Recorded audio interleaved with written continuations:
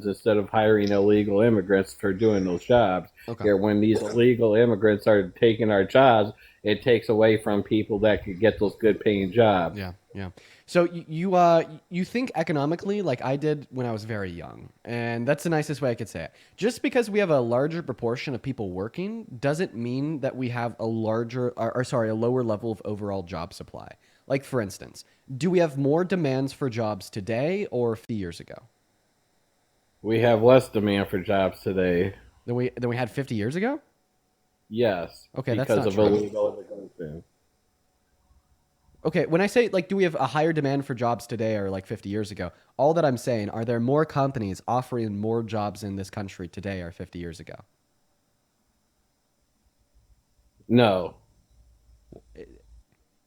There's not more companies offering more jobs in America today compared to 50 years ago. Our GDP is like I'm like, quadrupled. yeah, we do have more jobs today than we did 50 years Okay, ago fucking because duh. That's all that I was trying to get at. Okay, we have more jobs today with a more prosperous economy today than we did 50 years ago or 100 years ago, even though we had less people in the overall labor market 50 years ago or 100 years ago. Why? It's because when somebody works, they turn around, they make money, then they spend that in the economy, creating more demand for more goods, which creates more production of more goods and services, which then creates more companies, which creates more jobs. So, if we were to do a mass deportation of all undocumented immigrants in this country, according to the American Immigration Council, our GDP would actually go down by 1.1 trillion through 1.7 trillion dollars per year, which would make our producers significantly less effective. They'd be making less and selling less because we're not just removing the 8.3 million undocumented workers. We would also be removing the 11 million undocumented consumers. So overall, our markets would be destabilized. Less people would be selling less. Less people would be buying less, which would mean less jobs. Right? Now, if you want a better solution for the American job market, what we do is we should offer a pathway to residency or citizenship to the undocumented immigrants that are already in this country, which would give them more bargaining power to hold against their employer because, they're not under the threat of being deported. They have long-term survivability in the market, which means they could garner higher wages, which means that we'd actually see an increase in real median wages in the American job market. I mean, like, if we continue to give mass amnesty to illegal immigrants, when does it stop? When do we run out of room here? I'm like, I understand where your point of things are coming from, which is a valid point, but I'm like, we don't have the room for these people. I'm like, look at what the housing market is today here out in Freeport, Illinois. There's over 24,000 people living in that city, and they are having a hard time affording their housing. There's private equity firms raising their rent from $900 to $1,700 a month here, Right. and So maybe the issue is like massive private equity firms owning single family properties.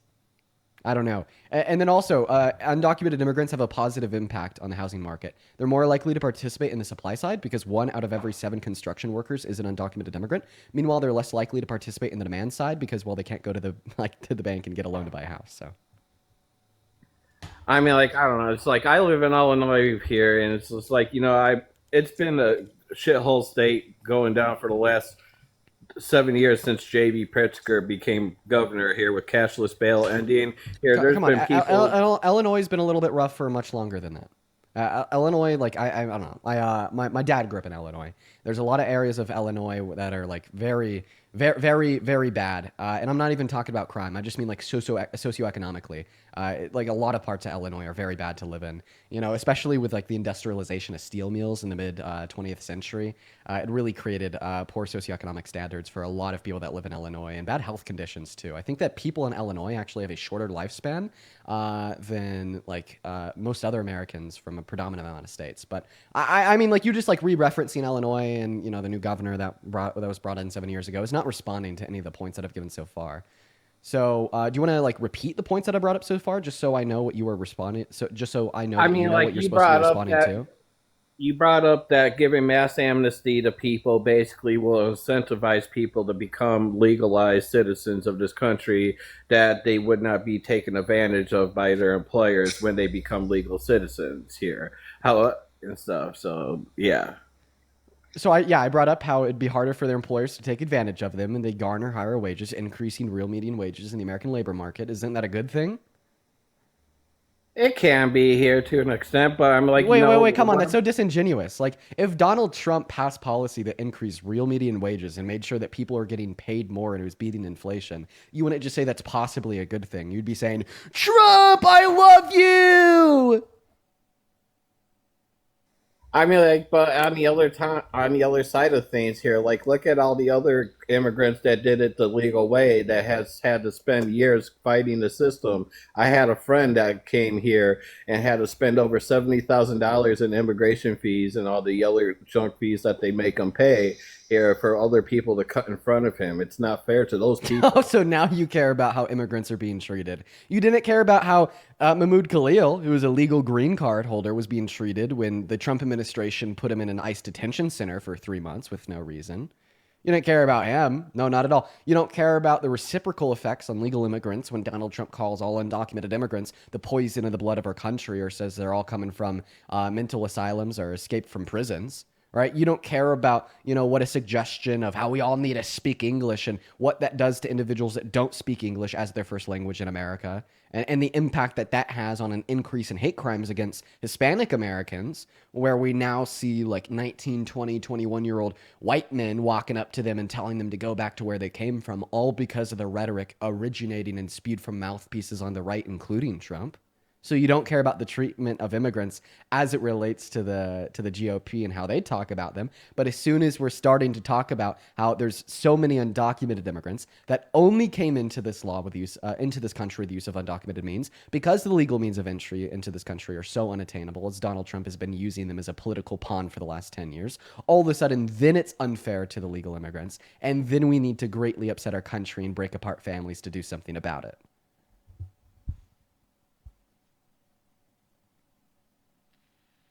I mean, like, I don't agree with every single action that Donald Trump does here, like with him deporting Mahmoud Khalil here for exercising his First Amendment right. But at the same time, I'm like, look at all the things that are going on in this country here. I'm like, you got people burning flags here, which I think people should be put in prison for that for the rest of their life. Here, how are you going to disrespect this You're country? more anti-American than people that burn the flag.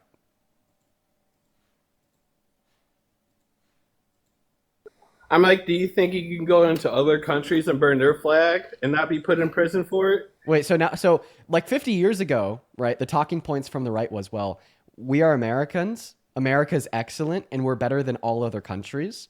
But 50 years later, now the suggestion is, well, there's a lot of other countries that don't give their citizens freedom of speech, so we shouldn't give our citizens freedom of speech either. And when we have a president wanting to play authoritarian dictator and wants to illegally infringe upon our First Amendment right to freedom of speech and force loyalty and patriotism to our country, all of a sudden you think it's a great thing. Yeah, what happened to the GOP that stood up for true free speech? What happened to the GOP that stood up for true liberties and freedoms? What happened to that, man? I'm a product of the Democrats here because of what the Democrats have done to me here. They have persecuted me and this country here with their far left ideologies that believing everybody should be paid a living wage and we should give welfare to everybody. You just said that it's a far left ideology to assume that if you work, you should be paid a living wage. See, that's the issue with America. But I mean, before we talk about how like how ridiculously stupid that was, once again, I want you to respond to my first point. Do you think that you agree with the dictator in chief illegally violating our First Amendment rights to force patriotism in our country? Yes, because he's a king, King Trump. Oh my God, you are so lost. No, he's not a king. If you were alive during the Revolutionary War, you'd be standing at the opposite side of the barrel of the American revolutionaries. The flag represents two things: unity and independence. Do you know what the independence part of that is from? Independence from the King of England. Well, I'm like, this country was founded on Judeo Christianity, and Trump is a Christian. Look at all the great things he's doing here, getting rid of illegal immigrants He's here, not a making Christian. sure. He's not a Christian. I beg to differ here. He was sent here by Jesus to protect this country. Oh my God. Oh God. Oh God. I can't do it today. I can't do it today. Yes, I can. I can do it today. Okay, let's talk about it. So, are you a Christian, sir? Have you read the Bible? I don't read it as much as I should, but Obviously, I've obviously. read it. So, in order to be saved, in order to be a Christian, in order to have a relationship with Jesus, what do you need to do? You got to believe Jesus Christ died for your sins here and ask for forgiveness, and then you'll be accepted and floated into heaven. You're actually right. You have to have faith that Jesus is God, and you have to repent for your sins. Did you know that Donald Trump said he has never repented for any of his sins in his life? No, I did not know that, but I congratulate him for saying that. But you're now congratulating him for not doing one of the two necessary things you need to do in order to be a Christian. So a minute and a half ago, it was is a country founded on Judeo-Christian values, and you support Trump as president because he upholds those Judeo-Christian values as a Christian himself. But a minute and a half later, when I get you to agree that you have to repent for your sins in order to be a Christian, and I inform you that something Donald Trump has said he's explicitly never done, all of a sudden you congratulate him. You're like you're starting to inch into territory where are you trolling? Like, is this a bit? I can't tell. Usually I could tell. I can't tell if this is a bit or not. Nah, I'm honestly not trolling here, but I'm like, I'm like, in my eyes, in my views, I really truly believe Jesus sent Trump down here to save this country So here why from would the Jesus send a non-believer that's not in a relationship with him to save the country? because sometimes people have to see the darkness before they see the light. So you think that Jesus is intentionally punishing us with a very bad president that is adjacent to that of the light? By the way, by calling Trump the darkness, right, in like this metaphorical sense of saying he is what is adjacent to that of Jesus, are you telling me that you support that and which is adjacent to that of your God? No, I'm just saying that people have to go through some dark times in their life to realize that they screwed up and they need to repent and go back to God. So you admit that Donald Trump is putting America into dark times? He's doing it to teach people a lesson that people have walked away from God and need to believe more. Well, wouldn't it be fair for me to say that I don't support Trump as president since he's putting America into dark times, and I don't want America to be in dark times? I'm like, we all want lots of things, right? We all want to be a millionaire, but do you think all of us are ever going to be able to live that dream? No. Some people are going to have to go through dark times here to become who they are. I mean, that was just a completely incoherent gibberish response to what I said. Quickly, before I let you continue, I need to thank a couple people. Sarah, thank you for the $5 on Super Chat. I appreciate that. Megan with the $5 as well. Thank you so much. One thing that makes America great is that we can burn the flag. I agree. Don't know Jack. Thank you for the £10. Thank you so much for the love over on Super Chat. Thank you, Jack. As well as Parrish. Thank you for the $50 Super Chat over on YT. Thank you so much, Parrish. That is Parrish. Thank you so much for the $50. That is so incredibly kind. Now, Parrish didn't leave a message. Only the love. Before I let this guest get back to the yap of telling us that we need America to suffer, and that's why he supports this heretic Trump as president, make sure to show some love to Parrish down below. And also Noel with the $10 on Venmo saying, may you become wealthy enough for Trump to give you a tax cut. Keep informing and inspiring us, the only real Dean Withers could, quite frankly. Well, actually, may I become wealthy enough to then take that money, put it in important causes to get Trump out of office to ensure he can't give me a tax cut. As well as Kelsey, thank you for the $20 on Venmo saying you're taking absolutely no shit today and I'm here for it. Yeah, I'm a little bit tired already. This first guest has me worn out. Thank you for the $20, Kelsey. Show some love to Parrish, Kelsey, as well as Osiris with a $50 super chat. Holy shit, you guys. Show some love to Osiris down below. Osiris says, I hope that I live long enough into the future to read the studies. Too? No. Can I get a donation too? No, you can't. They're only for me. Osiris with the $50 says, I hope that I live long enough into the future to read the studies that are done on this insane reality we are living. Oh, you definitely will. We'll be looking back on the Trump presidency in like 10 years tops, and it will be written about in history books and taught as like another dark age of the country, 110%. Thank you for the $50, Osiris. You were awesome. By the way, if you want to give me a donation per the guest request, you can find my Venmo in the link tree in my bio. I'm also going to go to put my Cash App down there. I appreciate you guys. Now take it away, man. And if you want to donate some coins to me, tap on my profile and give me some coins. You grifter. He's grifting so hard. He's asking for donations. But anyways, here, yesterday there was a story out in Washington where two illegal immigrants were detained here by federal agents. And I definitely commend them for doing their job here because we're a country of law and order. We're a country of law and order with a president who has been found guilty of 34 felonies, a president that has been held civilly liable for rape, and a president that has violated the Constitution 3 times in the last 200 days. Those were witch hunts against Trump here. That was all fake news by the fake news media and the Democrats. Okay, what were his felonies for? Who charged him with rape inside of the civil court? And what amendments are Democrats accusing him of violating in the last 200 days?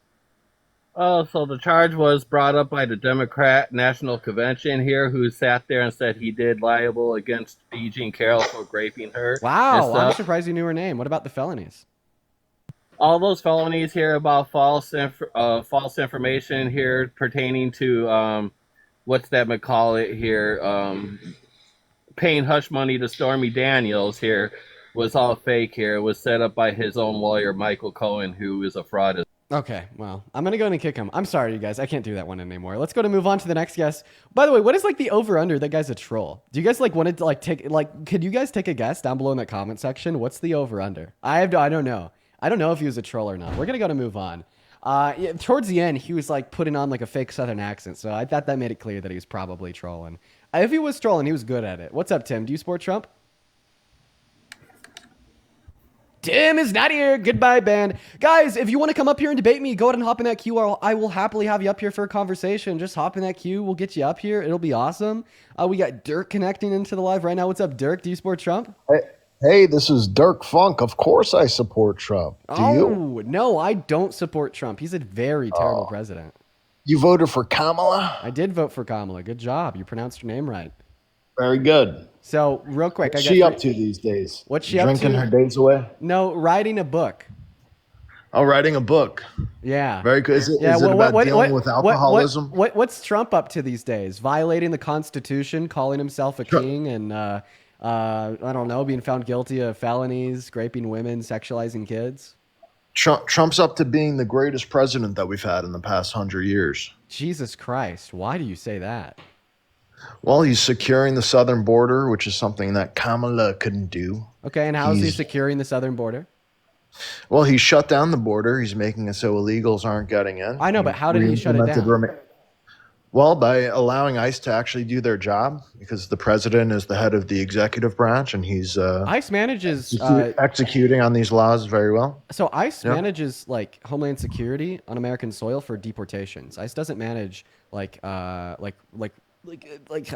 against like undocumented border entries. Oh, okay. So border patrol. Wow. Wow. You call me on a slip up there. ICE and border patrol. So what did he do to allow border patrol to do their things, jobs? What do you mean he's now allowing border patrol to do their jobs? Well, just ask them. That's not a response. What do you mean that's not a response? Like I'm asking you, like, did he pass a new law? Did he sign an executive order? Like, what did he do in order to allow them to do their jobs? No, he's just executing on the existing laws way better than Joe Biden did. Okay, so what existing laws is he executing on to a higher degree than Biden? The existing laws that govern who can come into our country. Well, I don't know the exact numbers, right? I mean, I don't look at this stuff all day. Right. So basically, you're telling me that Donald Trump, right, the felon, anti-constitutional idiot, is the best president we've had in the last 100 years, better than the president that passed the Civil Rights Act of 58 and 64 because of like a claim devoid of substance, reason, logic, or fact. So are you denying that we have less illegal immigrants coming? No, in? I don't. I thought that's a well-established fact. That is a well-established fact that we have significantly So less what border are you denying right now? Then you're saying he's not enforcing the laws better than Joe Biden did? I'm denying that the reasons why we have significantly less border crossings is because of great policy from our commander in chief. But I rather would. Did I say policy? I said he's executing on the existing policy. He didn't implement new policy. But then, I mean, I guess he did. He re-implemented Remain in Mexico and some of the other ones. Joe Biden if he was even executing on existing policy, it would still be through policy. It would still be through policy. Yeah, I mean, sure. If you want to get into semantics, I guess. But when I hear policy, I think of new legislation. But sure. So once again, without the interruption this time, I'll go back to what I was saying, right? Because it's very simple. I don't think that Donald Trump has been able to effectively reduce undocumented border crossings through policy. I think he's effectively reduced border crossings through fascism. Oh, so it's fascist to have a secure southern border? No, it's fascist to illegally deport people to El Salvador where they're beaten and tortured to play judge, jury, and executioner for fun, even when you have the Supreme Court telling you that you got to bring them back. right? And I feel like it's instances of those where the Trump administration has illegally deported people to be tortured, instances where they've illegally deported people without due process, instances where they've black bag college students and taken them 1,000 miles away, violating the withholding order of a federal judge, instances of these kind and more that has reduced the amount of border crossings into the country, because now the Trump administration is telling all new immigrants that they're going to have a lower quality of life if they get into the country at the end of the day. And who knows, maybe they'll be illegally deported and beaten and tortured. Who knows, maybe they'll be black He bagged and didn't look deported like to he was being Uganda. tortured when he was playing basketball and having interviews with congressmen and, lifting weights at the gym. Is that torture to you? Right. All of the footage released by Nayib Bukele, the current leader of El Salvador, was 2 weeks after the suggested timeline in which Abrigo Garcia had set forth the idea that he was tortured inside a CCOT. And the reason that I believe him when he tells us that he was tortured inside a CCOT is because it's a fact. He came back 30 pounds lighter in 3 weeks. That's a lot of weight loss. And it's also a fact that the UN. It's also a fact that the UN International Rights Watch has multiple documented cases of torture happening at CCOT. I mean, it is like very well researched, is very well documented. I think that there's this one research paper from the UN that specifically would detail the instances of 60 minors being tortured inside a CCOT. So, I mean, it definitely like doesn't, beat me to believe that he was tortured there as well. So you're believing the wife-beating human smuggler? Okay. Well, first and foremost, you support a rapist as president. Second of all, we have less reason to believe that Abrigo Garcia did indeed beat his wife. And third of all, once again, I gave you external justification from the UN Rights Watch in order to justify the claim in which you just completely ignored. Yeah, I don't really care what the Human Rights Watch has to say. He's a wife beater. He's a human smuggler. Okay, what is the evidence that he beat his wife? He's deported to Uganda. What is the evidence that he beat his wife? The restraining order that she tried to get against him. Okay. And what about the civil restraining order would detail that he beat her? Because according to her testimony, she begun filing a civil withholding order against Abrigo Garcia when they are experiencing turmoil in their relationship. However, she testified to the fact that he had not beat her, and she just simply filed it out of precaution if he were to have beat her because of a prior relationship she was in where she was domestically abused. And that's what he she sounds said. like a great guy. Wow, this is really the hill that you guys are dying on. I wonder why you guys lost in the what last. hill am I dying on? I'm just simply giving you the facts. That you want to keep MS-13 gang members who beat their wife and smuggle. So you're really doing good at the Trump thing, where you make a point, I refute it with facts, and then you ignore the facts and go back to repeating the point. What's your? Well, IQ? I'm just saying, if you want to believe fake facts, I mean, this is the hill that you're dying on. Wait, so now you're saying it's a fake fact, even though it's coming from the wife, when you think that the wife's processing of the withholding order is your standard of evidence to begin with? So which one is it? Well, do you yeah, believe her, or do you not believe her? Yeah, I believe her initial restraining order saying that he beat her. Yeah, I believe that. Wait. Where in the initial restraining order did it say that he beat her? Page 3, paragraph 2, the second sentence. Okay, pull it up. Well, I can't pull it up. I'm on my phone right now. Okay, so what do I Google online to pull it up? Just type in restraining order, Garcia, MS-13 member, wife beater, human smuggler, report. All right, when I look it up, nothing comes up. Well, I see it right now. I see. Let me type it in one more time. Kilmar Obrega Garcia, wife beater, human smuggler, MS-13 member. Okay. Right. You're just saying words, my friend. Yeah. You're just good saying analysis. Words. Okay. That was a good analysis. Thank you so much. So now that, we've determined that you're just saying words and you don't have a legitimate argument to demonstrate that your point is clear, I'll just simply ask you, if you don't like men that harm women, why do you support Trump knowing that he's boasted about perving on naked teenage girls and naked grown adult women, which is sexual exploitation? Can you name me, or actually, let me ask you this. Do you know who Beetlejuice is? Who Beetlejuice is has absolutely no relevance to her claim about Trump. No, it does, because that claim that Trump did, that was on the Howard Stern show. Do you know that? Yeah, it was. Oh, so do you know who Beetlejuice is? I actually, yeah, I do know who Beetlejuice is, and I do know that he's been on Howard Stern. Do you know who Tan Mom is? No. Okay, what about Bigfoot? I know Beetlejuice. That's about it. You know Beetlejuice from Howard Stern, Bigfoot, you got Tan Mom. You know these are all goofy characters that Howard Stern brings on to have a good show, right? And make fun of people and be crazy on the air. You understand that? That's the point of the Howard Stern show. Right. To be bombastic. To like be bombastic. So like, are you just telling me that Donald Trump admitted to sexually exploiting people to be bombastic?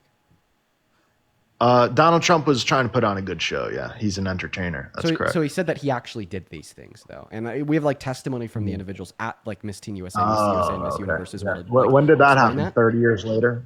Let me hear when this testimony was. Was it in maybe 2015, 2016 when there was maybe something going on? So I mean, Victoria's been talking about this since she was a teenager, but all the evidence that we need to believe that he did this is when did the that fact come that he out? admitted to it. What year?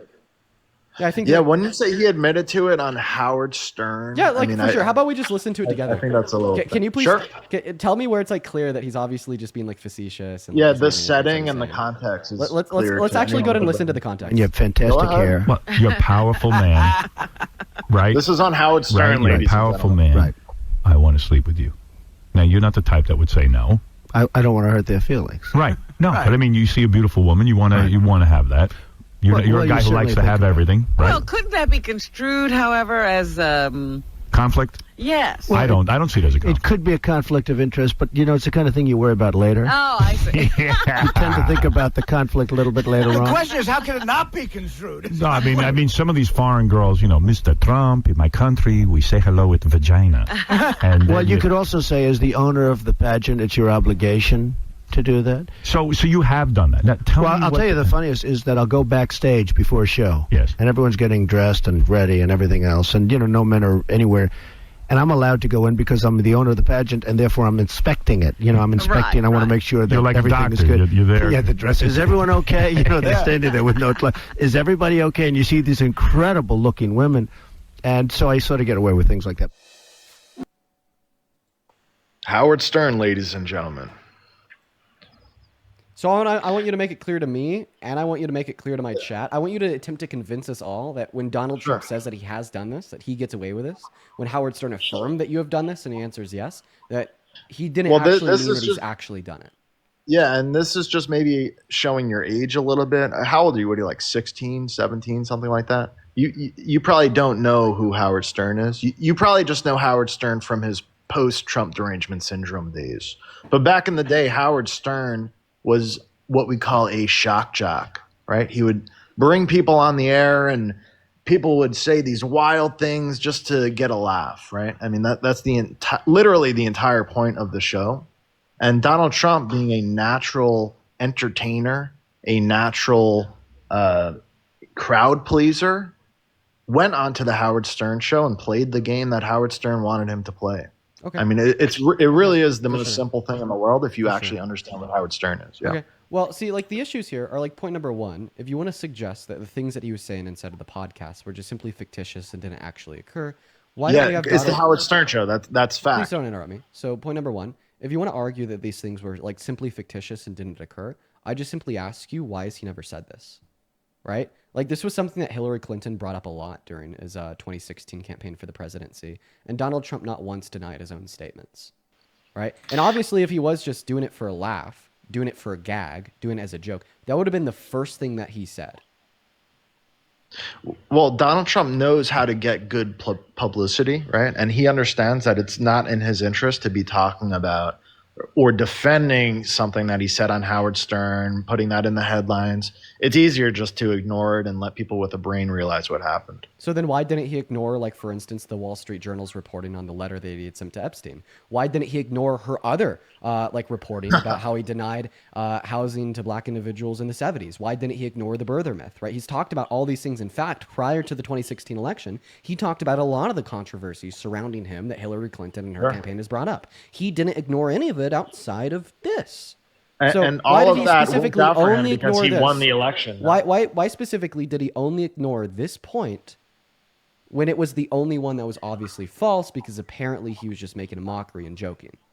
Yeah, because some of them required clarification, some of them required ignoring. Okay, obviously which it worked because he won the election. But the way that we dictate which ones would require clarification or ignoring would likely be the fact that it is true or false, right? If it's true, right, you ignore it. If it's false, you clarify on it. And you can't just simply argue, right, that it is the case that, well, because he didn't clarify on it and he won the election, this means that he didn't have to clarify on it. Well, I mean, prior to the 2024 election, he said he was going to win. He said that he was too big to rig. He was sure of his victory, and apparently he won, obviously. But yet he talked about, for instance, the outcome of the E. Jean Carroll grape case. He talked about the 34 felonies, even though he thought he was going to win, and he did. So that's not a good argument either.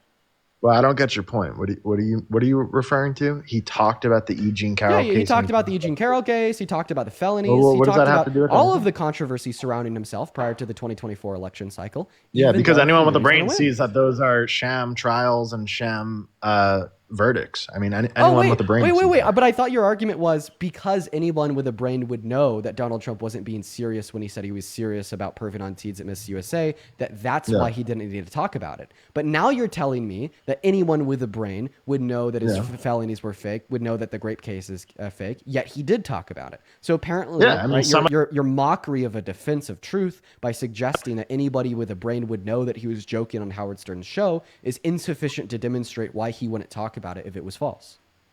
You're literally asking me to explain why he wants to publicize certain things and why he doesn't. Well, no, I I'm mean, just simply explaining like the holes in your theory, right? The obviously glaring hole in your theory knows that how to he was play the just- media. The obviously glaring hole in your theory that when he went on Howard Stern's show, he was just joking around is first and foremost, we know that like certain aspects of his statements are certainly true, such as the fact that he owns pageants. We know that other certain aspects of his testimony is certainly true, such as the fact that these are things that he's done because individuals that went to the shows have testified that they were done to him, as well as if they truly were not true, right, then why wouldn't he talk about it when controversy was raised against him for it, given that he talked about other controversy as well, not just in the 2016 election cycle, but also in the 2024 election cycle. Like, these are the big holes in your theory. This is just cult logic. It's not a hole. I don't know why you keep saying that. Some controversies are worth talking about to either clarify certain things, and some of them are not because they're so clearly ridiculous. I mean, I don't get what you're saying. Right. Well, now you're contradicting yourself once again because now you're positing if it's clearly ridiculous, then Trump isn't going to talk about it. But you said that the grape case and the felonies were clearly ridiculous, yet Trump talked about them. Well, I mean, those were a little more public. Having a witch hunt against a former president, I mean, that was in the news a little bit more than the freaking Howard Stern interview from 1990. Okay. I mean, you don't see that. So now you're just suggesting that it just wasn't in the news enough? I mean, yeah. I mean, I guess that dictates whether or not you're going to make a public statement and defense on what happened. Yeah. So now please give me reason to believe that. Give me reason to believe that this as well as I mean, the it's Access Hollywood obvious. tapes I mean, were what do not you in the want to news to a similar level prior to the 2016 election. The Access Hollywood tapes, he did clarify. What are you talking Right, about? even though that they were in the news to a similar level as, like, for instance, his statements on the Howard Stern show prior to the 2016 They were not election. even close to the same level. What are you talking about? Give me You evidence think to the believe that. Howard Stern Give me interview was give- on the same level? Of Prior to the 2016 election, absolutely. Give me reason to believe that they were. It absolutely, because I was alive and was paying attention to the campaign. Oh, so you're just saying from your perspective they weren't. That's not good reason, dummy. That's not good reason, dummy. It's objectively true that that's the case. It's I don't know what you're objectively talking- true because it's objectively true. That's a circular argument. I mean, you could cope and see that it's circular. I mean, anyone with a brain knows that that's true. Okay, really? Give me a defense How for that. old were you during the 2016 Wait, you election? just said What that were you, like, 12? anyone with a brain knows that that's true. So I just want to clarify. Your argument is it's true because it's true, and if you disagree with me, you don't have a brain. Here, how about this? How about you go to Google No, Trends? can you and type- clarify? Can you clarify if that's true or not?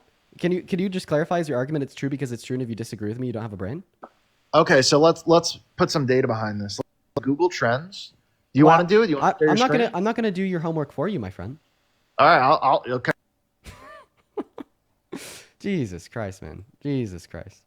I appreciate you guys so much for the love. Let's go ahead and thank a couple people over on Venmo. Elizabeth with the $5 over on Venmo. Thank you so much for the love, Elizabeth. And then Isis with the $10 over on Venmo as well, saying ask him if Trump was also crowd-pleasing entertainer when he said grab him by the P word. I guess he was also crowd-pleasing then, right? Isis, thank you so much. As well as Jared with the $10 saying thank you for putting up with his insufferable, condescending attitude. Yeah, man, I mean, it doesn't really faze me. He's obviously, like, terrible, uneducated, unintelligent, and condescending. It is what it is, though. As well as Sarah, thank you for the $10 on Venmo as well, saying thank you for all that you do, especially for women. Also, please tell this guest that the only human smuggler is Jeff Epstein, who's Trump's bestie. What's he got to say to that? You know, I think that we should bring that up next. As well as Dylan with a $14 saying what happened to the separation. One moment. What happened to the separation between the church and the state? People use their religious beliefs to vote for extremely anti-constitution because they're trying to force no more religious freedom. Yep. Thank you for the love, Dylan. As well as Michelle with the $10 on Venmo saying happy early birthday. Thank you, Michelle. Thank you, everyone, so much for the love over on Venmo. Also, I would definitely believe that you could go to Google Trends, type in Access Hollywood tapes and Trump on Howard Stern, and you're going to see that Access Hollywood tapes is going to pull up significantly more. The reason being is because when people are referring to this clip, they're probably talking about media's propagated in mainstream and likely don't even know that it was on Howard Stern's show. They don't know it was Howard Stern show, but you just said everyone knew at the same level of the grab her by the pussy thing that it was because Howard they're Stern. playing the audio clip about him talking about this. Just because it's on the Howard Stern show doesn't mean that people know it's on the Howard Stern show. So, okay, so what would they type in then? What do you want me to search? Oh, I don't really... What would they type in? I don't know, man. That's going to be your burden of proof to demonstrate that it was significantly less popular prior to the election. Yeah, I mean, I think anyone who was alive during the election knows how wrong you are. I mean, I don't know what to tell you. Anybody who's alive during the election knows how wrong you are. Like, you're literally doing the meme right now. You're literally doing the thing where, like, Donald Trump could tell you, like, shoot somebody on Fifth Avenue right in front of your face and you'd still support him. Like, he literally admitted to sexually exploiting kids right in front of your face and you still support him. You're just very, like, lost and gone to the cult. You know, like, the funny other thing is, like, you've continued to repeat, like, anybody with a brain knows you're wrong. Anybody that was alive prior to the election knows you're wrong. Yet here you are in front of over 14,000 people, and I don't see one person in the chat saying I'm wrong. Like, how does that make you feel? Well, I got, 78 points? Is that what this? I'm not a TikTok guy, but I see some people agreeing with me.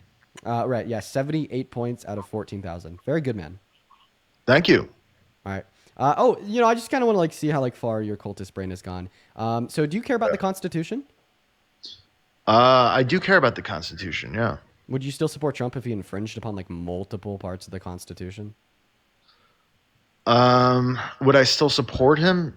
Yeah, I mean, every president has done that. That's what the Supreme Court is there for. Yeah, but I'm talking belligerently infringed upon these parts of the Constitution, likely knowing they were unconstitutional. Okay, well, that's different. Likely knowing? Yeah, okay, likely so knowing can you give an example? Well, I mean, now you're getting into his brain state, but sure. I mean, do you have an example of what he's talking about? Yeah, for sure. Right, I could give a great example. Executive Order number 14160, signed in first day in office, January 20th. It is attempted to take birthright citizenship away from the children of undocumented immigrants born on American soil.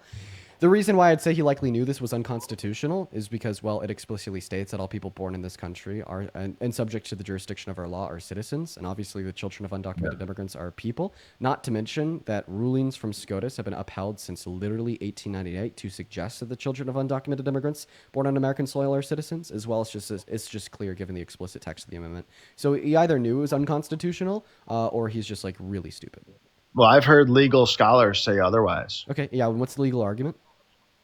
The legal argument is the context around the 14th Amendment has literally nothing to do with anchor babies. Okay, so could you give me that? Can I give you what? Can you give me the context that would justify the legal argument? The context of the 14th Amendment is slavery. People who are slaves are citizens in this country, and their babies are also citizens. Do you have birthright citizenship? Yes, I do. Were your parents enslaved? No, my parents aren't enslaved. But I thought that you said that was only for the children of individuals that were enslaved. So are you saying prior to the 14th Amendment, people who are born of American citizens were not citizens? Is that what you're saying? I'm suggesting that your interpretation of the 14th Amendment is very poor. And actually, before the 14th Amendment... So if it's poor, then answer my question. Yeah, for sure. Because you said that it's only... So you're saying they weren't citizens? Well, everyone born on American soil was a citizen under common law. Right, until the under common law. Okay, so there you go. That answers your question. So the 14th Amendment doesn't have to do with me because I wasn't a slave. Wait, so you think that you have birthright citizenship because of common law from 300 years ago? Isn't that literally what you just said? No, I said that you have birthright citizenship under the 14th Amendment. Okay, so I said prior to the 14th Amendment, would I have been a citizen if I was born to American parents? You have been a citizen as understood in common law, but I'm asking you about your citizenship today. Why do you keep muting? What's that about? I'm asking you about your citizenship today, right? You changed my question. I didn't suggest if you would or wouldn't be a citizen prior to the 14th. I asked if you were literally if you have access to birthright citizenship today. If I have access to birthright, I mean, technically, yes. If the current interpretation of the 14th Amendment is anyone born on American soil is an American citizen, sure. Oh, wow. The current interpretation? Yeah, the current interpretation, your interpretation, yeah. Wait. So that's not your interpretation, though. No, my interpretation, yeah, it is common law. Yeah, if I'm born of American citizens on American soil, then yeah. So Obviously I'm a did you know that you were even wrong about the original intent of the 14th? Let me ask you, when was the 14th Amendment passed?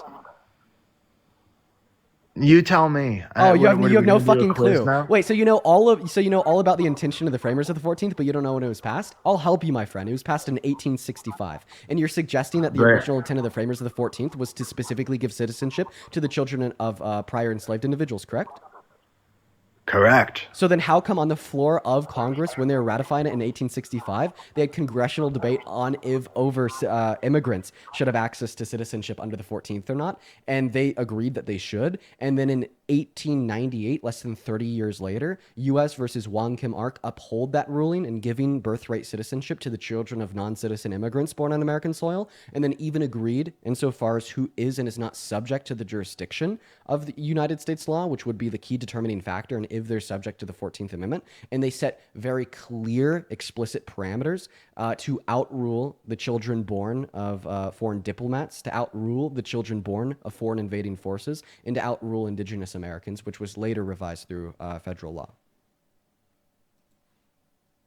And you understand that everything that you just said could be overturned, right? Just like Roe v. Wade. Right. You're just saying now the Constitution can be changed legally. So have we now gotten you to the point where you're telling me that you Did can overturning Roe v. Wade change the Constitution? It changed the interpretation of the privacy Yeah, clause of the 14th. yeah, just like Do you mind if this you allow me could to finish? change the interpretation. Actually, no. So no, an executive order from the president can't change how the Constitution is interpreted. That is an Yeah, so illegal. challenge it in court. Now you're saying to challenge it in court. Okay, so now the court. That's the point of the judicial, yeah. So can you give me a legal argument to demonstrate that it is the case that they would not be subject to citizenship under the 14th? I just did. No, you didn't. What is the I 14th? just said. I want you to read me the 14th Amendment and explain to me how they wouldn't be subject to it. Yeah, if you're taking it like literally word for word without taking context into account, then yeah. How does context play into interpretations of the Constitution? It completely plays into so what context are you is relevant talking to change the legal interpretation of the 14th? the context in which the amendment was created. I mean, Wait, what but are you talking about? I thought I already told you that the context that you suggested was created in was incorrect. Say that one more time. I told you that the context you suggested it was created in was incorrect. So it wasn't created to make sure that slaves were made citizens. Yeah, it wasn't only created for that reason. Okay, I mean, I don't know what to tell you. I mean, that's the common understanding of the 14th Amendment. Well, I mean, then You are the one who. Oh, I mean, you could say that, sure. Argue it in court. Well, no, my evidence would be the literal congressional debate on the floor of the House and the Senate in Okay, so let's see the 1865. Supreme Court say that. I mean, what do you want me to tell you? Yeah, It'll have to go to the even- Supreme Court. They'll even make the- a ruling on it. Even the Supreme Court has upheld that undocumented immigrants are subject to protections under the 14th. They did that with Plyer v. Doe in 1982. So you keep saying this over and over. Let's see it go to the Supreme Court and see what their interpretation is. We already know what it is from Plyer v. Doe in 1982. So once again, the Roe v. Wade, wasn't that the Supreme Court? Mm-hmm. Okay, and didn't the Supreme Court overturn that? Yeah, because they could Okay, so overturn if their there was a interpretations. decision made in the past, it could be overturned, right? If there was a decision made in the past, it can be overturned. But because it hasn't been overturned yet, means it is currently unconstitutional to deny birthright citizenship to the children of undocumented immigrants, which means when Donald Trump passed Executive Order number 14160, that was clearly unconstitutional. So challenge it in court and let's see what the Supreme Court has to say. What don't you get? Wait, so now you agree that Donald Trump passed a clearly unconstitutional executive order? No, obviously I don't agree. But you think it is, so go to the Wait. So if you don't concede that it's clearly unconstitutional, what is your argument that it's not clearly unconstitutional? What is my argument that it's not clearly? Because I already said legal scholars have said otherwise. What legal scholars have said what? I already told you there have been legal scholars that have said this is still a gray area. It's not clear that the 14th Amendment applies to anchor babies. Okay, so could you please give me those legal scholars' refutation of the clarity represented insofar as the first, just second, and did. third section? You don't even know what I'm going to ask you. Go ahead. Yeah, so what exactly about the birthright citizenship clause of the 14th is unclear? What exactly is unclear? Yeah. Yeah, the fact that it applies to anchor babies. Okay, could you show me where in the text of the 14th that's made unclear? Because that's the question that I'm asking that you're not answering. I already said you keep saying in the text, but I'm saying the context, which obviously does matter when you're talking about judicial. How about we just read this together and you tell me what's unclear. So here's section 1 of the 14th. All persons Go ahead. born or naturalized in the United States and subject to the jurisdiction thereof are citizens of the United States and the state in which they reside. So this would suggest like two necessary parameters in order to be considered a birthright citizen. You have to be a person born in the United States of America, and you have to be subject to the jurisdiction of the United States of America. So which one of those two necessary aspects is unclear if they would or would not apply to the children of undocumented immigrants? Yeah, I don't get why you're struggling with this so much. You're taking the words literally, right? But the job of the judiciary is to understand the context in which the law was So written. do you agree or disagree that both of those two necessary agree that criteria the words clearly apply literally- to undocumented immigrants? Oh, I already said this. The words literally, if you take them literally, yes, they apply to Oh, everybody. so now you just agree that the 14th Amendment clearly applies to undocumented immigrants. So when Donald Trump tries to pass an executive order to demonstrate, or an order to take that away from them, he's clearly doing something unconstitutional. Are you joking right now? No, You're, I'm like, not joking. I'm not joking. you Because understand- where do like legal arguments and SCOTUS decisions come from? When SCOTUS is interpreting the Constitution, what exactly are they interpreting? What are they interpreting? When they usher a ruling to interpret the Constitution, what are they interpreting? They're interpreting that the government didn't overstep what the Constitution says that they can't overstep. Exactly. What they're interpreting what the Constitution says, or more so, the literal words of the Constitution. So if you and me have now agreed that the literal words of the first No, section not of the the 14th literal. Amendment, When did I say literal words? What the hell are you by talking saying what the about? Constitution says. What the Constitution Yeah, says are the literal you words could say of the Constitution. something. Yeah, the context says something as well. I mean, what don't you get? Wait, okay, wait, so let wait, me say this. Do the you think we should context, have any? the context only as it would relate to the wording of what the Constitution says. Think we should have any gun control? Why are you asking me a question instead of responding to mine? The Second Amendment clearly says. I'll happily talk to you about the Second Amendment after we talk about the 14th, you pivoter. Now stay on topic. We agreed that when the SCOTUS would issue a new interpretation of the Constitution, they're interpreting what the Constitution clearly says, right? They're making an interpretation based upon the words of the Constitution. The law is literal. They are literally looking at the words of the Constitution and interpreting their scope of applicability. And when there's words in the Constitution in which are unclear, such as what the subject to the jurisdiction thereof means, that's when the SCOTUS steps in and they make a ruling to make it clear. But guess what? They've already made it clear to what the subject of the jurisdiction thereof means within the first section of the 14th Amendment in Plyer v. Doe in 1989 and in U.S. versus Wong Kim Ark in 1895. I mean, I don't know what to tell you. If you think that all lawyers do all day is look at literal words and see like the meaning and see if that's what applies, that's not all they do. They take context into account. They take other precedent into account. I don't know why you don't get this. They are not just looking at literal words. That's literally I'll not prove the it to you. case. I'll prove it to you. I'll prove to you that I'm right and you're wrong. You know how you've Please. re-suggested multiple times that there's been many constitutional lawyers that have suggested that there is a legal argument that the 14th wouldn't apply to the children of undocumented immigrants? Sorry, say it one more time. You know how you've like re-suggested many times that your argument hinges on the fact that there's many like legal specialists, constitutional lawyers that have concluded that there is a legal argument for the idea that the 14th doesn't apply to the children of undocumented immigrants born on American soil. Okay, what I want you to do is I want you to go find one name of one constitutional lawyer that has made a legal argument that it doesn't apply to them, then come back to the live, share their name and share their argument. I swear to you that their argument will be an interpretation of the literal words of the second part of the 14th Amendment, that being, if you're born on America, you're a citizen, if you are, and I quote, subject to the jurisdiction thereof. Their argument will hinge on the literal phrase and subject to the jurisdiction thereof when attempting to conclude that undocumented immigrants are not citizens if they're born on American soil because they're not subject to the jurisdiction thereof. That will be the legal argument you find, and that is a legal argument predicated on the literal word or phrase subject to the jurisdiction thereof and what that even means. Okay, sure. Yeah, I mean, I could come back to the live. Just go on pause and do it real quick. Going back. Go on pause and find me one legal argument that somehow it hinges on like historical Sure. context and not the literal phrase subject to the jurisdiction thereof. Find it for me Sure, right one now. second. All right, be right back. Yeah, no, go do it. Go do it. I don't know why, man. Dude, we got a Facebook grandpa over here trying to make an argument out of nothing. When I'm very well researched on this. Robin, thank you so much for the gym gun, right? So the legal argument that the children of undocumented immigrants that are born on American soil are not citizens is that they're not subject to the jurisdiction thereof.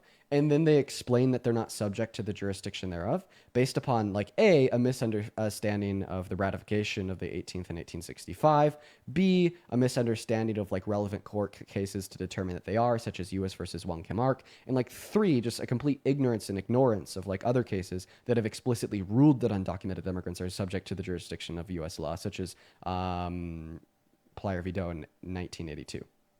We're cooking this fraud. Kensington, Okay. thank you for the $5 over on Cash App. And Rebecca, thank you for the $10 over on Cash App as well. Then Billy with the $5 as well. Thank you, Kensington, Rebecca, and Billy. You guys are awesome.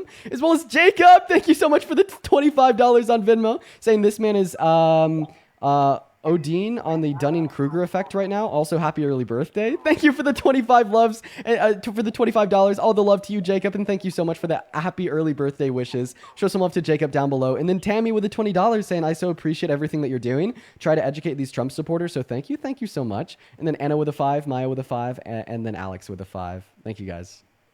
Go ahead. So there's this thing from John Eastman. Have you heard of John Eastman? Yeah, man. He was the one that orchestrated Donald Trump's attempted coup of the 2020 election. Okay.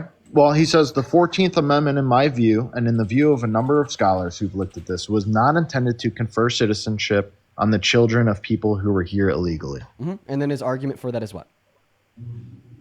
The intentionality of the 14th Amendment. No, the argument for that would be that they're not subject to the jurisdiction thereof.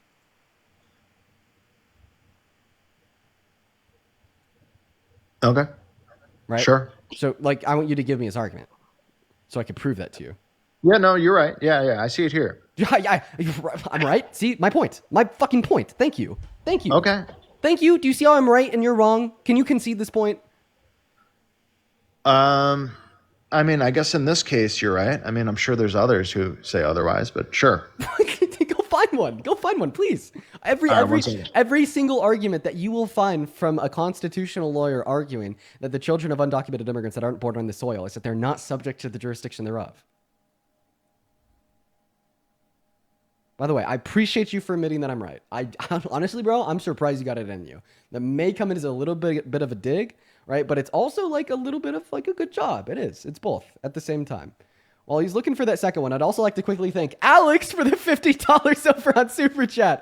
Thank you, Alex. Let's get 500 Alex W's down below in that chat. Thank you so much, Alex. Alex says, hi, Dean. Just found out my narcissistic father looks like that one JD Vance meme. How's your day so far? You know what? My day so far has been pretty good. I slept in, didn't have to go to the gym. It's my rest day. And now we're on live hanging out. So I'm enjoying it, guys. Let's get 500 Alex W's down below, as well as let's get 200 Sray W's. Sray with the $20 on Super Chat says they see themselves in Trump. That's why they will justify anything and everything he says or does. Yup. Thank you so much. They value Trump more than they value logic in of itself. By the way, if you're watching and you'd like to support me, you'd like to support my mental brain rot that I experience on live here, you'd like to support what we do, you can find my Venmo and my Cash App in the link tree in my bio. I'm also just permanently banned on PayPal. I thought it was good to let you guys know. I'm permanently banned on PayPal. They took my account away, so we're only on Venmo and Cash App now. We'll go ahead and bring somebody else up in the meantime while this guy's looking for an argument. Yeah. Oh, by the way, somebody in my YouTube chat brings up something good. John Eastman has been disbarred. Yeah, he literally lost his law license because of what he did in 2020. Everybody in the chat asking why my PayPal was banned. I don't know why. They banned it, and then they have now frozen all of like the funds in it. I had $6,000 in my PayPal account because I hadn't emptied it for a while, and they say that they're going to give it back at like 180 days. But there's like so many other reports of people online saying that they just never got it back. Yeah, it's pretty rough. It's pretty rough, chat. No clue why they do that. Hey, Love Trump 288, feel free to unmute. Deenie weenie, show us your peenie. Get out of here. Guys, only hop in that queue if you're a Trump supporter. We're only looking to talk to some Trump supporters while our friend down here is doing some research. While Dirk is doing some research, we're going to go ahead and load up that next guest right now, everyone. Maya, thank you for the $10 super chat. Thank you so much for the love. Maya, you should send that to me over on DM. You could also drop it in the Discord. We just have to check it out, make sure it's legit. Let's go ahead and move on to the next guest right now. We got Charles T3 loading up in the box. Charles T3, make sure that you're a Trump supporter. If you're not, you're going to be banned. What's up, Charles? Are you MAGA? Yes, I am. Okay, how do you? Okay. It was a child. That was a child. Lee, thank you so much for the $21 sub for Fidbo. Thank you, Lee. Lee with a $21 says, let's find it real quick. Where is it? Where's Lee? I cannot find it. What's up? Do you support Trump? There it is. Lee says, happy early birthday. Thank you so much, Lee. That is very kind of you. Show some love to Lee down below. All right, we're going to move on to that next Trump supporter. We got Emily Davis loading up. Show some love to Lee down below. By the way, Dirk is on mute looking for a single legal argument that wouldn't hinge on attempting to argue that undocumented immigrants are not subject to the jurisdiction thereof in the 14th. We got Emily loading up. It doesn't look like Emily's connecting, so we'll go ahead and move on to Andrew. Goodbye, Emily. Make sure we're in that queue. We're MAGA, everybody. Thank you so much, Lee. Once again, that is very kind. That is very kind. Looks like Andrew's not connecting. We're going to go ahead and move on. Hey, Calvin, thank you for the $10 on Cash App saying, hey, can you do me a favor and say hi, Cal? Hi, Cal. Thank you so much for the 10. You're awesome. Moving on to the next guest, Courage to Walk, guys. Go ahead and put a MAGA with your age down below in that chat if you'd like to skip the line. As well as Sierra with the $3 on Cash App saying happy early birthday. Thank you. What's up? Do you support Trump? Okay, it looks like they're driving and they probably didn't mean to join. Moving on to Tristan. We got Tristan connecting, you guys. We got Tristan connecting. What's up, Tristan? Are you MAGA? Yeah. Okay, and how old are you? Cookie Mogsy, bro. Okay, very nice. How old are you? I am 18, actually. I just turned 18. Okay, and what's your birthday? Born in 2007. 2007, Full month? August 15th. Okay, and do you support Trump? August 15th. Yeah, I do. Okay, why is that? I don't really know, bro. Cookie Mogsy. Okay, all right. Goodbye. Ban, quite frankly. While we're looking for the next Trump supporter, Ducky, thank you so much for the $20 on Venmo. Thank you, Ducky. It's so good to see you again. Ducky, you're in here with us so frequently. Ducky says, I need this guy to know that laugh is so cringe. In Discord, Lordy, it makes me want to puke in my mouth every time. Dude, Ducky, I love you. Thank you so much for the $20. Ducky's one of the OGs. She's been hanging out with us for a while. Show some love to Ducky down below. 200 Ducky W's. While we're looking for that next guest, we got Amar loading up. What's up, Amar? You MAGA? Hell yeah. Okay, you were like obviously 5.5, so unfortunately I'm gonna have to ban you and move on to Donnie Miller.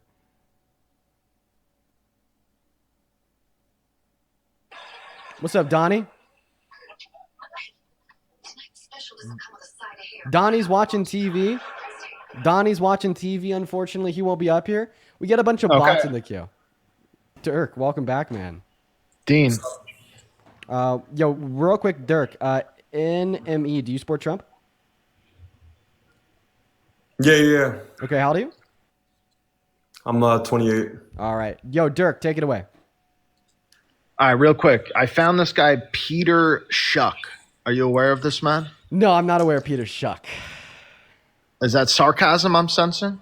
No, it's not. Who the hell's Peter Schuck? Well, he wrote a book on the 14th Amendment and why it's unconstitutional. His argument doesn't have to do with the words that you were mentioning, subject to the jurisdiction of. His argument is around the context of the amendment being around mutual, or what was it? Hold on. I saw a quote before, but I just lost it.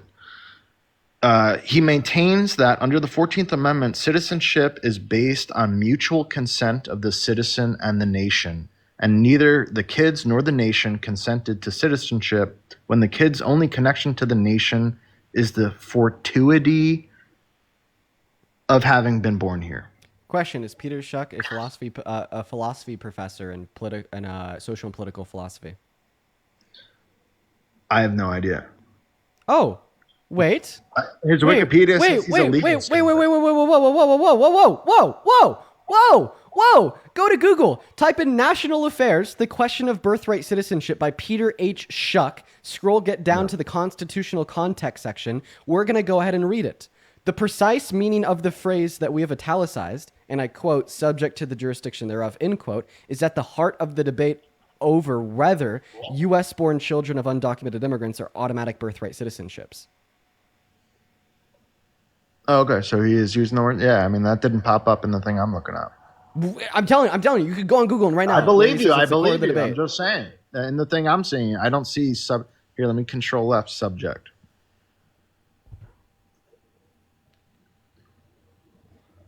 Yeah, that specific phrase is not on the page I'm looking at. I believe you. Yeah, I don't know. I mean, I think. Okay, so even if they are taking the words in the Constitution, literally, they're still interpreting what that means, Yes, right? So you need the Supreme Court to. Sure. Exactly. I'll give you that. Sure. Now we've actually gotten to a point. We need to be able to interpret what subject to the jurisdiction thereof means, right? In order to have an official understanding of the Constitution, what that means, SCOTUS would have to make a ruling on what that means, right? Yeah, exactly.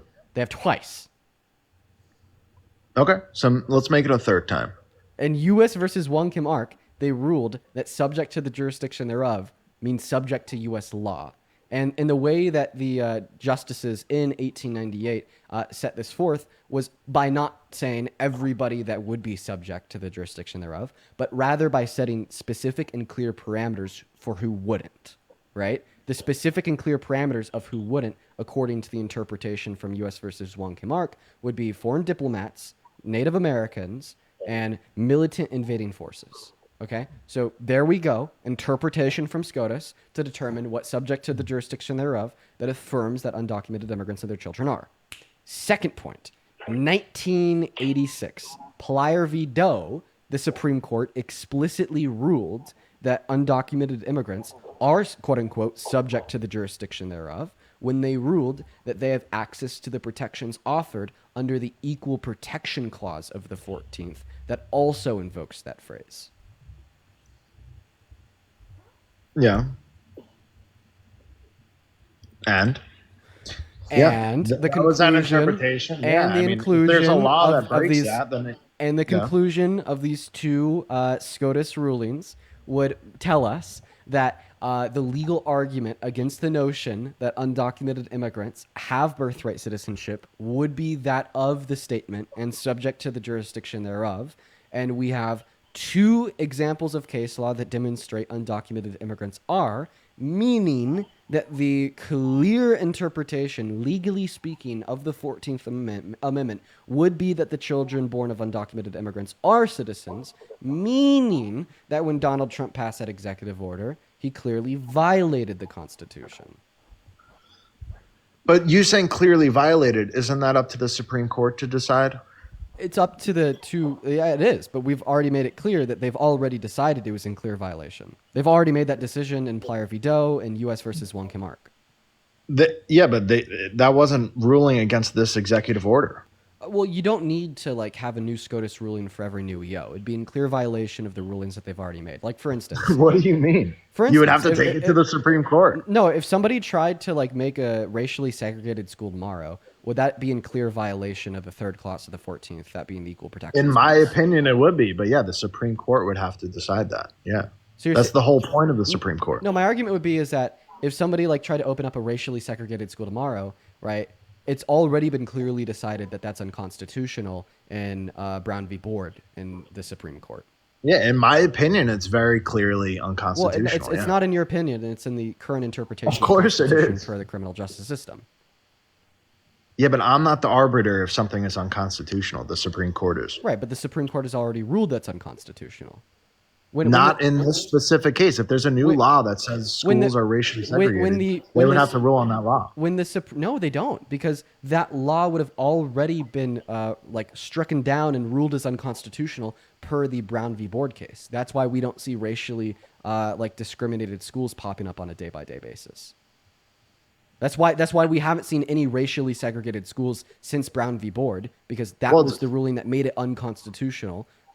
Point blank. Period. Well, yeah. Well, I mean, maybe it's a deterrent for legislators to create laws like that because, in their opinion, it's also unconstitutional. So they're not going to waste time. No, the deterrent is that vested in the power of the branch of government that interprets what the Constitution means and doesn't mean, They've already made a clear interpretation that the Constitution means you cannot racially segregate schools per the Brown v. Board court case. Once SCOTUS makes a ruling, it is in effect, and it will stay in effect indefinitely unless it's overturned or a new amendment is added to the Constitution. Yeah, unless it's overturned. So because Plyer v. Doe and because U.S. versus Wong Kim Ark have not been overturned, and we have added new amendment to the Constitution as ratified by Congress, it is the clear current interpretation of the Constitution that the children born to undocumented immigrants are citizens.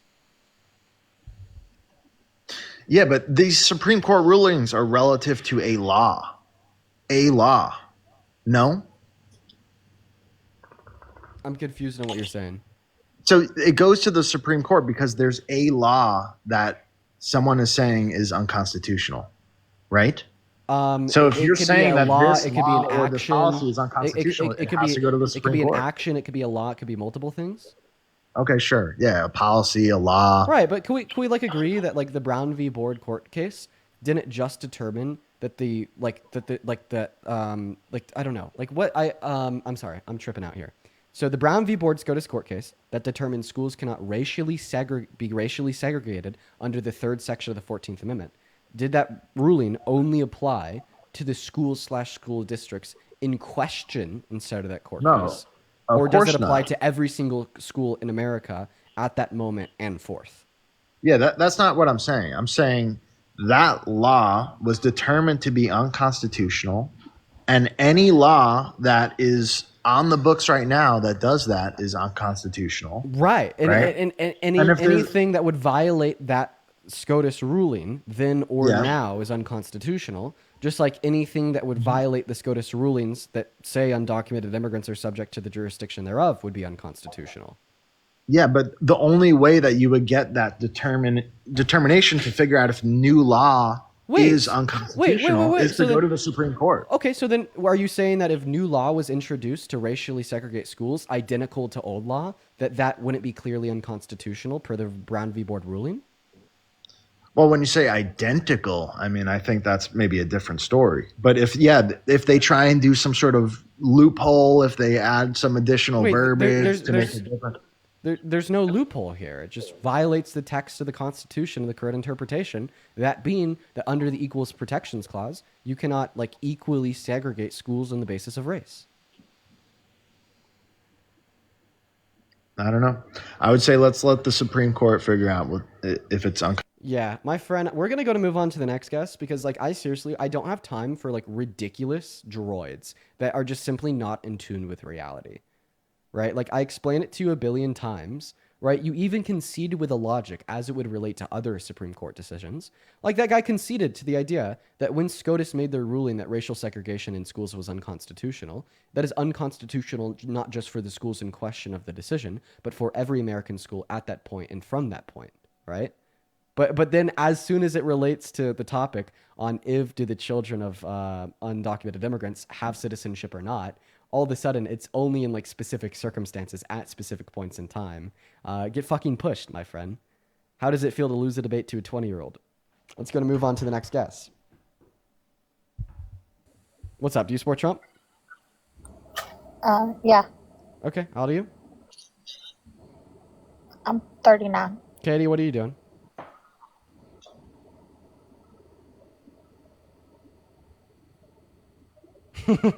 Katie, you've been up here about a billion times. You take care. You take care, Katie. Let's go to move on to the next guest. We got Marie Chev loading up, and actually we got too slick with it. Yo, Elizabeth, thank you for the $5 on Venmo saying, can you do 2 Maga guests at once? I just want my brain cells to die faster. You know, how about we do 5 at once?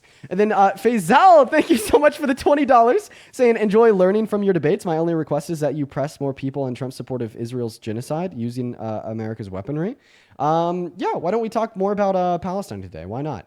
I'll bring that up the next pro-life argument we have because I have a super easy connection there. Thank you for the love, as well as Megan. Thank you for the $25 on Venmo. Thank you, Megan and Faisal. Megan with the $25 says, happy birthday. Have a drink on me. You've earned it for all that you do. Well, thank you, Megan. I thought I should bring up my birthday isn't like technically for like another 2 days, but I will definitely be using that $20 for a drink here in 2 days. Thank you, Megan. As well as Casey. Thank you so much for the $50 on Venmo. Thank you, Casey. That is KACI. Casey says, was trying to go live to ask, what would your policies be if you were ever president? Because I appreciate your knowledge and what you do, but know how your prompt is only for MAGA supporters, which I'm not, but I support you. Well, I mean, like those could come up a lot, like in these streams, like for instance, when we're debating on immigration, I talk about how like I'd support a policy mass amnesty. And we could definitely take a little bit of a deeper dive into those ideas, but thank you so much for the love, Casey. I want to see 500 Casey W's, 250 Megan W's, and 200 Faisal W's spelled Faisal. Welcome in. Do you support Trump? I do. Okay, how old are you? I'm 26. Alrighty. So why do you support Dumpy Trumpy? So when it came to the election recently, obviously between him and Kamala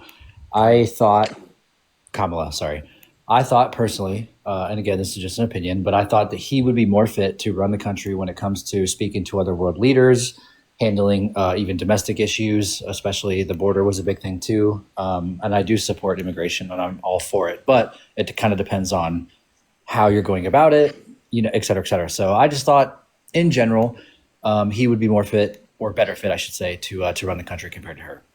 Okay, what do we want to do? Like, if we just want to look at like the general fitness of a person to run the country, I think that Donald Trump like fails all tests. Like, I'm not gonna lie. Like, here's the first thought that comes to my head. After he lost the 2020 election, then tried to stay in the White House, and then even tried to rig the election and install himself for a second term, that should have demonstrated to every single American that he was completely unfit to serve our country as president. Well, why do you say that though? Because he lost an election, and instead of respecting our civil and electoral processes, respecting the foundation of this country in fight of independence from a king, he instead tried to play king by attempting to void the voice and the vote of every American that voted by installing fake votes for himself and then pressuring his vice president into accepting them as real.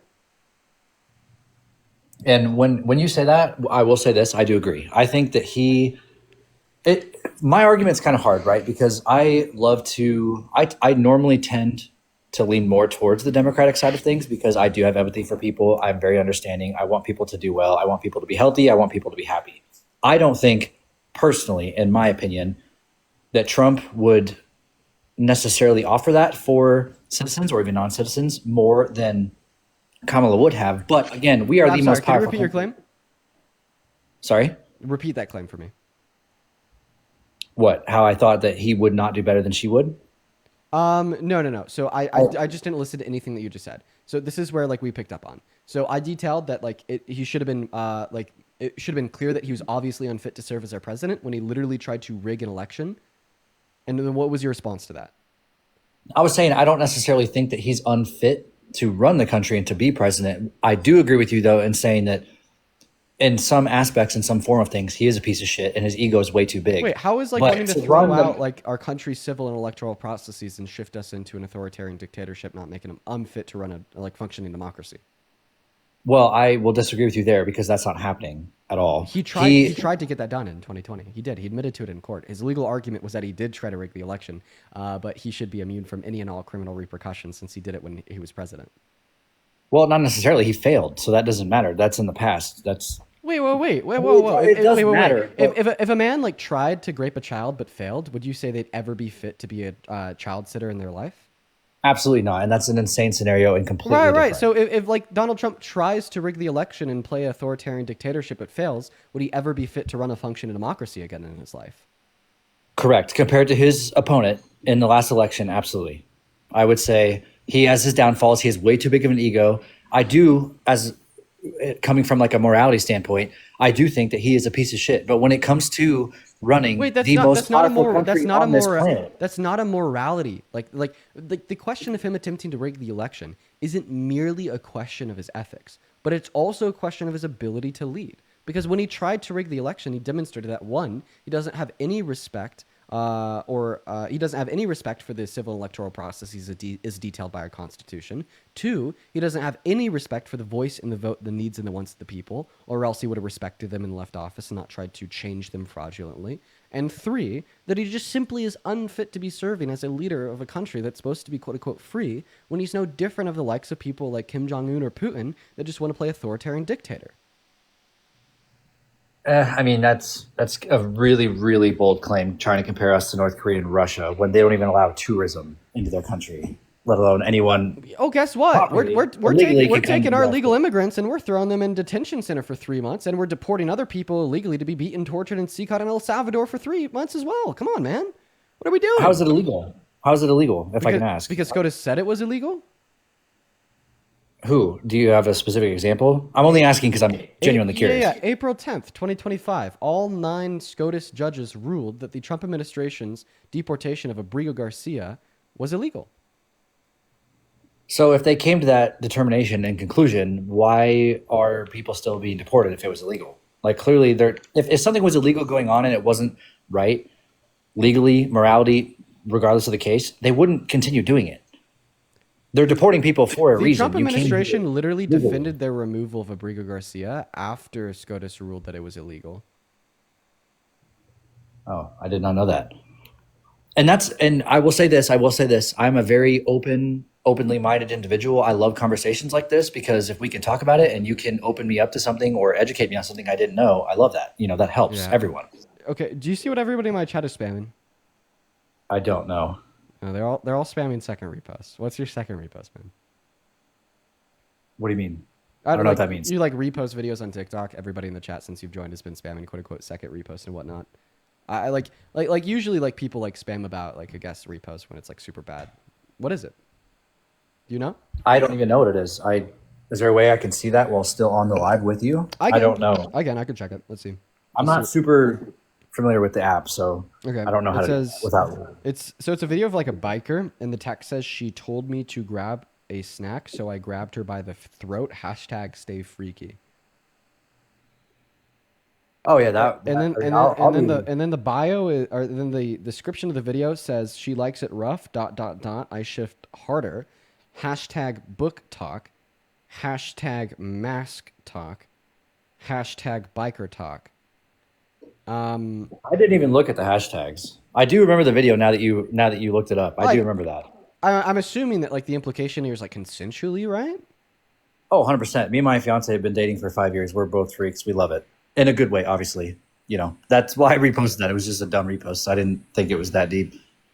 Okay. Yeah. People are like that, Me and my girl like to do shit like that, That ain't nothing bad with that.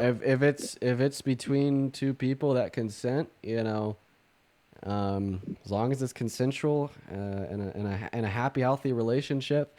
But book talk could get a little bit wild at times. Let me tell you, book talk can get a little wild at times. Wait, we could get back to the debate on why you support Trump. As long as it is consensually between two individuals in a happy, healthy relationship, they're adults. I'll let you be. We could get back to the debate on why you support Trump. Moving on. Back next topic. Why do you support Trump? Take it away. Well, before we do that, can I ask one question if that's okay? Yeah. So regardless of who's president, right? Does not matter who it is. Do you want the United States of America to succeed? Even if that means that Trump is president, if America succeeds, are you going to be mad because Trump is the one who helped us do it? Or would you be happy for the country? My friend. Regardless. My friend, if Trump was a good president, then I wouldn't be running these lives. I run these lives because I want America to succeed, and I don't that wasn't the question, America in that direction. What direction do you think we're going to? A dictatorship, I'm assuming? I think that we're going in many very bad directions. One direction would be one where the worse off among us, low and middle income Americans, are being royally fucked over for the better interests of wealthy Americans, introducing a lower quality of life for the average American and higher levels of income inequity. I think that we're heading towards an erosion of our checks and balances, an erosion of our constitutional rights. The reason I'd say that is because Donald Trump has been taking them away from us for the last 200 days, very publicly, yet no one cares. I think that we're heading towards a country that holds a disdain towards intellectualism, that looks at education as a bad thing, stigmatizes our university system, stigmatizes our people being more educated to keep them dumb, to keep them in support of obviously false and trivial ideals. I think that is the direction our country is heading in under Donald Trump's administration. Okay, so I want to pose a question because those were all amazing points. So me personally, as a 26-year-old living in America, I would consider myself a middle to low income individual, right? I don't have a crazy lifestyle. I'm happy, make about $75,000 a year. How is he ruining my life as a middle class, basic American, as you describe it? How is what he's doing or what he's implemented thus far ruining or deterring my life from being worse than it was before he got in office? Yeah, is your income around out of the average American? I make more. I make about $10,000 more. I mean, actually, I don't know. I don't know what the average is. Average is 47. Okay, yeah, I make about 75. Okay, all right. So, well, if you are the average American at $47,000 per year, according to the Center of Budget and Policy Priorities, you are actually losing your purchasing power because of the big, beautiful bill. It's making you expense more on food. It's making you pay more for energy. It's cutting off healthcare benefits for 10 million people, food stamp benefits for 3 million. And they say that if you're making at or beneath $51,000 per year or less, you're going to be worse off because of the big, beautiful bill. Well, so when it comes to those systems, the reason the Big Beautiful Bill was even created or conceptualized, or even they started thinking about it, do you think, right, honestly, like people abuse that system? Or do you think it's a perfect world? Like, I literally don't think it's possible to abuse Medicaid. It absolutely is. How can you abuse Medicaid? I listen, like no system is going to be perfect because all systems are created by imperfect humans. Right, and we account for some like low level of abuse of a system when determining if the system is beneficial or not. Right, like if a system has like a low level of abuse, right, we're not going to automatically write it off as non-beneficial. The same way as if you have a business with some low levels of inefficiencies, you're not going to say that's a bad business. You're just going to say that the business could be better, like the system could be better. Right? That's the problem. But anyways, like what abuse would take place on Medicaid, and how does the Big Beautiful Bill fix it? I mean, I don't think the bill in of itself can fix it. So then what is the abuse? To your point even though one thing is not going to fix a problem, right? Everything is imperfect. Nothing's perfect, but that doesn't change or deter from the fact that the system is absolutely abused. Okay. Real quick. For everybody in the chat spamming A3 repost, his A3 post is literally, quote, "You guys are always having fun and doing cool stuff. Thanks, we're not liberals." I want y'all to reserve spamming about people's reposts for when it's like something bad. But like obviously like some like conservative just saying like, "Oh, I have fun because I'm not a liberal." Come on, that's like a very like common like trope on the right. Like, well, who cares? I'm not. So I supported Trump to be president. I did not vote for him. I didn't vote at all in the last election because I didn't want to. I have always been in the middle, registered. I'm not a Democrat. I'm not a Republican. I just supported him more than her. I want to go back to that last point. So I brought up the fact that Donald Trump and his big, beautiful bill are taking healthcare benefits away from 10 million low-income Americans. And your automatic response was, well, what about the abuse? Okay. So point number one. They should have it taken away. They should? Why? I said they should have it taken away. All he did was take it away from them. Because all he did was mandate that if you are going to receive those benefits, that you shouldn't be a lazy piece of shit and sit on your couch. You should actually do something with your life. And they mandated the amount of hours you have to work in order to receive it. That makes sense. I don't think that necessary social safety nets like going to the hospital should have a work requirement on them.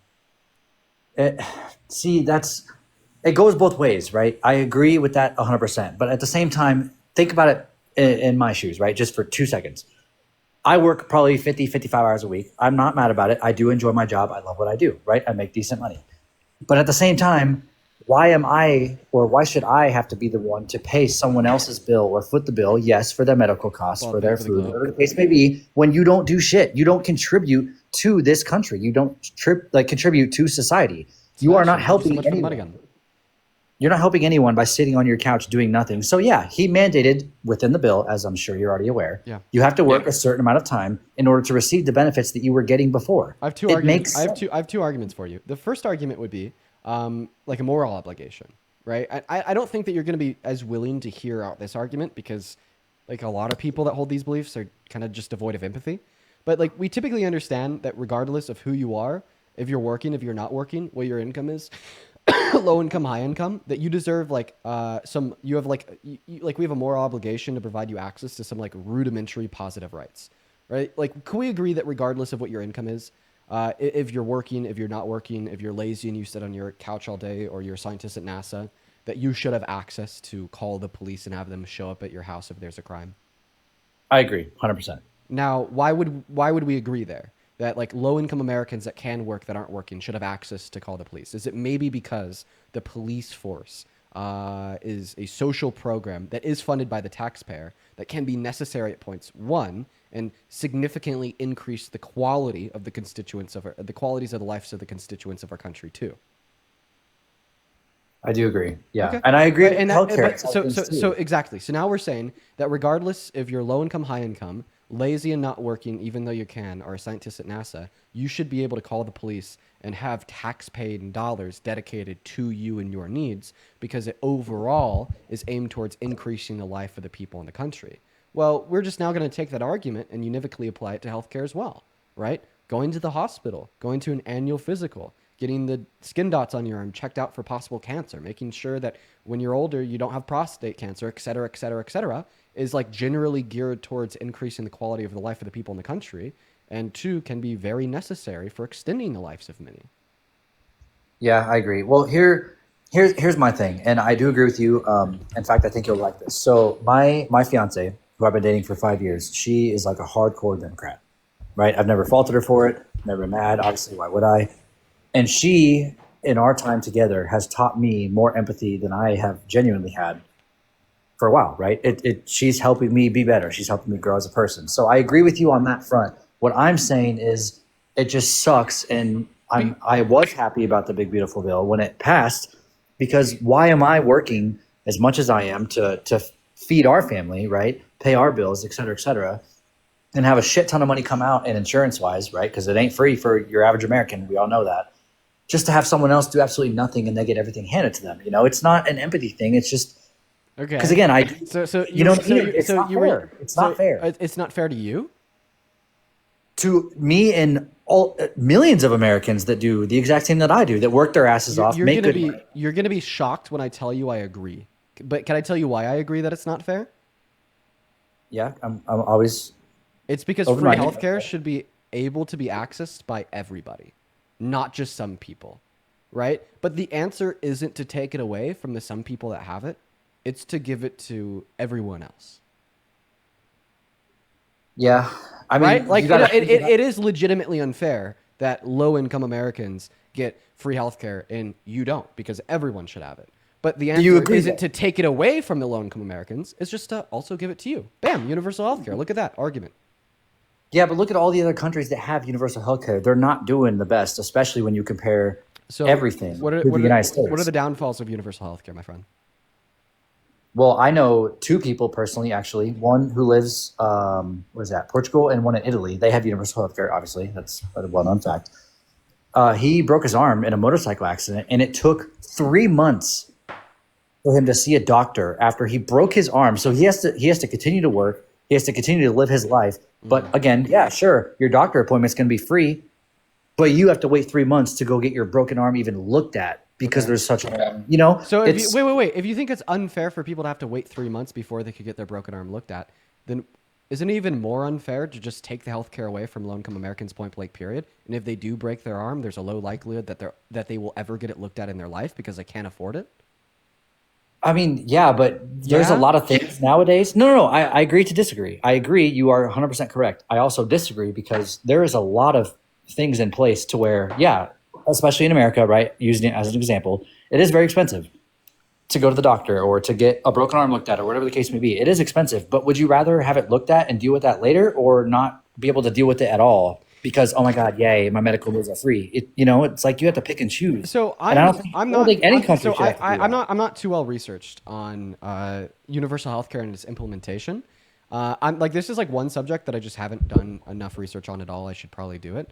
But I could definitely conceive of a scenario where we all have publicly funded healthcare with sufficient coverage just by like massive investment into healthcare to begin with, right? And it's possible. But it'll never happen. Right? Because okay, so, I mean, do you have an argument for that? Because see, from my perspective, I'm trying to remain semi-agnostic on these things because I don't have access to the data. But it also seems like you don't have access to the data either, but yet you have strong conviction in your claims. How can you possibly have strong conviction in your claim that it would never happen? It would never be efficient. It could never work. Even though I'm you not don't saying have it access to wouldn't the be data. efficient. I want you to actually give me the argument, right? Why would universal healthcare as implemented in America, be a bad thing? Oh, then also no, I'm not saying it's not going to be. I think it would be a great thing, but the problem is who's going to fund it. We don't tax the billionaires. We don't tax millionaires. Obviously the low to middle to even high class. Who's going to fund it? Won't fund it. Who's going to fund it? I could give you a really easy answer. Okay. The DoD budget. we don't need to be spending $800 billion on our military per year. And even people that are in the military know this, right? In fact, I had one of my friends over last night. I haven't seen him since high school because he's been in the Marines. And like, honestly, I thought he was a little bit more right-leaning. It'd been a good time to catch up and maybe see if I could, change his mind on a couple of things. But I was really surprised when my friend, who was honestly like right-leaning when I knew him, like came and sat down to me and we had a chat. And the first thing he told me was just the amount of money that our goddamn military wastes, about how the people in the military are underpaid, about how they're actually given the burden to cover a significant amount of their expenses, about how self-unalivings are just swept under the rug because of how poor the conditions are on base, and how they just dump billions and billions and billions of dollars into year for bullshit. How we have we'll have military ships in the middle of the sea, literally dumping $50 million worth of food into the sea, just throwing it out, right? So I think, one, we should optimize the DoD expenditure, right? We should make sure that we're just not wasting money inside of the DoD. And then once we do that, then take a significant amount of that funding that we'll have left over after optimizing the expenditure, and maybe a little bit more, because in all reality, our DoD doesn't need to be funded over twice as much as the second running up country, and send that towards better social safety nets for our own citizens. And I also want to describe that this isn't just an investment that we're losing on. This creates an ROI. The economic argument for social safety nets like Medicaid or like food stamps is that they actually help low-income Americans have an easier time living. And when they have an easier time living, they can spend more of their time working on getting a degree, right? Going to a trade school, or maybe spending a longer period of time interviewing at a more competitive firm to give them a better job. And that's why we see the fact that that social safety nets give the people inside of the country that they're offered to more economic mobility to scale their income. And also, just one last point here, the cherry on top here is, please never say who's going to pay for that ever again in your fucking life. The big beautiful bill on its own added $4.5 trillion worth of debt-related spending to our annual deficit and 10-year debt. That is the most debt that any single bill has ever added to the American debt in American history, and you completely ignored it, subverted it, and said that you liked it. So please never ask me that question again. Well, so when it comes to, if I can ask a question, when it comes to the whole military budget, you have friends in the military. I do as well. And they sacrifice a lot. They work their asses off. And that's the reason why I'm able to sit in my room and talk to you on a live, and you're able to host it, So do you think it's a waste of money being the safest, not only the safest, but the most powerful country on this planet? The money is wasted. Because a lot of people say America's not safe. Dude, dumping $50 million in the sea isn't keeping our country safe, right? And then also, we could still be the most powerful country on the face of the planet military-wise if we cut our budget in half. You understand that. We spend $800 billion on our military every single year. The second runner-up for annual expenditure is China, who spends $300 billion on their military per year. If we cut it in half, we would still be funding it over $100 billion more per year than the second runner-up. Well, yeah, but we also wouldn't be able to protect ourselves like we can. There's not a single country on this planet, I'm not saying it's because of Trump, I'm saying in general, that would try to defy us. There's no other country, there's no other superpower. And you're telling us that they try to defy us if we reduced our military budget by $200 billion per year? Who would try to defy us then? I don't think anyone would. Yeah, exactly. Even if we cut our annual military budget by $200 billion, we would still be spending twice as much as the second runner-up country. Which is China, you said, correct? Right. Yeah, we'd still be spending twice as much as them per year. I don't know. I mean, that is a different topic aside from like healthcare. Oh, and by the way, Medicaid other countries do try to defy us all the time. Israel, for one, they literally defied a ceasefire agreement as suggested by Trump, and then we have Netanyahu still boasting about how he's going to need our money for the foreseeable future, right? And you think we're going to send it? I know we're going to send it, my friend. Well, I mean, but you can't say that though, because not Oh, to say yes, I can. Oh, yes, I can. No. Oh, yes, No, I I know can. you can. Go tell I'm that saying- to the 99% of congressmen and women that are funded by AIPAC. No, I know. I'm not saying you can't say it. I'm saying that in the sense of you can't say that as someone, which is not a bad thing, who supports Democrats. And we just sent what, $300 billion to Ukraine, Russia war that's still going on. And then Donald Trump resumed all that funding because it was still going on, as he recognized that helping Ukraine put more international pressure on Russia to stop killing them. Wow. Right. And then also, I want you to go back to the point, because you asked me, who's going to pay for these things? Who's going to pay for the big, beautiful bill? In what sense? Oh, yeah, the sense of the fact that according to the Congressional Budget Office, it's going to add $4.5 trillion to our debt in the next 10 years. The most expensive bill in American history. Right, but America has what, 31 or 32 trillion dollars in debt? Oh, yeah. So now we're going to be at 36.5. So who's going to pay for that? No. Who's going to pay for the big, beautiful bill? Oh, when I was talking about universal health care, which would help everybody and make our country more fair, extend our lifetimes, make us happier and healthier on average. Well, your first question was who's going to pay for that? But now when we're talking about a bill that's cutting health care off of 10 million people, has food stamps away from 3 million people, defunding the DOE and taking free school student lunches away from 33% of our students, 18 million school students. All of a sudden, you don't know who's going to pay for that, but you know you like it just because it has a fucking rapist fascist signature on it. That is the issue with MAGA today. It's not about reason, rhyme, fact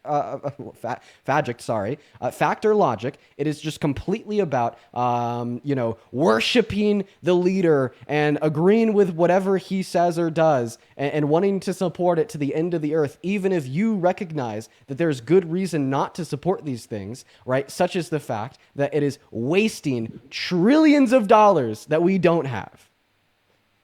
No, I disagree. That's not what I was saying at all, or trying to say, or how I meant it to be portrayed. I'm saying, especially back to your point, if I can, super quick, the universal healthcare, it would help everybody in a sense, yes, because everybody would have healthcare. You would have to pay for it. It wouldn't help us though. We would be like every other country on this planet. You can look at the economics. Google is free.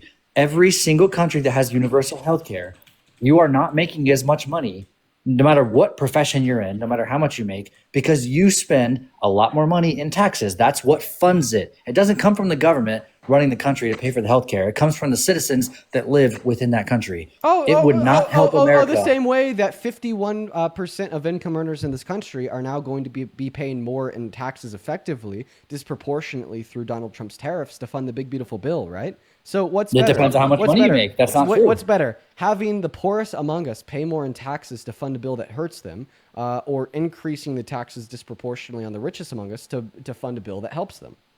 That's not true, though. It depends on what your income is. It depends on how much you make. Wait. You're just talking about economic studies to justify your point. I literally have an economic study from the Center of Budget and Policy Priorities that indicate that 51% of income earners in this country are going to be losing purchasing power because of the big, beautiful bill. Okay, but you also have to think about it. This is America. Over 52% of our country couldn't afford a $1,000 expense if it hit him in the face tomorrow. So like everyone's not necessarily. The average American is like one paycheck away from homelessness. Well, then why earlier were you shitting on those that are low income by calling them poor and lazy and saying that they deserve to lose access to go to the hospital? Apparently, that could be you if you were to lose one paycheck. No, I was not calling them shitty. I wasn't saying that. I was just saying it. I was just trying to make a point to where you have to also look at the other side of things too, right? Like there's people out there that are working 50, 60, maybe even 40, right? Hours a week. So how about we try to change that by offering them social safety nets so they don't have to work 60 hours a week and they could instead spend more of their time on things that increase their economic mobility. Right, but what social safety net are you going to offer? Or are we food stamps for one. Food stamps does that. Yeah. Did you know that food stamps has a a positive economic ROI by acting as a jump pad for low-income Americans to make their life easier, so they're not as focused on their immediate needs, such as putting food on the table for dinner, putting breakfast on the table in the morning for their children. So instead of like wanting to just grab on to the closest minimum wage job in proximity to them to fund those things, they could instead step back and maybe interview in a more lengthy process at a more competitive firm that would pay them more, or step back and cut their hours by 20 or so hours a week to turn around and go to university or to go to trade school. Wow. Did you know that in countries with more social safety nets, because, you were comparing us to other countries as an argument against universal healthcare, so I'll make sure I use this as an argument for food stamps. When we compare ourselves to countries with more social safety nets like food stamps, their citizens have more economic mobility, which means it's easier for them to scale and grow their income because of their social safety nets. Yeah, but you. Oh, yeah, but what? No, but it's what? not going to But change what? it, though. Oh, it's not going Like, to change you- it. Oh, okay. It's not going to change it. Even though I just gave you rational evidence for this, that being the fact that when we compare ourselves to other countries with more social safety nets, it does change it. And just an empirical description of how this would play out by like forcing individuals or like giving individuals the leeway to not focus as much on their immediate needs, so they could focus on like interviewing for a firm with more competitive wages or to go to school, right? Even though I gave you these two really compelling reasons to believe that I'm right and you're wrong, you're instead not going to give a counter argument, and you're just going to tell me that I'm wrong. And why? No. I will tell you why. Let's hear it. That's not the solution to everything, right? Like, let's say you gave me food stamps, right? And I don't have to worry about the economic impact it would have on me and my family to not have to actually buy food out of my own pocket, right? That's not going to change my life. That's not going to reduce me by 20 or whatever. Because your annual income is $75,000 per year. That's why it wouldn't change your life, my friend. Exactly. I'm not eligible for it. So I couldn't even get those opportunities that everyone cries and whines for that they want so bad when they do nothing. It's like the fact that I'm not eligible for it is a good thing, but I don't think you said that people do nothing if they're on food stamps? There's literally a work requirement on food stamps, you donut. No, I know.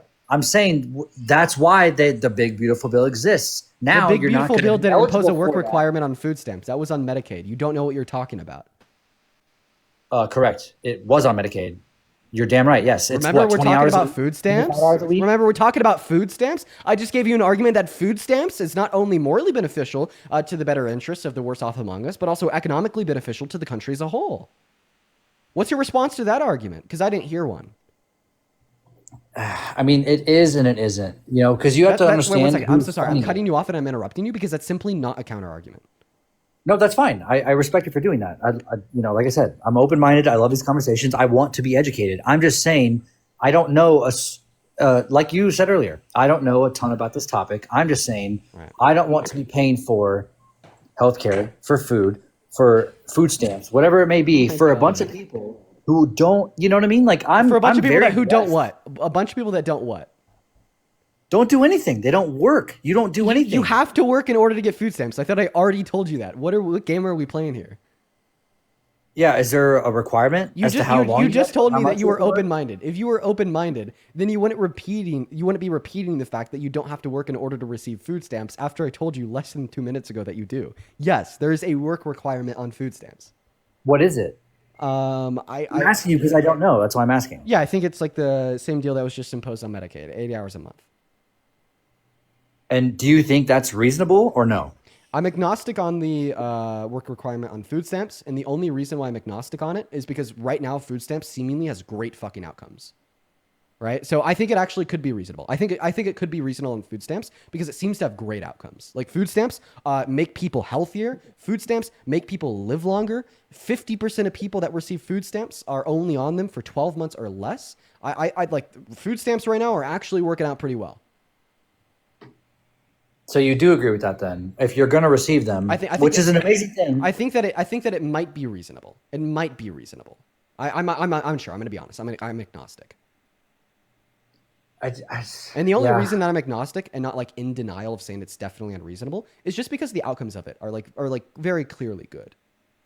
Right. And then like also for like individuals that like aren't on food stamps, for instance, because they're not working, maybe like they're homeless or whatnot, I would still yet in that situation, like advocate for better social safety nets specifically for them, like more food banks, etc. I agree. See, here's my thing is like food banks or food stamps or even like potentially like federally subsidized and like paid for like lunches at schools and all that kind of stuff.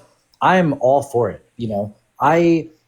grew up like literally barely being able to afford like lunch at public school, right? Because me and my mom had to work for it. So that's why I'm so hesitant on like, yeah, this all sounds great. It'll be amazing for everybody, but who's going to pay for it? We're already in so much debt over our necks that we don't know how to pay back, and we never will. So My friend, how much do food stamps cost the average taxpayer per year? I don't know. I've never been on it, so I'm being honest, I don't know. $31. Are you not okay with paying $31 in taxes per year to feed 15 million people? No, of course I am. I just told you I don't know what it costed. I didn't know that. So that's who pays for it. $31 from the average taxpayer per year. The entire program is completely funded by taxpayers. I'm sorry. That was stupid. No shit.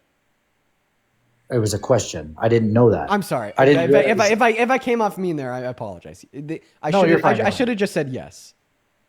I should have just said yes. I'm sorry. $31 I should have been like mean and that started. sounds way too low, though. Yes. That sounds way too low. $31, and how many people does it fund? Let's just see. Federal budget for food stamps. Let's see. Yeah, it funds. How many people are on food stamps?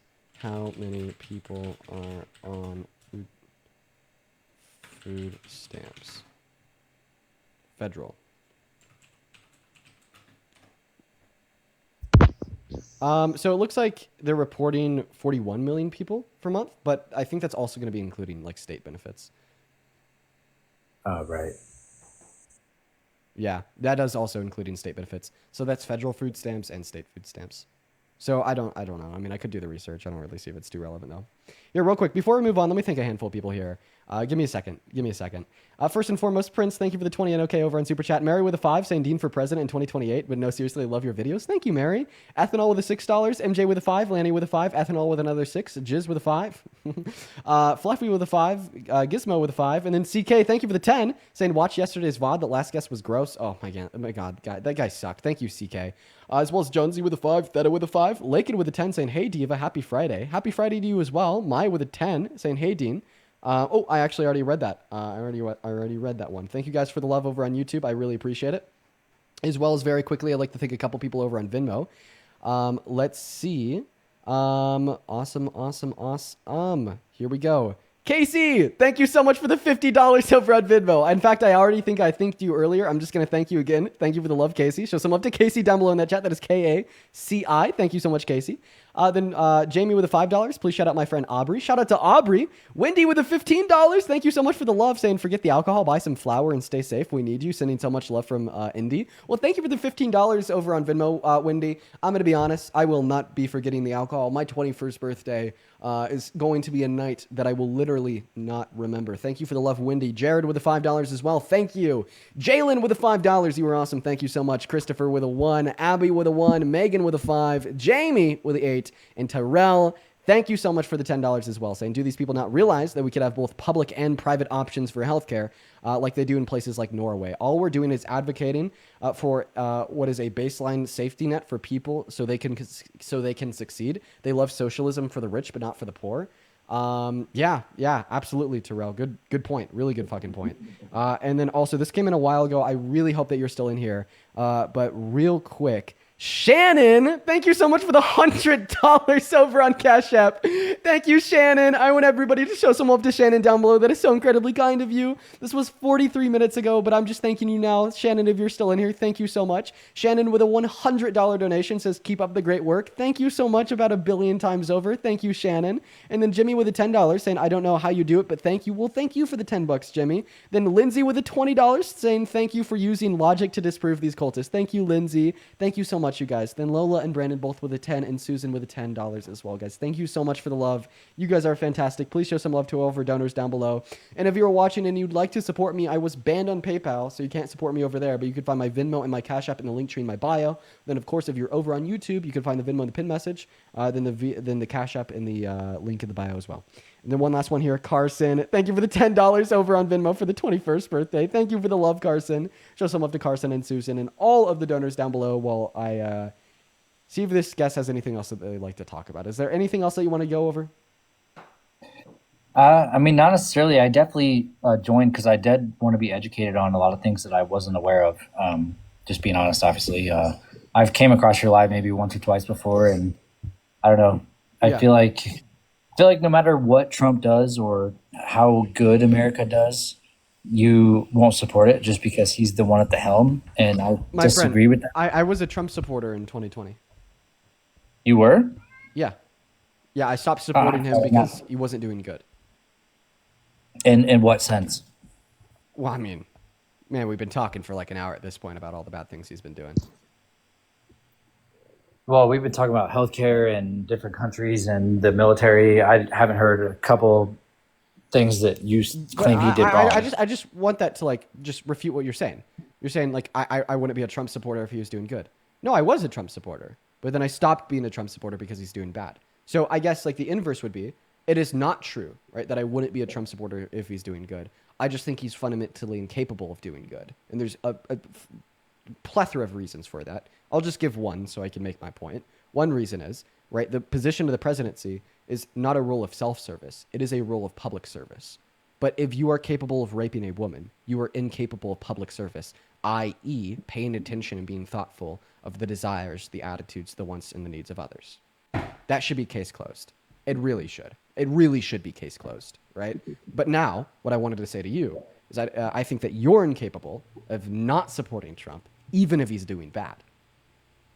Oh, I absolutely could. I absolutely could. And that is what I told you earlier. My fiance has taught me to be a better man. I am more open to different concepts. I have a lot more empathy. If he was doing bad, if he was doing something that you could name a specific example of that would harm this country, aside from adding to the debt, every single president like has, including you want one example, one material way he's harming this country. Yeah, I would love to hear it. Okay, I'll give you a handful. One material way that he harmed this country in 2020 was when he tried to steal the election from Biden, then admitted to it in court. That's not now, though. What's he doing bad for the country now? Oh, We're not talking 5 years ago. Don't worry, I'm working my way up, my friend. But see what I mean? It's like I name something bad, then you're like, oh, that's not now. No, happy listen. I shouldn't have. One material way he's harming the country now is by taking our constitutional rights away from us, taking our free speech away from us. Oh, jeez. How did he do that? How is your speech? He's trying to ban your free speech taken away from you or anyone else or anyone in this slide. I'll be very clear. 2 days ago, he passed an executive order attempting to ban burning of the American flag, when that is protected under a First Amendment right to freedom of symbolic speech. Yeah, God forbid he's patriotic. You should not burn the American flag. If you hate America that much and you want to burn the flag, then leave. Go somewhere else. Yeah, I'm fine with you making an argument that you shouldn't burn the American flag, right? However, banning the American flag is more anti-American than burning the American flag in of itself, because it's literally illegally violating our Constitution to force people to be patriotic to the country. My friend. How is burning the American flag patriotic to our country? You're burning That's the not flag. The claim that I made. My argument, doesn't need to indicate that burning the American flag is good.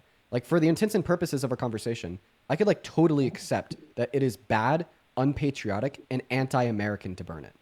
All right? Correct.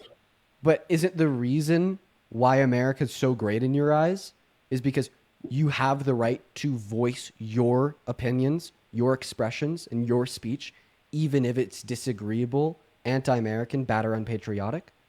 No, I agree with that. I think you should have the right to do that. But there's a fine line. Exactly. And Donald Trump passed an executive order illegally taking that right away from people. We're not the first country to do it. We're not the first country to force patriotism. Correct. By making symbols of hate against the country, apparently, right, illegal. Yeah, we're not. We're not at all, right? Kim Jong-un in North Korea has also done that. Putin's done that. Yeah, Mussolini did that. Hitler did that. Yeah, you're right. We're not the first country to do that.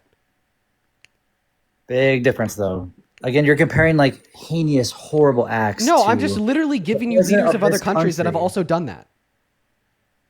I'm not making a comparison. You said that we're not the first country to do that. I say you're right, and I just simply give you leaders of other countries that have also done that. Right. Well, and I'm then saying also, it's are you now weird. telling me? Are you now telling me that it is not bad for him to infringe upon our constitutional rights because other countries have also done that? No, I agree with you. So I'm sitting here saying I agree with you. what was the purpose of your statement? Oh, other countries have done it too. What was the purpose of that statement? Because it's stupid. Like, I agree. He should not have infringed on the Constitution saying you have a free speech, you have a free right, you can do whatever the hell you want. Do it. Like, I get it. I understand that. But at the same time, if you hate America that bad that you're going to burn our flag, you shouldn't be here in the first place. So I get where he's coming from. I also get where the citizens are coming from. And I get where you're coming from, saying that's not right of him. But I also, Okay, it's a double-edged sword. First and foremost, now I'll respond to this argument. Burning the flag doesn't indicate that you hate the country. In fact, most people burning the flag Why the today hell would you are burn the probably American some of the strongest patriots among us because they don't hate the country. They hate who's representing the country and what the country stands for today. And they hate who's representing the country and what the country stands for today because they recognize what it could be standing for and what it is failing to stand for today. Like, I'm going to be honest. I watched a video of a veteran that served 20 years burning an American flag in protest of Donald Trump being an anti-American wannabe dictator and banning it in front of the White House. Then he got arrested. Would you say that veteran that was willing to lose his life for this country hates the country? No, I wouldn't say that at all. Oh, but yet he burned the American flag. Do you see where I'm coming from now? I do. But that's also a very specific situation. And do you know, in that very specific situation, Donald Trump's cronies went up and put him in cuffs and took him away because of Donald Trump's CEO? See, how does that make you feel? How does that shit make you feel? No, I know. That's what I love about conversations like these, because that does piss me off, and that's not right at all. But it's hard. Thank you for the galaxy. So you asked me for one way Donald Trump is serving the country? There you go. Yeah, but how is that hurting us? How is that hurting you? How is that hurting me? How is that hurting because we just had one of our rights taken away. Does it hurt you to lose your rights? Hurts me to lose my rights. The right? You only lost the right to not burn the flag of the country you live in. I mean, cry about it. Like, what are you losing? All right, you can protest Trump. You can hate him. I'm losing, right, one explicit facet as ruled on by SCOTUS in the 80s of my freedom to speech. I'm losing my freedom to speech. You're not, though. You still have your freedom of speech. I mean, you can go protest tomorrow in the streets tomorrow if we want. I'm having my freedom of speech illegally limited by a wannabe dictator. There you go. You're not. You didn't lose your freedom of speech. That's why this flag exists. I just revised the claim, my friend. I'm having my freedom to speech limited illegally by a dictator, by a wannabe dictator. He doesn't want to be a dictator. So then why did he try to rig the 2020 election? Honestly, I don't know. I'm not a politician. Don't know. You don't know why he tried to silence the voice and the vote of like 100 million people? Oh, but it doesn't tell us that he maybe wants to be a dictator. Well, yeah, I was being honest with you. I was being a man. I said I don't know. Right, but that obviously makes it clear that he wants to be a dictator, right? No. He already admitted to the fact that he's leaving office once this term is over. Obviously, per the Constitution. Oh my God! Is that your line? After currently selling Trump 2028 merch in the White House's merch office and detailing very clear ways that he could run again if he wanted to, even though the 22nd Amendment literally says if you've served 2 terms, you can't serve again. Correct. He can't serve again. And in fact, he actually said that he can. I'm glad you said that. Me and my fiance had a huge talk about this because I thought it was a joke. Why are you selling 2028 merch? Again, you don't believe me, but I play both sides. I wanted him to be president this term. I think he, again, definitely would have been better than Kamala. Let me just ask you, what is one good thing he's doing for the country? Who, Trump? Yeah. Multiple things. We have what? Just name one. Let's see, 140, what was it last time I looked? $140 billion plus dollars. In a surplus because of the tariffs. For the first time ever in this country, we've had a surplus in revenue. For the first time in the past 25 years, we've had a surplus in revenue. So actually, we've been in a deficit. With a surplus in June in 2021. No, this was as of last month. Look it up. I don't know what to. Yeah, I know. Google is free. But Google is free. But did you also know that that's actually a bad thing? I could tell you why. the United States government being in a surplus compared to a deficit is a bad thing, I would love to Yeah, hear because that. of what caused it. Yeah, I would absolutely prefer us being in a deficit for that month compared to a surplus because of what caused the surplus. Yeah. That's crazy. I'll listen. I don't know why you don't. You would rather our country be in a deficit, losing money, adding to our debt, than us be in a surplus. Because of what actually caused that making surplus. money. Yes. Correct. It was the tariffs. Yeah. Right. What's bad about that? And who pays for that tariff? Oh God, here we go. Let me say, you're going to say that the American consumer pays for it. Right. I'm 'cause they do. assuming. And did you know that we're also going to have to possibly pay that back? No, we're not. To who? A federal appeals court on Friday struck down President Trump's use of emergency granted powers by Congress to impose tariffs, which has now opened the door for the administration to potentially have to repay billions of dollars worth of duties. This is being reported on by Politico. You've done your research on who owns Politico? Do you know who owns Politico? Oh, who owns Politico? Dude, they're just literally reporting on what a federal appeals court ruled. You are brain rotted. You are brain rotted. You could go read, because Politico isn't, we're funded by the Democrats. We're going to report all this misinformation. No, they're just literally saying what a federal appeals court everyone is just rules. mad that now. Also Reuters. Go on Google, type in Reuters. Most Trump tariffs are not legal. U.S. appeals court ruled. That Reuters, they're to the right. It's on Fox, dude. This is like breaking news, like in the stream. Like I think that this news actually, Santana, when did this news break? This just occurred maybe about an hour ago at the most, and it's not about the reporting. It's about the actual ruling from the appeals court. It's the appeals court that's saying that you can't do this. And if he can't do this, then he has to return all the quote unquote tariff money collected. So, yeah. But he can. He's the president of the United States. And mind you, let me remind you guys of something. Actually, I'm gonna go ahead and just put you on a brief intermission. Got a couple people to thank. Squish, thank you for the $20 on Super Chat saying licking the boot of somebody who's never had to lace up a pair is wild. Yeah, actually, he dodged lacing up a pair 5 times. Thank you so much for the $20 Squish. Show some love to Squish down below. As well as Rodney with the $10 saying, does he realize it's more disrespectful to plaster Trump's picture on the flag than it is to burn it? No, of course he doesn't realize that. Come on. You're thinking too highly of him. Jimmy, thank you for the $10, as well as Brandon with the $10. Then Paige with the $5 on Cash App for 21. Thank you, Paige. And then Kaylin with the $10 on Cash App saying, thank you so much for all that you do and happy early birthday. Thank you so much, Kaylin. You are awesome. I'd also like to quickly thank Morgan for the $5 on Venmo. Thank you so much, Morgan. Saying, quote unquote, the divorce came out of nowhere. That's terrible. That's a bad one. That's a bad joke, Morgan. Sasha with the $5 on Venmo saying W not losing rights. Let's go, Sasha. Thank you. Ryan with the $5. Thank you so much. And then Serenity with the $10. Show some love to Serenity down below. Saying this guest needs to sit down and watch this debate back with his wife to help him understand since he needs his wife for empathy. Actually, not a bad recommendation. I would seriously be listening to Serenity if I were you. Then Maya with the $2. Then Carson with the $10. Thank you so much. And then Casey, thank you for another $50 over on Venmo. Casey, you were awesome. Let's get another 500 KCWs. Saying, as an ICU travel nurse of 8 years who makes more than this guy debating you, I'm disappointed with the healthcare system right now, and I want universal healthcare, and I do support food stamps. So keep defending the good of humans. Casey, you are a good human, and I want more humans to be like you. Thank you not only for the $50 donation on Venmo, but for standing up for what's right. And by the way, if you're watching and you want to support me, you can find my Venmo, my PayPal, and the link tree in my bio. You could attach a message. I'll read it off on live like Casey's, and I just appreciate you guys for the support. Go ahead.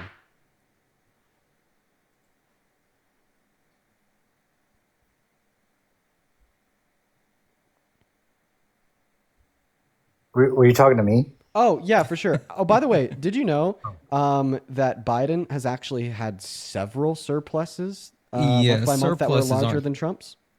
They're not uncommon. It's just that most presidents don't brag about it because a tariff is a tax.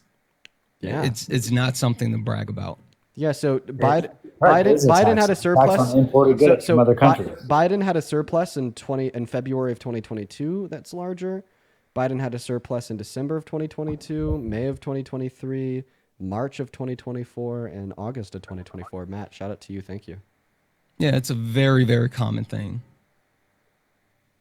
So why is everyone so mad at Trump right now? Because he happens to be doing the same thing, and everyone's crying and bitching about the tariffs that he imposed. Like it's such a bad thing. Now we have a surplus again, same as former presidents, but all of a sudden now that Trump's doing it, it's a bad thing. It doesn't make sense.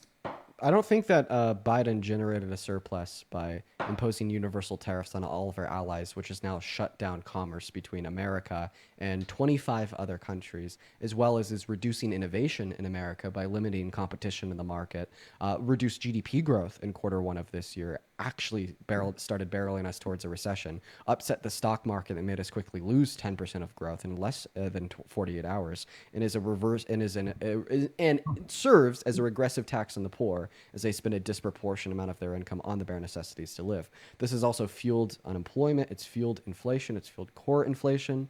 It's fueled the fact that 52% of companies in the S&P 500 are now reporting lower profit margins in the second quarter of this year compared to the first. Right? These are all like very bad outcomes that I think that we should not like. I just think that's hilarious. You make that as a point because, after the tariffs were imposed, the stock market did go down because everyone was crying and moaning and they don't know how the market works. And now it's back up to almost its all-time highs, which actually it's surpassed. And no one... Yeah, because he revoked the tariffs. He imposed them again, then he revoked them again. Right, but it worked, did it not? Like, if you're not in the market, that's how on do you, the tariffs it works. You're making money. Like, that's hilarious. You're making money off of a regressive tax on the poor. How is a tariff a tax on the poor? That's hilarious you try to say that. Because the less money you make, the greater proportion of your income you spend on those goods. No, it doesn't matter how much money you make. Wait, if you go into Walmart, don't say no to that. Don't say no to that. Refute it. When you make less money, do you spend a greater proportion of your overall income on goods?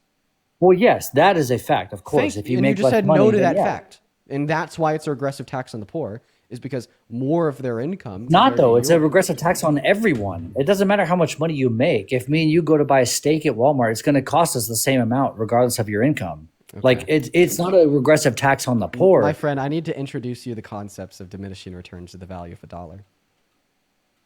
I'm surprised you don't understand. I wouldn't even be worried about the U.S. dollar if I were you. Trust me. This is literally a high school economic concept. You're going to feel really embarrassed after this, and I'm going to be nice to you about it because you probably just don't understand what I'm saying. Could we agree? No, you can be mean about it. Can we agree that $1 to somebody that only has 5 is going to have more value than $1 to somebody that has 5 billion? I mean, yeah, that's obvious, yeah. Okay, so each unit of the dollar you have, the less valuable each unit gets, right? Correct. Okay, so because each unit of a dollar you have, the less valuable each unit gets, if we take the same amount of units away from somebody with a low amount of units, and we take the same amount of units away from an individual with a high amount of units, i.e., a flat tax of maybe $300 on a poor person and $300 on a billionaire, that's going to be a disproportionate tax on the poor, as it is extracting significantly more value from the poor than the rich. Yeah, but you act like if you're going out to buy groceries or you're getting a tire fixed or getting an oil change, like it's going to cost someone who's poor more money than someone who has money. It costs them more. It costs them more value. Correct. It costs them more value, but not in price. Like everything that's been implemented doesn't cost them more money. Price is only relevant to what? How valuable it is. $1 only matters insofar as how valuable that dollar is, right? Correct. The dollar is worthless. Right. Honestly. And we superimpose value on it. So in the same way that the market would dictate the value of the dollar, right? So do you. You personally would dictate the value of the dollar relative to how many dollars you have. This isn't like a complex subject. I mean, everyone. And by the way, I'd also like to make it clear, this isn't like usually something that's debated. Go take an economics course in any high school. Go take an economics course in any university. You will learn about the diminishing return of the value of the dollar and how this would relate to like maybe like a flat tax or in this circumstance tariffs. It's also like not politically biased. You know, like the only reason why I know so much about, like, for instance, the diminishing returns of the value of the dollar is because I had a right-wing libertarian professor at CU Boulder teach me about them. Like, it's not political, it's not biased, it's just education on economics, man. Right? No, I know. I literally have. Do you know who Fidelity is?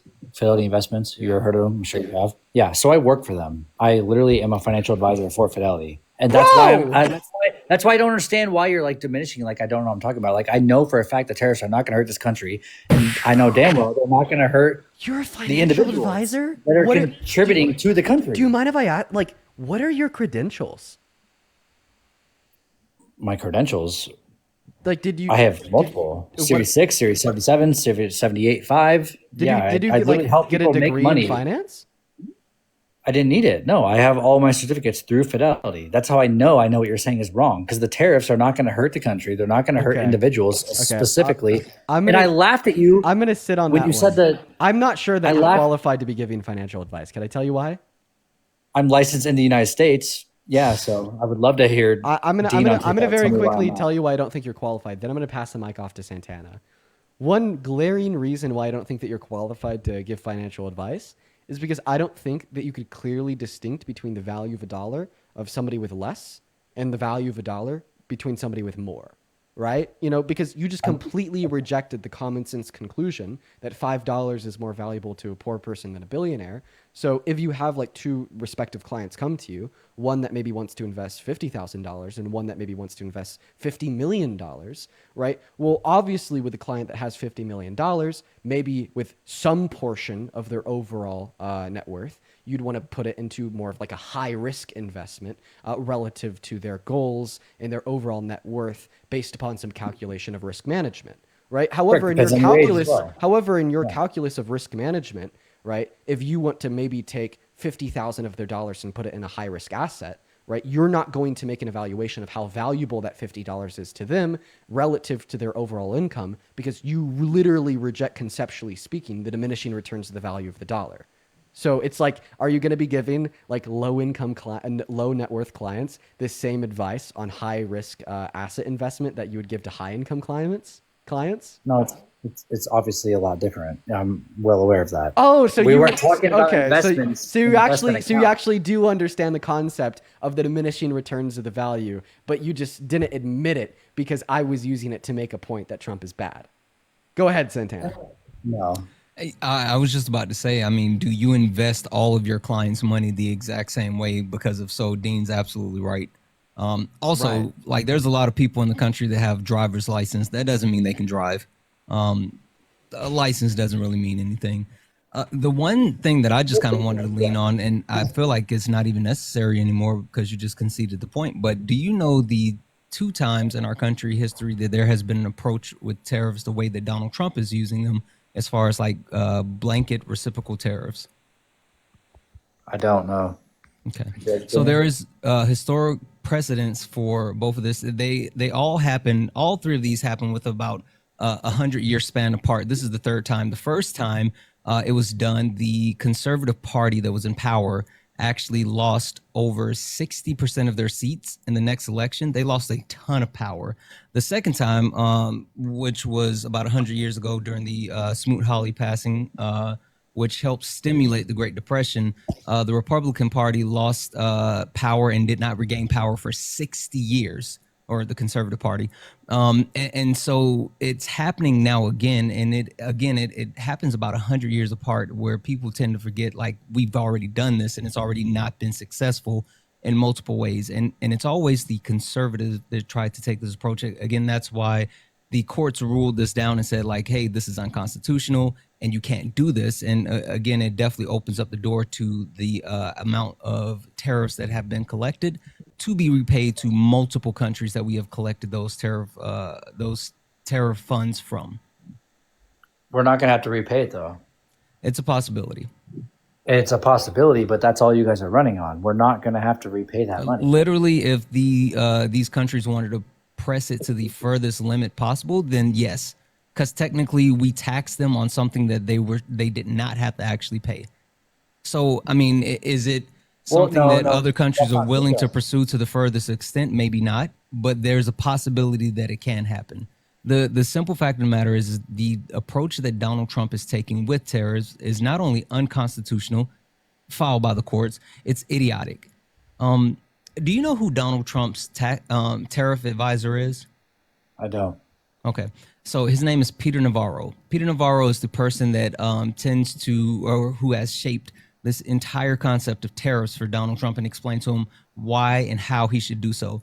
Now, Peter Navarro tends to actually lean on an economist who, gives him all these ideas as far as like why tariffs are good and why this approach is good.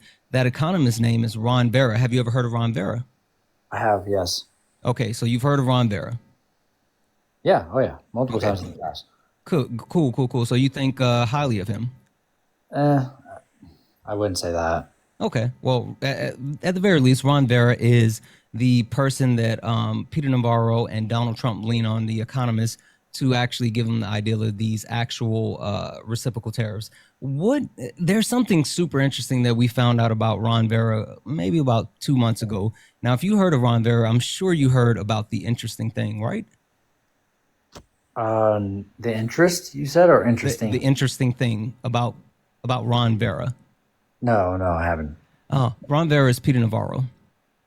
Literally, he used a pseudonym to actually write these quote unquote economic policies. And so he's been citing himself and then giving Donald Trump the information about the actual tariff policy. So Donald Trump has literally been following the tariff policy of Ron Vera, who is Peter Navarro. And Peter Navarro is the one who's giving information to Donald Trump. He's literally citing himself on how they make tariffs. Now, again, where did you hear of Ron Vera from? Oh God, this was a while ago. Fucking one of my coworkers, because he knew he was with Trump, working with Trump. Oh, okay. That makes sense. That makes sense. Yeah, the tariff policy, not only is it not good, it's not actually it doesn't have any type of fucking intelligence behind it. It's not smart. Well, you know what's crazy is it is smart, because why does almost every other country that we actually have trade relations with, tariff the United States, yet we never have them? You guys are just mad because tariffs are a tool, right? The issue that Donald Trump doesn't understand is that, and a lot of people say, hey, are tariffs good? Tariffs are bad? No, neither. They're just a tool. It's just like saying, is a hammer good or bad? If you use it the right way, it can be good. If you use it the wrong way, it can be bad. Donald Trump is currently using this hammer the wrong way, and it's bad. He's not, though. That's what you guys are so mad about. He's simply tariffing other countries that have tariffed us. He was literally using them illegally. What do you mean he wasn't using them the wrong way? I was just about to say that. Wait, what do you mean he wasn't using them the wrong way when he was literally using them illegally? Literally. How illegally? He's the president of the United States. Every other president that doesn't give him carte blanche. He's not a king. He's not a king, buddy. Yeah, I never said he was a king. And my evidence is a federal appeals court an hour ago. Dude, what is the mental pretzel you're going to twist yourself in? Donald Trump's been using them illegally. My evidence is the ruling from a federal court an hour ago. I'm not twisting anything. I'm just saying I don't understand why everyone is so mad all of a sudden when, again, it is a fact. You won't even let me finish. I know, because you're not responding to what I said. You're talking about how people are mad. I want you to respond to the fact that it was illegal. It was not illegal. He's the president of this country. It's literally illegal. See, this is what I'm saying. You guys won't let me finish. Almost every other country that we have good trade relations with puts tariffs on the United States. Wait. The president. Point number one. Point number one, you could put tariffs on another country legally by passing them through Congress. Point number two, other countries don't uphold American law. That's why they're in other countries. Exactly. Point number three, how the fuck is this responding to the claim that he implemented them illegally in accordance with American law per a ruling from a federal court an hour ago? Well, Dean, I mean, by his logic, I mean, he's the president. He can do whatever he wants. That's his argument. No, not whatever he wants. Not whatever he wants. That's what Trump said.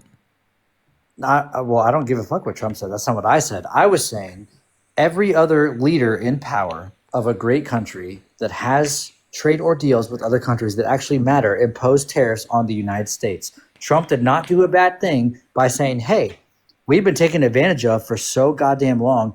I'm going to do the same thing to you. How did Donald Trump come up with the actual reciprocal tariffs? You know, how did he come up with it? I was going to cut you off there because he's still not answering the question, but it's a good one. I want him to answer that first. Then I'm going to have him still man the early position. This guy's all over the goddamn place, bro. What world are we living in? Yes. And there's no answer he can give that's actually good. No, you guys are just mad that Trump did the same thing. Sure. How did Donald Trump come up with this? That they did to us? What's the formula for the reciprocal tariffs?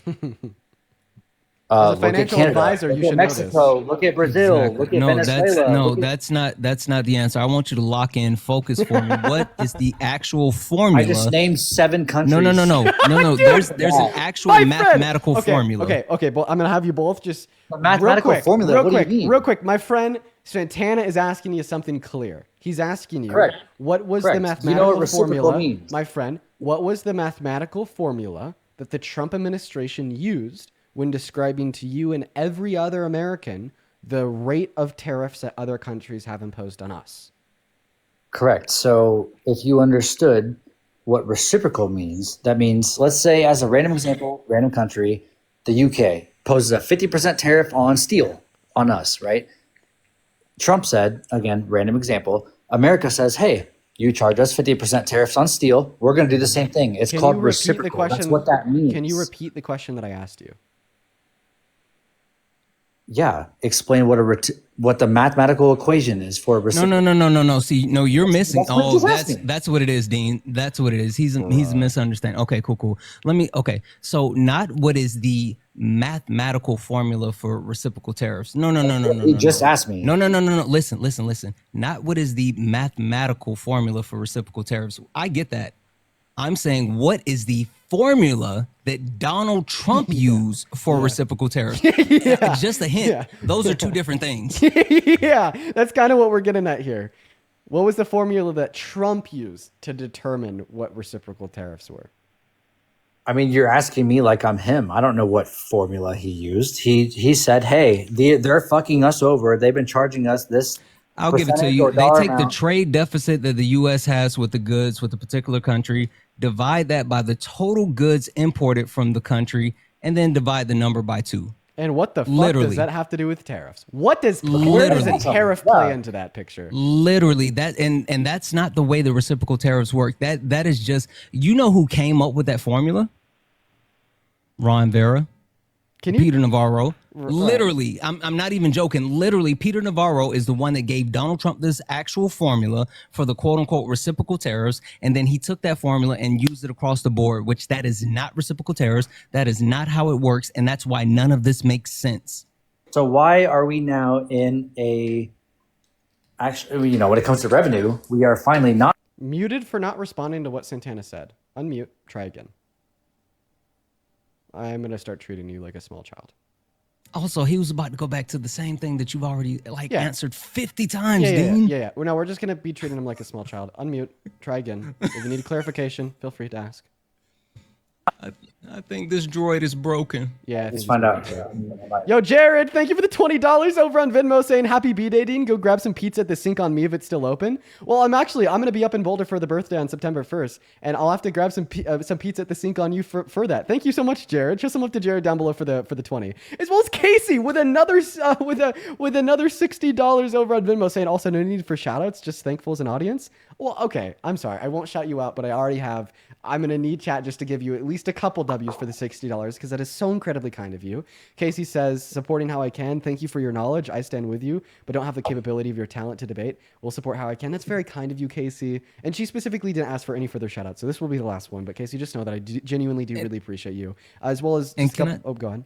Can I just jump in for half a second and say fucking massive W's in the chat for Casey for the $50 donation. She said the same thing, so I'm going to respect it. But Casey, I'm going to send you a message about what you said because I'm on the same page. Thank you so much for the 50. We're bad at this because we both just gave her a shout out. But I didn't read the thing, so... Yeah, we're sorry, Casey. We're sorry. As well as Val, thank you for the $10 on Venmo saying bro's a pilot, not a financial advisor. They're a comfortable lying.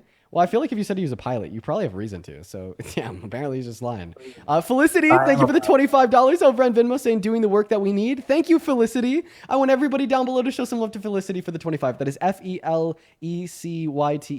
As well as Tom King with the $10 over on Super Chat. Thank you. And L Valentine with the $10 as well. Let's also go to check out that Cash App real quick, see if anybody's over there. Once again, I appreciate you guys so much for all of the love. You guys have been so incredibly kind today. But real quick, I'd like to thank Spencer for the 10 on Cash App saying I hope you're keeping up with your mental health. I actually am. I got back in the gym and I feel good. As well as Lily with the $5 on Cash App as well. Thank you. If you're watching and you want to support me, you want to get a message across, or you just want to show some love, you can find the Venmo and the Cash App in the link tree in the bio. And honestly, at this point, we're going to move on from this guest. We've been talking to him for like too long. Let's go to move on to the next guest. Santana, while we're getting this next Trump supporter up here, how's your day going, man? Good. Thank you to Patty for the 5 Canadian. And Dean, I don't know if you, I know, super busy, but did you see what I sent you about PayPal? Because I mean, there's a way. I don't know if you went that route. Bro, I haven't seen your message. I'll check it out. But I am check it out because I had the same thing happen to me, and I got it back. Currently, I'm just exploring all possible routes. Let me know because I got it back, and I can tell you exactly what I did. Okay. Like they literally just randomly did the same thing to me. I don't know what this guy's doing, so we're gonna kick him. Also, hey Jonathan, I appreciate you for trying to donate me $50 over on Cash App. It looks like Cash App denied it, so that money is just back in your bank account. I'm gonna go ahead and turn off Cash App. I've noticed that Cash App will like literally limit me. They'll allow like a couple transactions per day, but then they won't allow any more. So Jonathan, once again, I really appreciate you for attempting to donate $50. The virtue in that is very kind, man. Thank you so much. But Jonathan, if you still want to support me today, the only available route you can is over on Venmo. And you can find my Venmo in the link tree in my bio. And that's it for the rest of the day outside of Super Chat on YouTube. Welcome in. What's going on, man? Do you support Trump? Hello. Good day. Nice talking to you. Hey, yeah. What's up, man? Guten Tag. Are you American? First, I want to clarify I'm an immigrant, so I'm not originally born in the USA. You can probably hear it from my accent. Yeah, where are you from, man? I'm originally from Austria. Oh, very nice. Yeah. Do you support Trump? Yeah. Okay. In some aspects. Real quick, what time is it? I'm actually.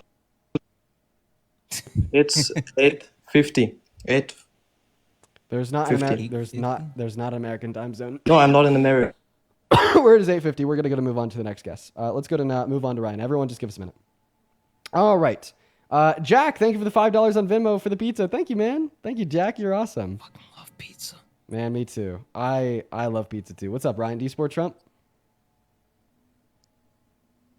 Yes, sir. You do. Can you disconnect any Bluetooth devices you have plugged into your phone? Why do you talk so fucking gay? Thank you. Thank you for the gift. Thank you. Okay. Point number 1, I don't know if you could talk gay. Point number 2, you sound very upset with the fact that people donate to me and then I thank them. Are you jealous of the fact? Are you jealous of that? Are you jealous of the fact that people donate to me through the Venmo and the link tree in my bio? Just like Shelly with a $10 saying birthday shot on her. Thank you, Shelly. That's very kind of you. Show some love to Shelly down below. You jealous of that, Ryan? Does that make you cope and seethe? Do you hate the fact that Shelly just donated me $10? Or Tori with a $10 saying just found out about Trump's cuts to the CDC funding today. So disgusting, so Let's real. go, Tori. Thank you, Tori. Thank you, Tori. Are you jealous of that fact, little bro? No, I'm happy. I'm happy for you. You're happy for me? I don't know. You seem jealous. Of course. No, I'm super happy for you, brother, man. Okay. You're the man. So why do you support Trump? I don't support Trump. I support you. Cope and see. Moving on to the next guest. We're going to get that next guest connected. We got Marie connecting right now.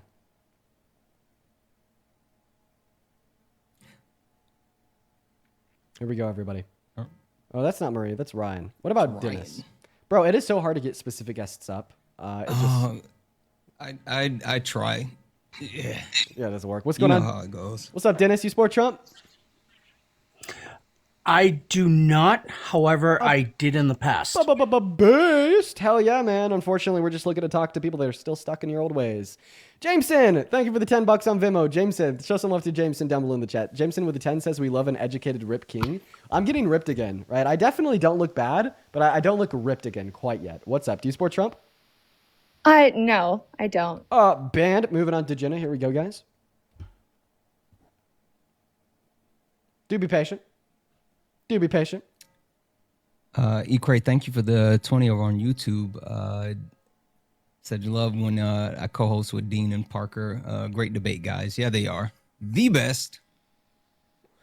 I like hosting with you too, man. It's always fun. What's up? Do you support Trump? Nope. Banned. Goodbye. Moving on to Mel Johnson. Guys, we have over 10,000 people in the TikTok live right now. You're telling me I can't find one person in here to debate with Mr. Santana? I thought you were Asian on me. Like, bite and go. Bite and go. Okay, goodbye. Moving on. Someone in the comment section says snooze fest. Calm down, buddy. Calm down. Moving on to the next guest. Here we go. Just looking for that next Trump supporter. You know, it's a real snooze fest, snooze fest in here because we can't find any Trump supporters to debate since they're all scared. Let's go to get that next guest connected right now, everybody. Just do be patient while we're working on it. We're working super hard. I swear to God, we're working very hard. All right. Do be patient. Lucas, thank you for the $10 over in Super Chat. That's very kind of you. Santiana, if you have access to the guest queue, feel free to help me try to get somebody up here. Yeah, I'm checking it right now to see if I can find someone. Right, it is just like so bad. Like nobody wants to debate. What's up, Donovan? You support Trump? Dude, Donovan's just chilling. What about you, hip girl? Do you support Trump? Dude, hip girl's also just chilling. We need to go over the rules, everybody. We have to go over the rules. Only join the queue if you support Trump and you're an American adult. Okay, all right. This is becoming a little bit of a snooze fest. This is crazy. What's up, Mel? You support Trump? Hey man, shit no. And I wanted to talk to this jerk, like, cause the jerk was talking about the. I'm sorry, Mel. That was me. That was literally me. Listen, guys, I'll just say this. Dean is way nicer than me. I don't have the patience for this. So if you come up here and you're not an American adult that's over the age of 18 that is a Trump supporter, you're getting kicked immediately. I am sorry, but we're looking for some debates. Please respect the boundaries that the host has set. Please and thank you. Yeah, man. Well, I mean, honestly, I just don't think we have any Trump supporters in here. I think that we won. I think that MAGA's dead. I think that all of the Trump supporters out there are too cowardly to request up. Yeah, that's right. You hear me. You're too cowardly to request up. You can't do it because you're a beta. Welcome in, pretty. Do you support Trump? Bro, what is going on? What the fuck is going on with our queue? Would you go ahead and put a MAGA with your age down below in that chat if you want to come up? I mean, this is just getting unreal. This is, oh, come on, guys. Unreal. What's up, man? You support Trump? Yes, sir. How's it going, That's man? exactly what I was about to grab. Yeah. Oh, yeah. Shannon, thank you for the $15 on Venmo saying happy early birthday. I left my MAGA husband after 14 years and I finally feel at peace. Keep up the good work. Queen Shannon, good for you. Hell yeah. Show some love to Shannon down below. Thank you for the $15 and congratulations on a brand new start at life. Okay. Free of the weights. Take it away, Juan. Why do you support Trump? How's it going, my man? Can you hear me? Yeah, we could hear you all right. Why do I support Trump? I just think he's one of the better presidents that we've had past couple decades. Oh wow. Why is that, man? It's a very strong. Number one, I think that like you kind of misuse what Trump does a lot because he's kind of like trying to eliminate all the problems that we had from past presidents as immigration and such. So I think that you use those tactics to make him seem extremist and stuff like that. So that's I understand where you're coming from, but at the same time, I don't agree with the tactics that you use to like convince people.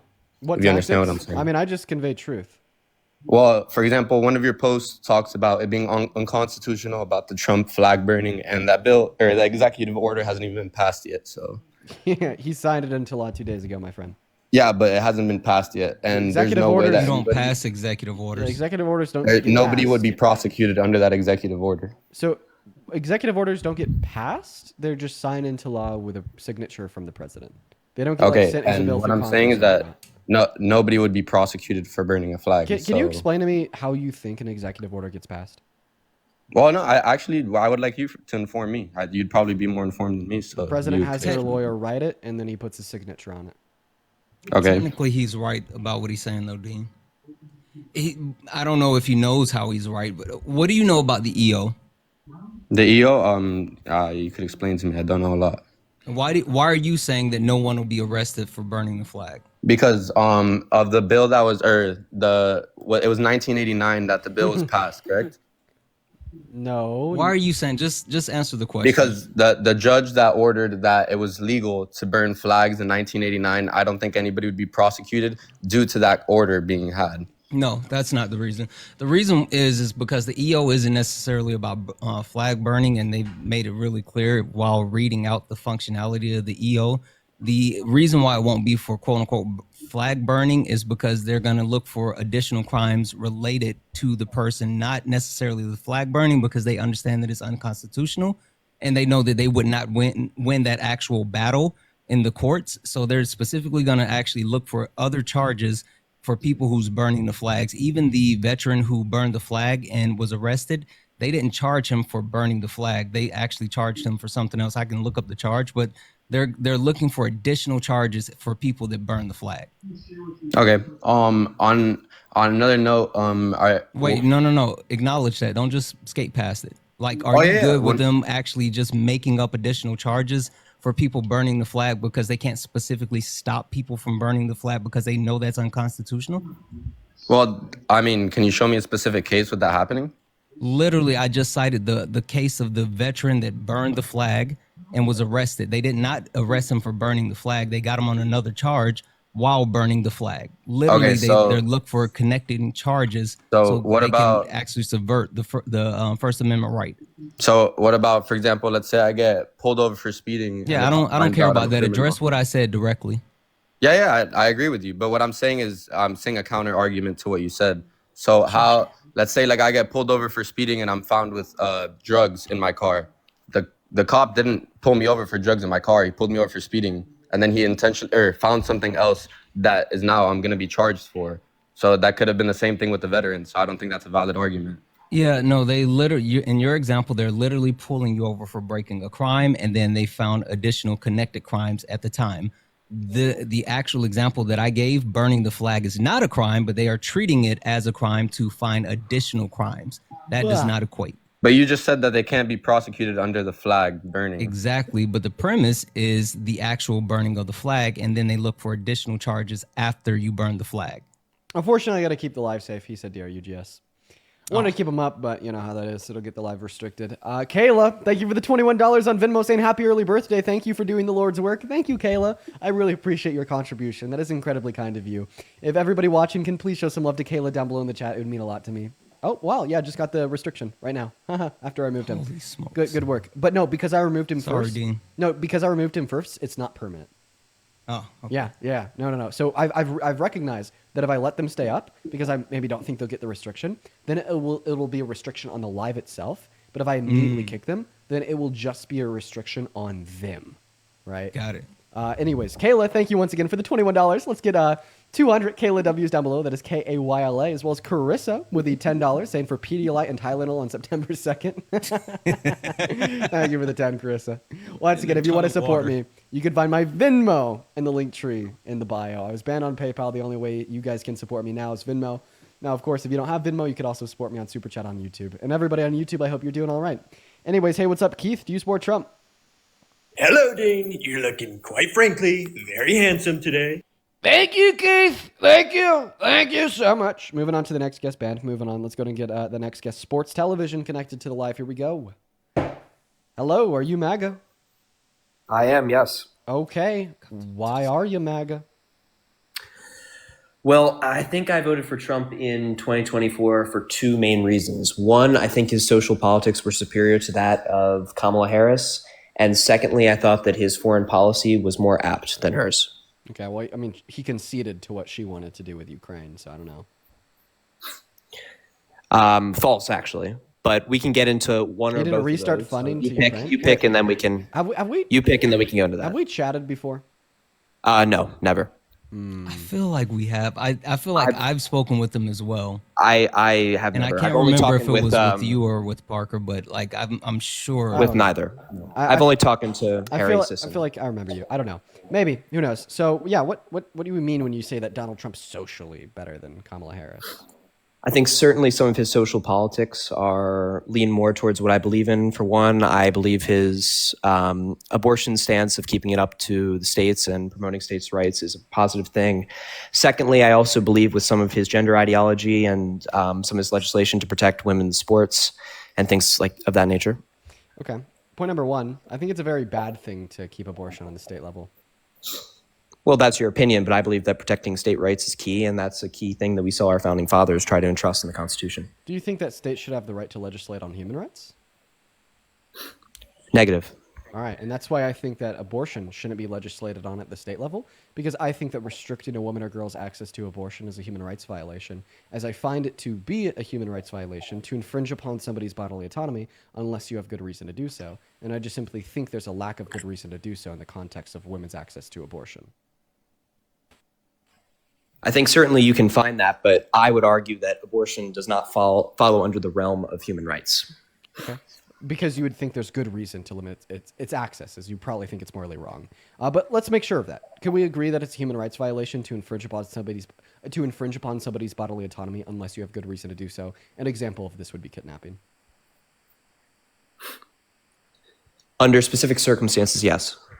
Do you think there's ever a circumstance where it's not a human rights violation to infringe upon somebody's bodily autonomy unless you have good reason to do so?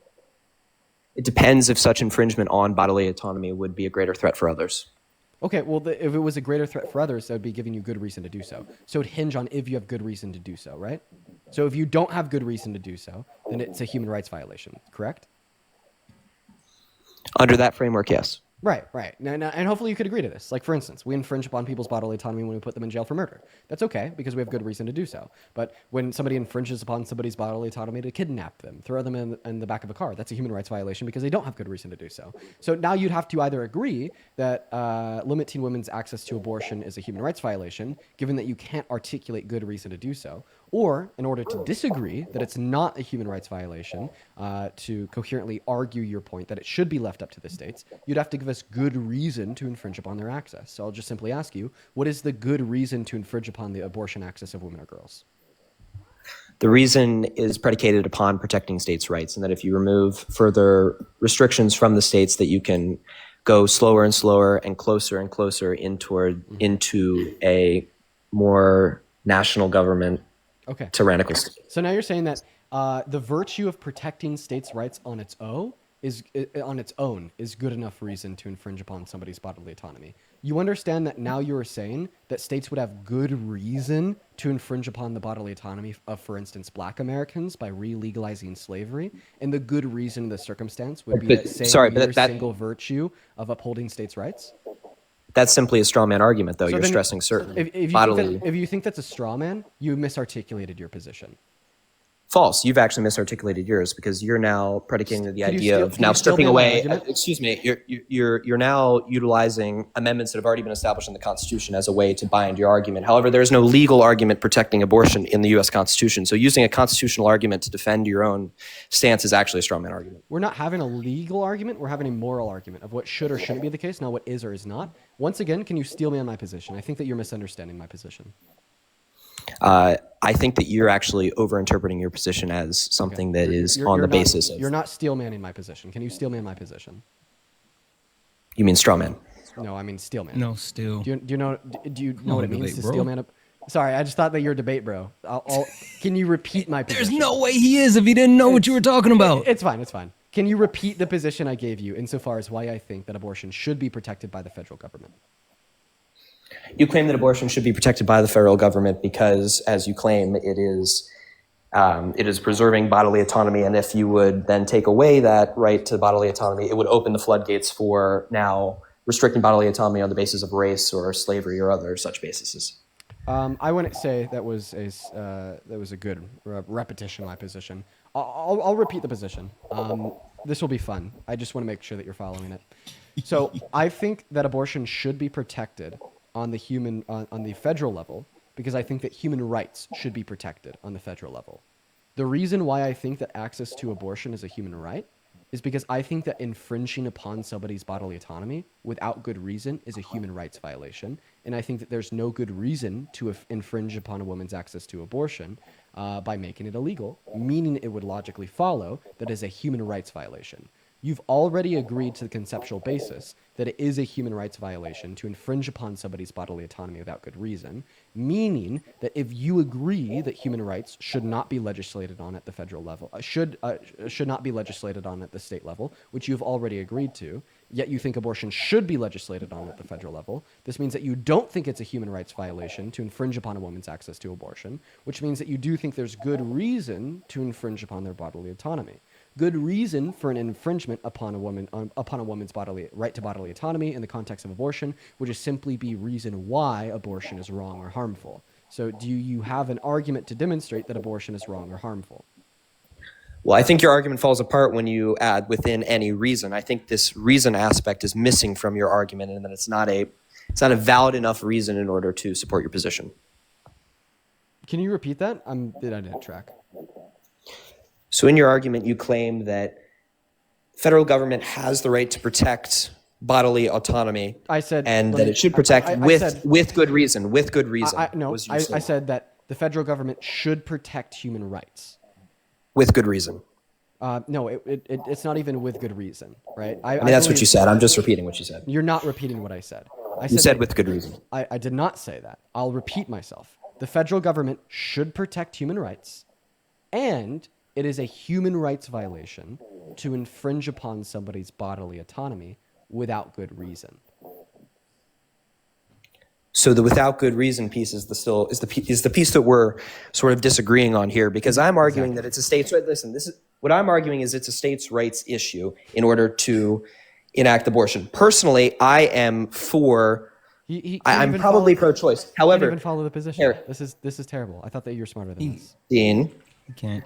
Dean, what I'm simply saying is that abortion rights should lie in the states, because I am for protecting states' rights. And my worry is that through stripping away states' rights, we are therefore opening the government to too much power, right? And I think abortion is a critical piece that is not stressed in the Constitution, that we can still protect the states. I personally think that voters in each state should be able to decide what policy they see fit.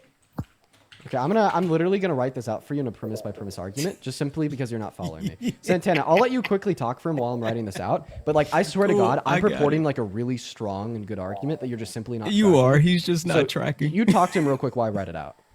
I'll make mine super quick. Number one, what do you think about Donald Trump infringing on the rights of states that do not want him to actually send troops into their cities and state to quote unquote quell crime?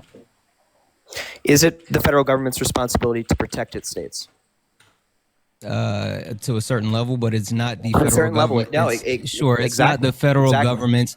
It's not the federal government's responsibility to supersede the actual governor when they are not requesting and in fact actually denying the federal government to come into the states. Literally, they're infringing on states' rights. They're telling the states that I know better and I get to tell you what to do. Isn't that exactly what you said that you didn't want?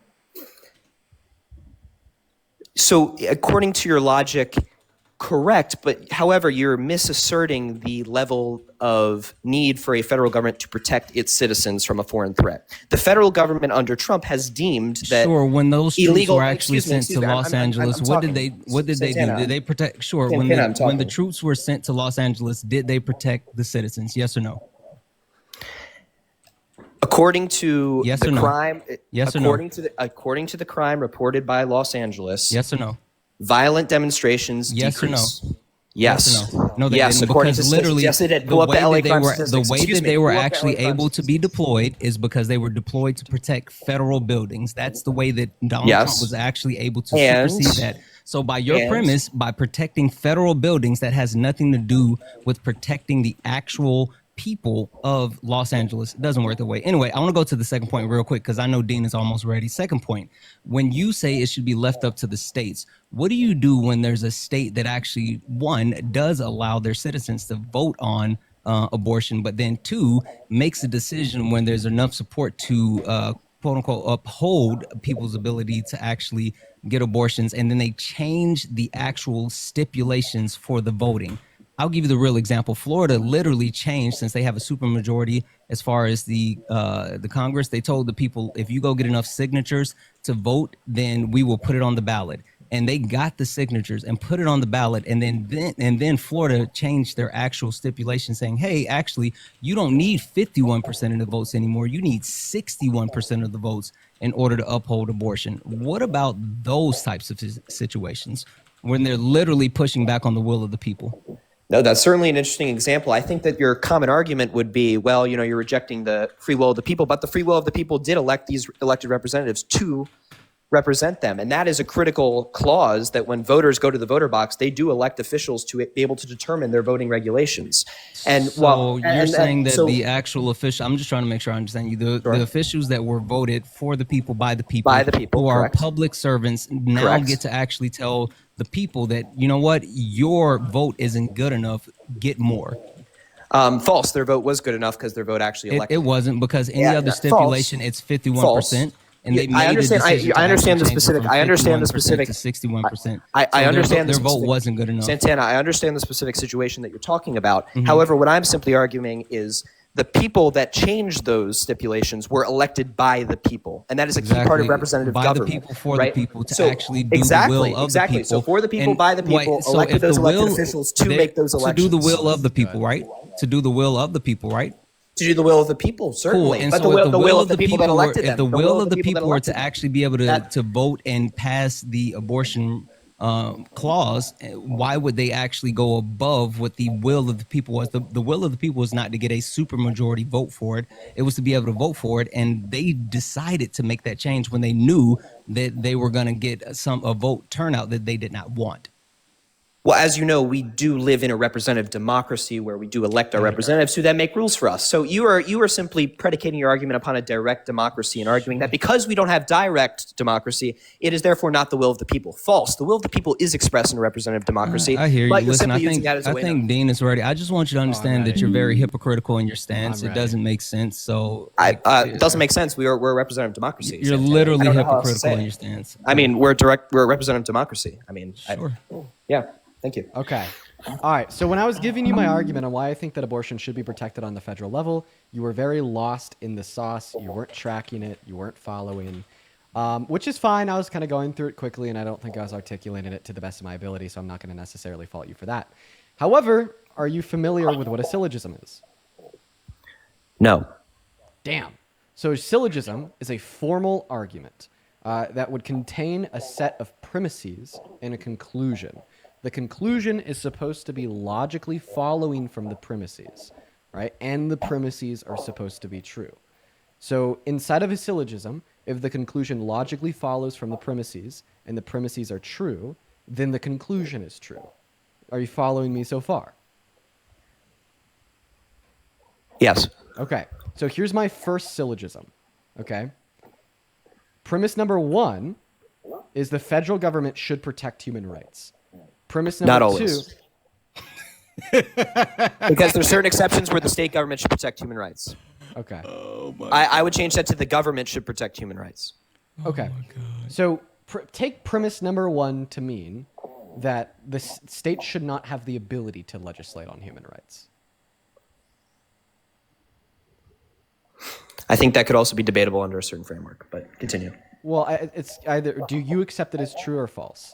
That states should not. I accept that it's not. I accept that it's not always true because some human rights are not protected under the Constitution. Okay, so now you're making now you're making an equivocation, because these claims are saying what should be the case, not what is the case. So when you detail to me that there's some human rights that can be legislated on the state, there's some human rights in your opinion. In your opinion, there are some. Would you allow me to finish? The only way we're yes. Gonna have Do you mind putting your thing back on the screen? I'm gonna fucking you if you stop if you keep on interrupting me, bro. I'm trying to be so kind to you that I literally wrote this argument in premise by premise, argumentation.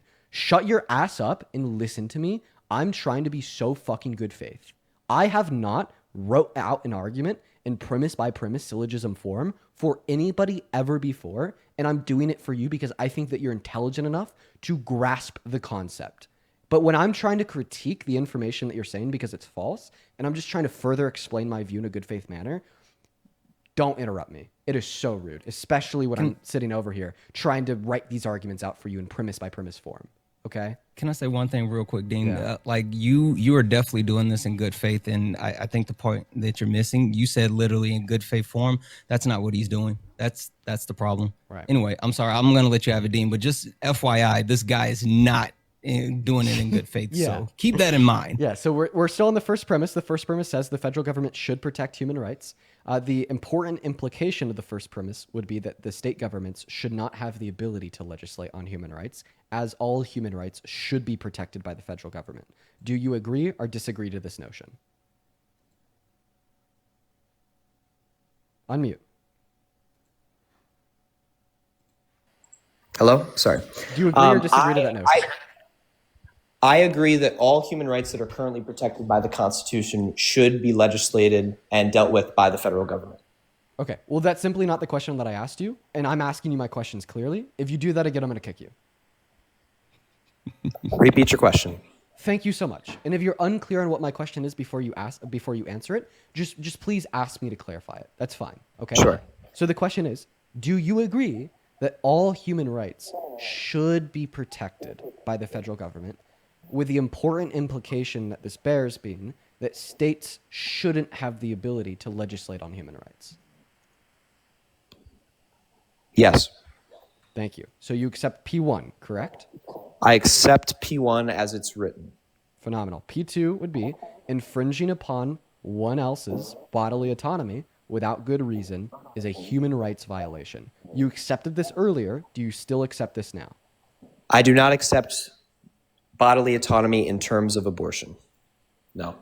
Well, we're just looking at the premise. That's how this works. Like, these things logically follow. We'll get to abortion later. I'm just I understand. simply asking you if you accept that infringing upon somebody's bodily autonomy without good reason is a human rights violation. Without good reason. Without good reason. Once again, infringing upon one's bodily autonomy without good reason is a human rights violation. Without good reason, I would say yes. So you accept P2. Okay. Well, then I accept P2, correct. So you accept both P1 and P2, which would logically imply the conclusion that therefore the federal government should protect against bodily autonomy violations that don't have good reason for them, right? Sure. Under my framework of bodily autonomy violations, yes. That is a correct assumption. Great. So now we're going to go ahead and move on to the second syllogism. P1. Limiting a woman's access to abortion is infringing upon their bodily autonomy. Keep in mind, because I know this is what you're going to jump to, this doesn't indicate anything about if you have good reason to do it or not. Even if the pro-life worldview was true and abortion was murder, limiting a woman's access to abortion would still be infringing upon her bodily autonomy. You just suggest that you have really good reason to infringe upon her bodily autonomy, because if you didn't, someone would be murdered. So do you accept P1 that limiting a woman's access to abortion is infringing upon their bodily autonomy? Yes. Okay. Now we go on to P2. And now this is where the crux of the debate should land. Okay? P2 is as follows. This infringement has no good reason. And I would find that false. Okay. So you find that false. You think that there is good reason to stop a woman's access to abortion, infringing upon her bodily autonomy. And what do you think that good reason is? So I do not think it is good reason to infringe upon bodily autonomy. What I'm saying is I do not think it is good reason for the federal government. So then Excuse me. No. I'm speaking. You just spoke for a while. Wrong. Because P2 is specifically in the infringement upon the woman's bodily autonomy. Specifically, the infringement upon the woman's bodily autonomy. See, when P2 says this infringement, it is specifically indexing the infringement upon the woman's bodily autonomy. Okay, I think it has good reason, not because I think limiting bodily autonomy through your worldview of abortion is bad, but simply because I'm saying that the part of giving the federal government the power to do so is the bad thing, because we should be strengthening our states rather than our federal government. That is my point that I'm making, right? Personally, I am pro-choice, but I am also pro-states' rights. So therefore, I would find abortion to be better settled by the states and the people. Okay. That's the point. So you are now arguing that P2 is false because you think good reason for infringing upon a woman's bodily autonomy by restricting her access to abortion is merely the virtue of the fact that you think states should have the ability to legislate on it. Correct, because it is not written expressly anywhere in the Constitution to protect abortion, so therefore it's state rights. So if a woman gets pregnant and wants to kill the fetus growing inside of her uterus, and she lives in a red state where it's banned, and she goes to Planned Parenthood and she learns that she can't get an abortion because it's banned, you acknowledge that that is an infringement upon her bodily autonomy, but you think it is a just infringement in virtue of the fact that you think states should have that right. So this is where we hit the point where you now have no argument against slavery. You literally don't even have an argument that slavery is bad. False, because slavery is protected. Let me finish speaking. You're attacking, but okay. Let me finish speaking. Yes, Dean. And now the reason that you don't even have an argument that slavery is bad is because we could replace P1 with, just follow me here. We could replace P1 with saying limiting a black person's access to not be legally considered as property is a infringement upon their bodily autonomy. then P2, this infringement has no good reason. And your same counter would apply that the good reason for limiting a black individual's bodily autonomy through slavery does have good reason out of virtue of the fact that states should have these rights. So no, I think that's actually a false dichotomy, and this is where it's false. Because in the Constitution, there is a constitutional amendment against slavery. What I'm saying is if the U.S. Congress would approve an amendment to protect abortion, I would be against state rights delegating that. I'm simply a constitutionalist who's arguing that because it is not protected, abortion, in the Constitution, that it is therefore a state rights, and that the government asserting control over it would be federal government overreach. I'm simply trying to balance state and federal power, which is key. And now I have... That's the point. Now I have an explanation on how your point is clearly false. Because you're attempting to use what is legal or illegal in order to indicate normative reasons for why things should or shouldn't occur. Right? Because when, like we say here in P2, that there's no good reason for the infringement upon the woman's bodily autonomy, the suggestion is that there's no good moral reason, right? There's no reasons that we could indicate to tell us anything about the normative rightness or wrongness of limiting her access to her bodily autonomy. But now you're telling me that the good moral reason for limiting her access to bodily autonomy by banning her access to abortion is literally the fact that it is not constitutionally protected. So once again, my counter argument to you now will be to go in a hypothetical, a time machine, put ourselves in 1798, replace P1 with limiting a black person's access to their bodily autonomy through slavery, and then P2, this infringement has no good reason, you would reject P2 by arguing that because it's not constitutionally protected against, you have good reason to limit a black person's access to their bodily autonomy. I mean, I'm not going to answer such insane hypotheticals when we're living in the question. I'm not answering. No. My friend, the thing is that he is now using something of the beauty of time machine hypotheticals to defend an argument. I am fully convinced that I've cooked you on this. I'm going to make this one clear. I'll let you speak in 30 seconds, and I'm actually doing this for good reason because I want you to calm down and stop being emotional before you try to respond. But while you're calming down real quick, I think I've absolutely cooked you on this. And the reason why I think I've absolutely cooked you on this is because I've taken the time to separate this into a premise by premise argument. I've taken the time to literally write it down and put it in front of your eyes. I usually don't take this time with my other guests. You came up here, you seem smarter and also a little snarky, so I took the time with you, right? So I just want it to be clear that yes, under your view, you are using legal reasons as normative reasons why a rights infringement would be just or unjust. Do we have good reason or no good reason for the rights infringement? And that legal reason would be if it's constitutionally protected or not. The very obvious hypothetical scenario we'd enact here to refute your position would be, well, if we were in 1795 and slavery wasn't constitutionally protected against, and P1 of this argument said limiting a black person's access to be a person is infringing upon their bodily autonomy, and then P2 would be this infringement has no good reason, you would reject P2, arguing that this infringement does have good reason as it's not constitutionally protected against. That would be the counter to your position. Respond to the counter to your position. Take it away, unmute. You have my full attention. I suppose the counter to the position would be simply that abortion and slavery are two separate issues, they're in two different categories in the stratosphere of human rights, maybe. Okay, so then I'm so sorry. If that's not your reason for why you reject P2, then what is the reason insofar as why you reject P2? Well, the reasoning is both a legal reason that I presented, but I guess also a moral reason. Well, the legal reason has now been outruled because if it was truly that's false. If it was truly this legal reason, then why wouldn't it apply in the context of slavery? Well, for one, we're in 2025, so we wouldn't be discussing the issues of slavery. So I feel like modern day slavery today. But we literally have modern day slavery. That's a different. We'll go over that later. I just want to keep you hyper on topic, hyper locked in. So now you're telling me that we're in 2025, we won't be discussing this. That is just an incoherent rhetoric nonsense sandwich that I'm going to throw out. Right? Because once again, the suggestion is that we would be replacing P1 with limiting a black person's access to, I don't know, be a person is infringing upon their bodily autonomy. and you'd accept that, right? Yep. I would not accept in 1795 the position of slavery.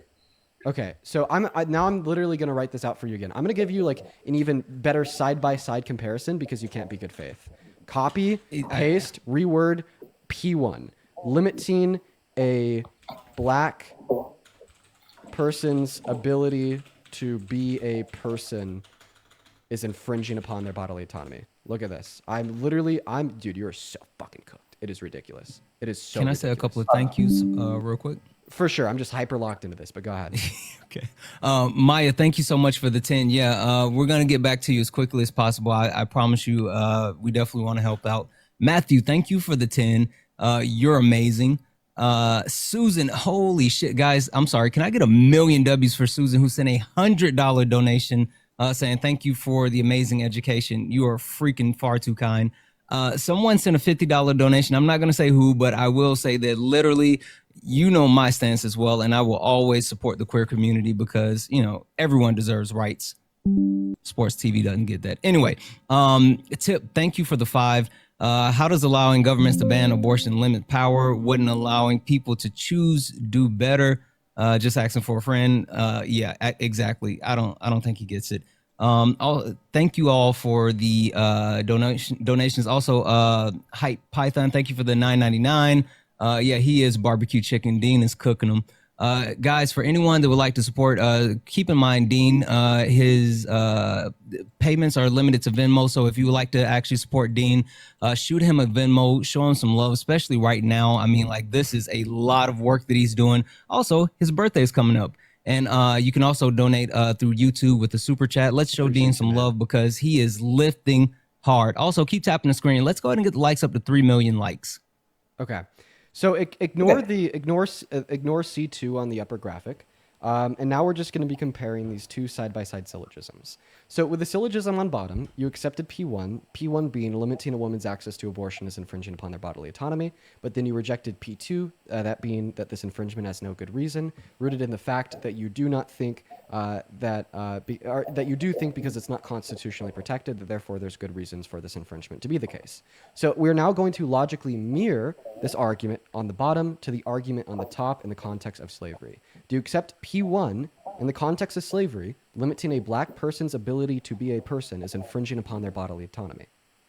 Yes. Okay. So if, right, slavery was not constitutionally protected against, would you therefore reject P2, this infringement has no good reason, by arguing that it does have reason because it's not constitutionally protected against? I would support P2. You would support P2 even if it wasn't constitutionally protected against. Correct. So this just means one moment. Well, you're attacking my argument here, and this is critical. One moment. So now that we have demonstrated that you would support P2 in argument number 1 about slavery, even if it was not constitutionally protected against, this just means that it not being constitutionally protected against is not sufficient reason for the infringement in the first place. So now that we have concluded that it not being constitutionally protected against is insufficient reason for the rights infringement to be justified in the first place, we'll go back to the argument that we're referencing in context of abortion. Earlier, you rejected P2, P2 being this infringement has no good reason, by arguing that sufficient reason for the infringement is that it is not constitutionally protected. However, we just agreed that it is not sufficient reason. So now I will just simply ask you once again, now that we have agreed that you are wrong and that is insufficient reason to justify the rights infringement, do you now accept P2? In the case of abortion, no. Now, here's the clear reason why. You claim that sufficiency is on the basis of the arguments you laid out. However, a legal reason is only a piece of such sufficiency, and another critical piece has to be the two sides of the coin of the argument, right? Both pro-choice and pro-life advocates have solid points as to the effects of abortion on both a unborn baby or a fetus, depending on your viewpoint, and the women giving birth. However, slavery does not have such dichotomy because we all know slavery is a bad, immoral thing to do. The people from the South Abortion, however, does not have such dichotomy. Oh, great. And this is the debate I've been trying to get to you the whole time. This is what I said at the start. This is why I wrote those two syllogisms. This is why I ran you through it logically and analytically as fuck. Okay, I reject your notion that there is a single solid pro-life point to argue an instantiation of the conclusion that abortion is morally wrong. And in fact, I will ask you to justify your counter-argument in your rejection of the second premise of my position by giving me the good reason to support the view that abortion is wrong or harmful. Well, that basis would be left up to religious scholars that would argue that abortion is immoral. Plenty of people around the world would view abortion as immoral. So I'm then simply give me here. Once again, one good reason. I am personally pro-choice, right? Oh, my whole so- idea, though, is because there are two camps of thoughts of abortion that are both sort of universally supported in a pro-choice and a pro-life atmosphere. That therefore is the grounds. That is therefore the grounds for a sufficient trust for a more localization of the issue into the states and not the federal government. You're so fucking by cooked. localizing, I'm speaking. By localizing the issues of abortion, you are therefore dealing with the direct two-sidedness of the issue that is presented today in America. Check this shit out. You're so fucking cooked. If you think there's good reason to be pro-life, if you think that pro-life perspective Millions can of be people think that. instantiated with good reason, then why aren't you pro-life? Because I am personally against women being unable to make decisions for their own body. But, which ultimately and means here's the but. But the implication that you're personally against the pro-life view implies that you personally don't think there's good reason for the pro-life view. Just like on a rudimentary level. It's false. On a rudimentary level, we accept views that we think there's sufficiently good reason for. We reject views that we don't think there's sufficiently good reason for.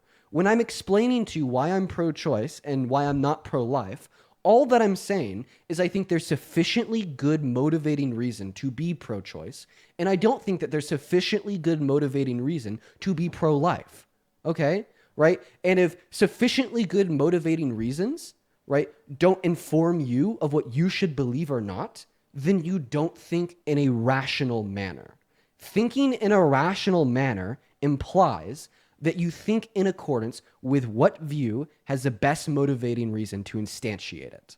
Okay? And you are now telling me that because that view is not the pro-life view, then you do not think that there's sufficiently good reason for the view to be true. False. And here's why. If you do think there's sufficiently good reason for the view to be true, then why don't you think it's true? Just because I do not agree with one idea does not mean that I do not believe there are evidence or even arguments for one side. It is not a black and white issue. There is some gray here, right? Well, this is not simply an issue that is so obvious that if I'm for one side, I can be totally against the other one. What is black or white is if those arguments, if those reasons are sufficiently good or not. Okay? I think there are certain religious reasons for abortion that are sufficiently good enough if you believe in those religions. Okay. There are millions of people over the world that are please. pro-life. I believe that's sufficiently good reason. Well, now you don't believe in those religions, which means you don't think that there's sufficiently good reason for the religion to be true. No, because I believe those people following their religion have some structure of morality that may be slightly different than mine, but I know they are still striving to be moral people. Most people. That follow religions. So now you're telling me, I'm not denying their morality. So now you're telling me that a sufficiently good reason for a rights violation can just simply be a conclusion entailed from a religion, regardless on if the religion is true or false, right? Once again, no, that's false because there has to be a sense of okay. So then what's the sufficiently good reason for the pro-life view? Millions of people are pro-life. Okay. Millions in the United States. So if we're not talking about one sub-religion. If millions of people are X, then there's sufficiently good reason for X. Is that your argument? No.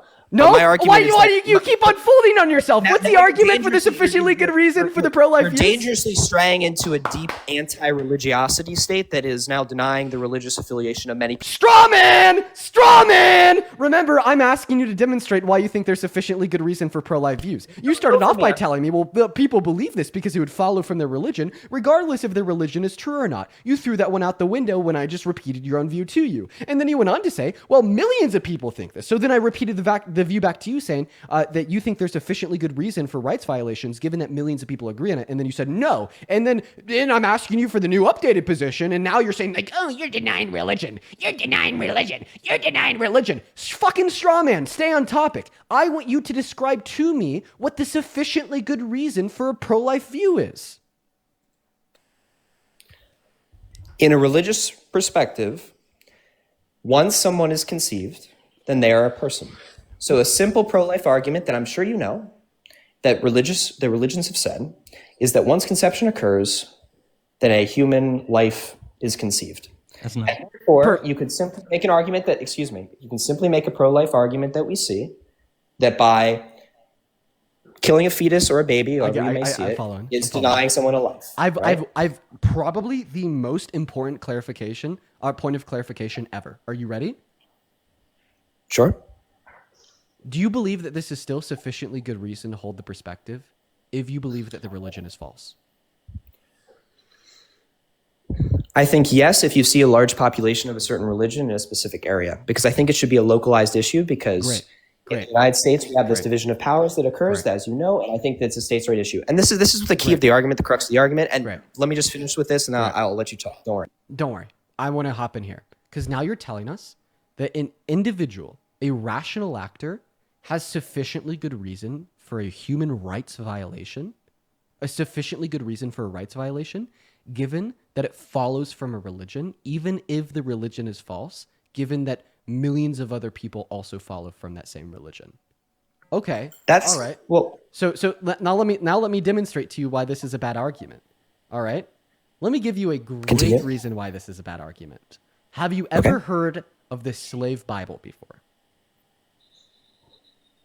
Maybe, but I'm not sure the specifics. Okay, so during antebellum era slavery in America, right, white Americans took the book of Leviticus alongside a handful of other verses in the Christian Bible, particularly verses like Leviticus 25 verses 44 through 46, where God says that Israelites could enslave non-Israelites, and they took this notion as a religious belief following from that of a god, and millions of people believe this.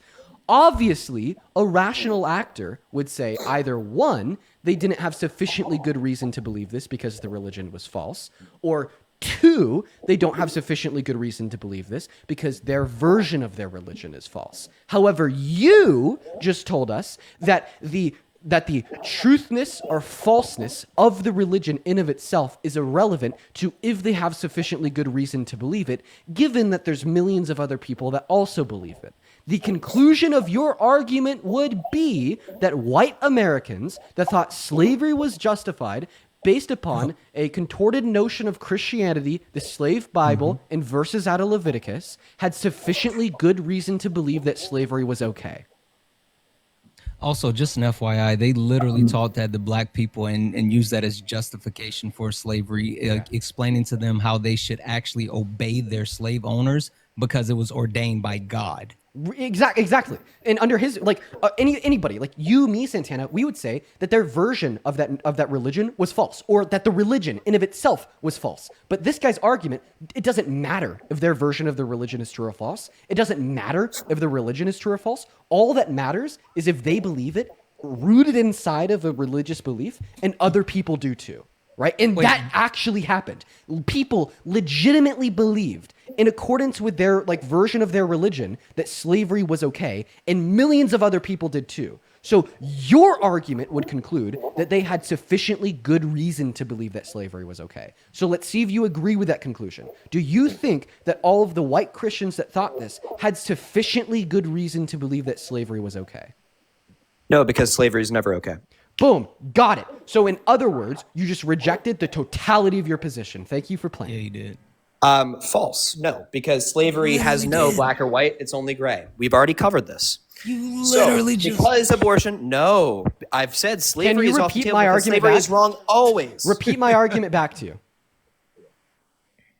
Your argument was that the usage of this fake Bible in the South was able to procure white Americans to believe in false ideas, which then gave them the religious, according to my argument, the religious cannon fodder in order to support, under my framework, abortion being up to the states. Or slavery. My argument in a nutshell was that you told us that you could have sufficiently good reason to believe in a view, given that it's consequential of a religion, regardless if that religion is true or false. Is that a fair repetition of your position?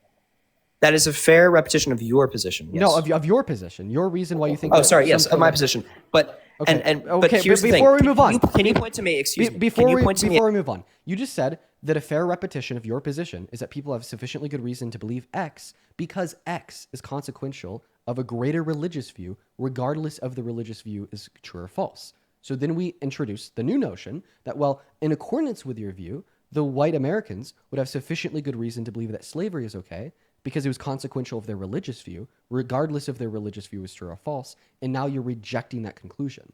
Okay, well, this just means that you're rejecting your own logic. You are. You're rejecting your own logic. Do I need to make a fucking premise by premise syllogism for this too? You can't just say, oh, well, I think slavery's always wrong. You can't just say that. Because in accordance with your logic, they would entail the conclusion that it's not wrong because of religious view, and you thought that was the sufficient reason to find it to be the case. But if you want to introduce this notion that you could just simply say, well, now you're just going to ignore your logic because you think it's always wrong. Well, I'm going to ignore your logic because I think it's always wrong to deny a woman or girl access to abortion inside of my pro-choice view. And now because I've introduced the notion that it's always wrong for that infringement to occur, by virtue, it rejects your logic the same way you did. So you now have no argument against it. And I'll even take this one step further.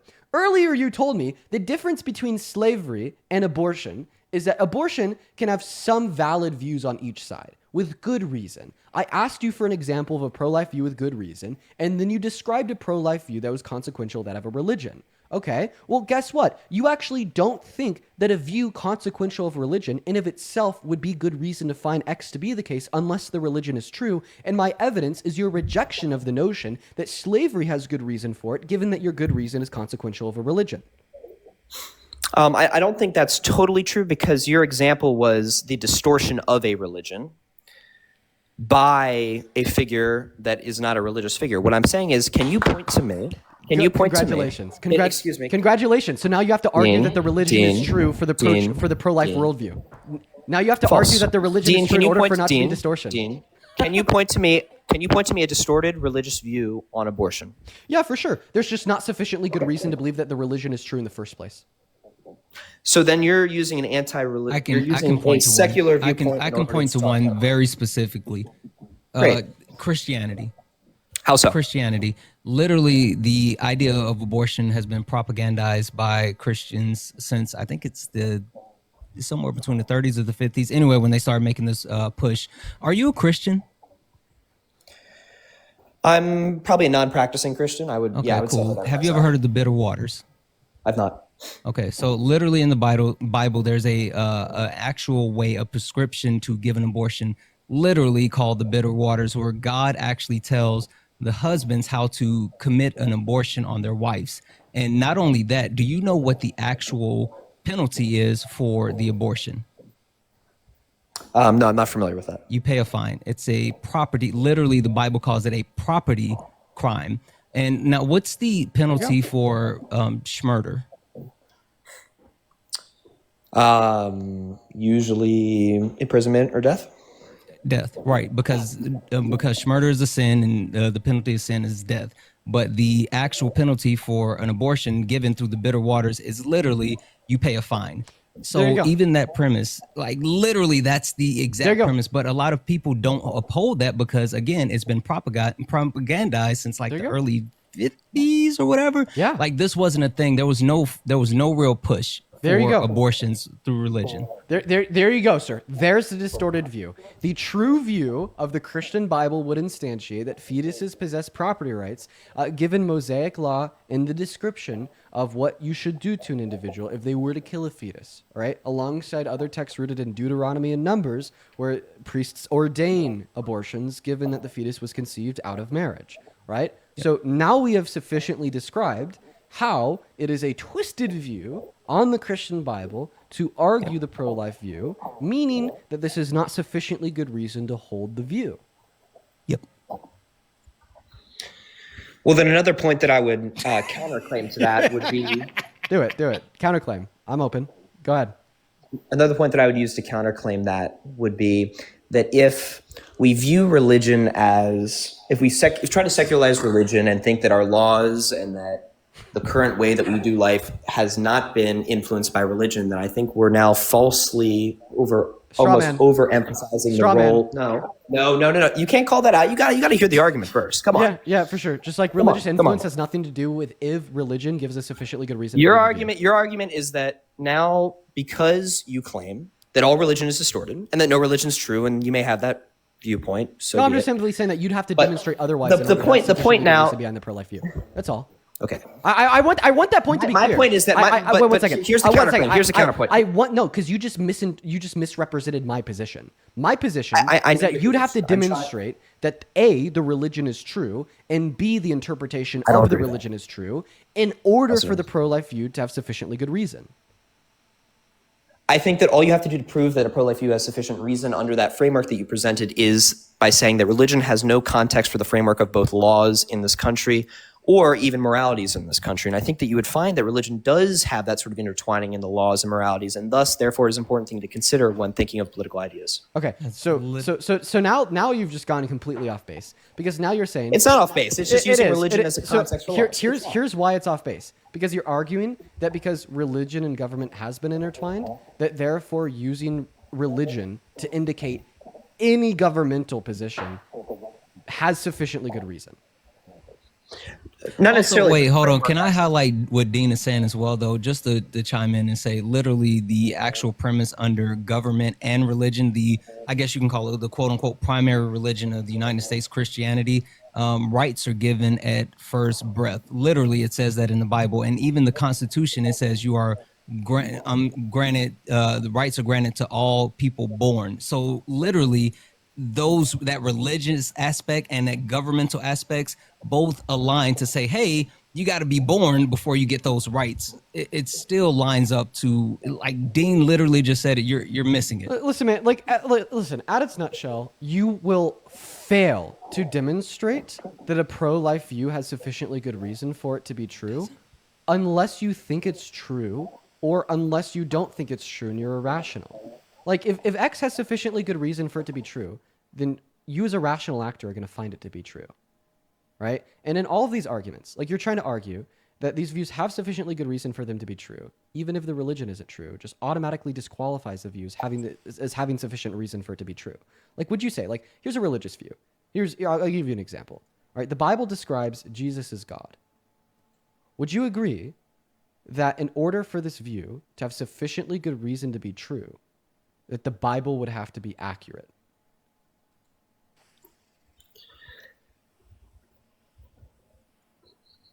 I suppose, yes. Okay. So once again, in a like sense, many people think that the Bible describes that abortion is wrong.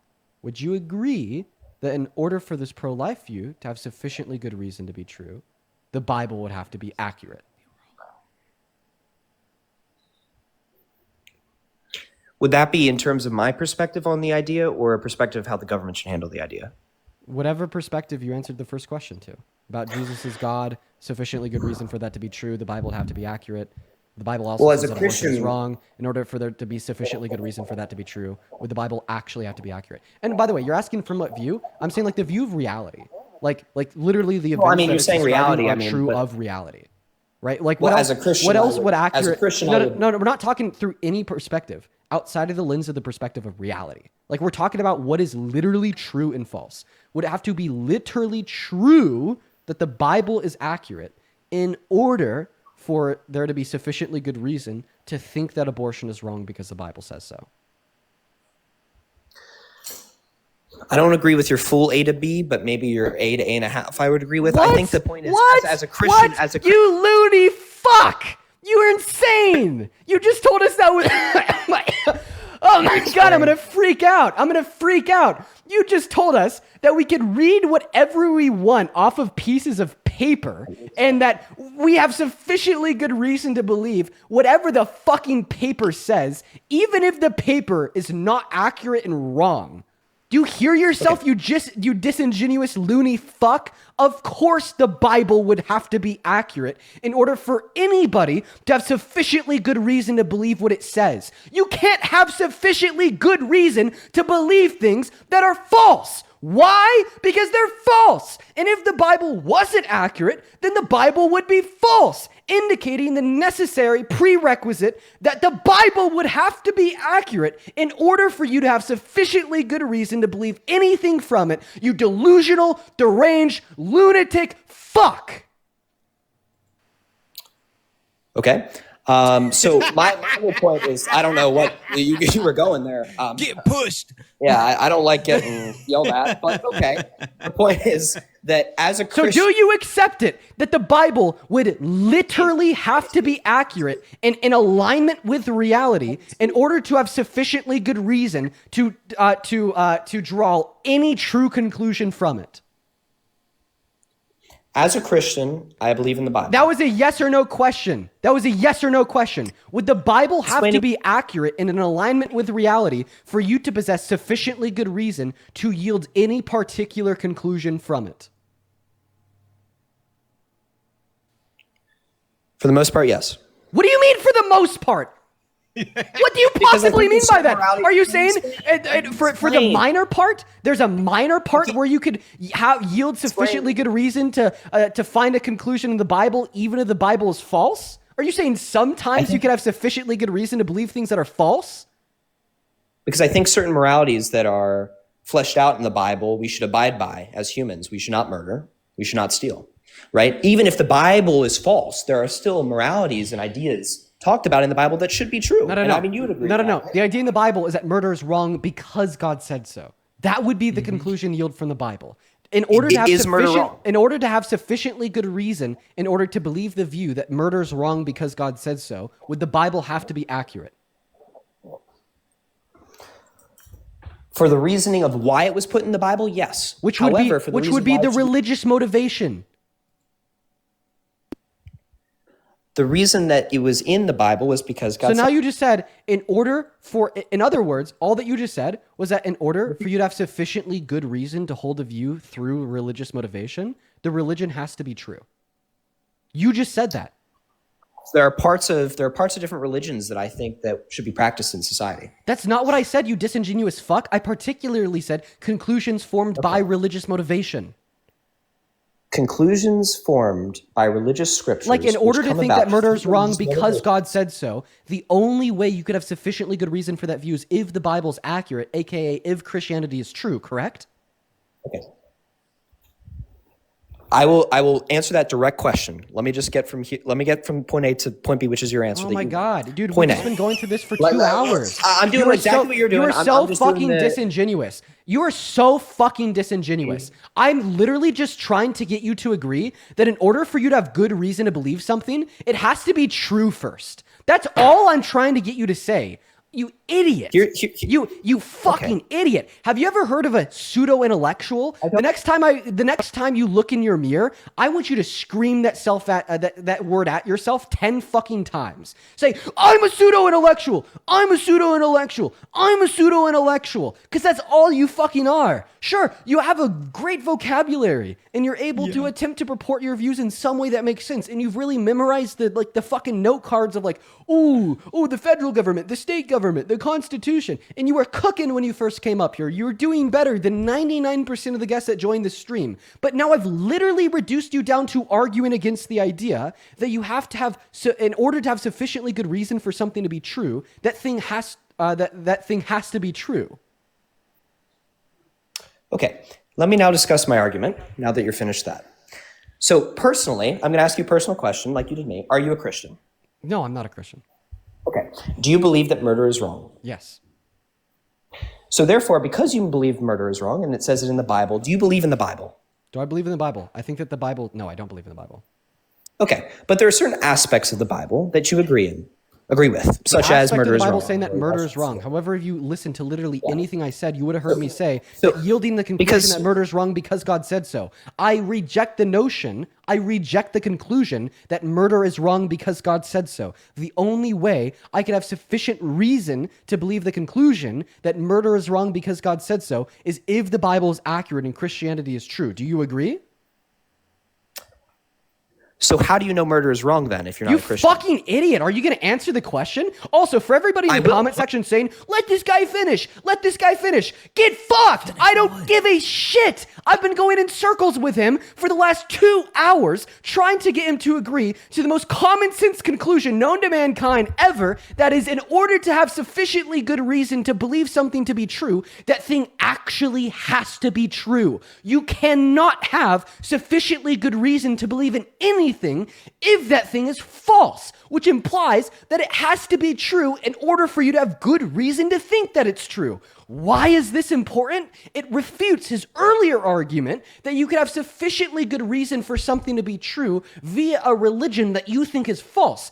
If the religion is false, you cannot possibly have any good reason, any sufficient good reason to yield any conclusions from that religion. And an example in this context would be, hey, murder's wrong because God said so. The only way you could have sufficiently good reason to believe that view is if Christianity is true. Do you accept that or not? Do you mind paraphrasing what you just said for the last 45 seconds into one concise Do you agree that in order to have sufficient reason that murder is wrong because God said so, Christianity necessarily has to be true? No, because just for the reason that you know murder is wrong, despite you not being a Christian, my question to you is, how do you know murder is wrong if you do not use a religious framework? Okay, so I just asked the question, do you think that you must possess sufficient reason, in order to possess sufficiently good reason to believe that murder is wrong because God says so, Christianity has to be necessarily true?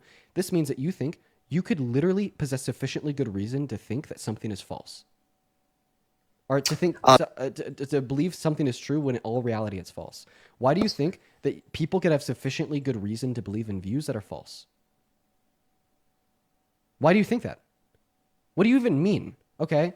What do you even mean when you say that you think somebody could possess good enough reason to believe something, even if it's false?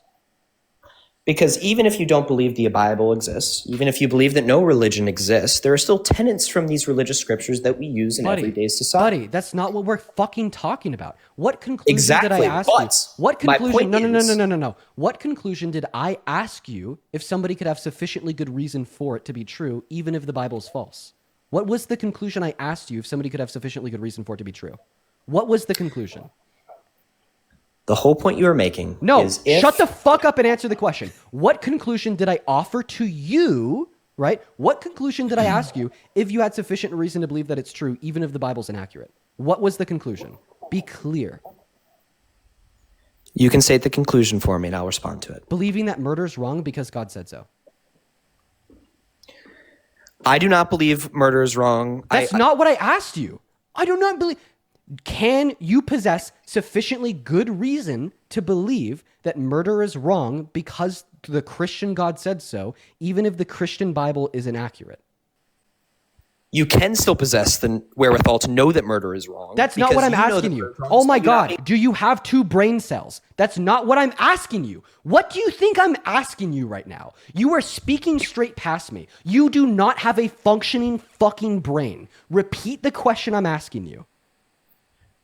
Repeat the conclusion in a different way and I will respond as best as I can. Can you have sufficiently good reason to believe that murder is wrong because Christian God said so if Christianity's false? You can. So you just told me, and I want you to respond to this with a yes or no, that people could have sufficiently good reason to believe things that are false. So yes, and I can explain that, and I'd like to explain it. How could I would like to explain it. So then, what do you think I mean when I say sufficiently good reason? Well, what I'm trying to get at is religious scriptures could be wrong. No. And the religion could be wrong. No. What do you think I mean? You gotta let me. You gotta let me develop it. I won't let you develop shit when you're not answering the question. What do you? I have to develop. You're not developing shit when you're not answering the question. The question is, you want me to do word answers? I can't develop anything. What do you think? I will happily let you yap for like 5 years as long as you're on topic. What do you think I mean when I say sufficiently good reason? So I think your perspective of sufficiently good reason means that it has to be true. It has to be 100% unequivocally true. No, that's not what I mean when I say sufficiently good reason. That's what you just said. Right. So when I say sufficiently good reason, all that I'm saying is that I have enough reason to convince me that this thing is true, right? And okay, so it exists. In order for me to have enough reason right? For to convince me that this thing is true, this thing has to be true first, right? You can't possibly possess enough reason to believe X is true if X is false, because X is false, right? Because any reason that you'd find to believe X is true would not be sufficient, as ultimately X is not true, right?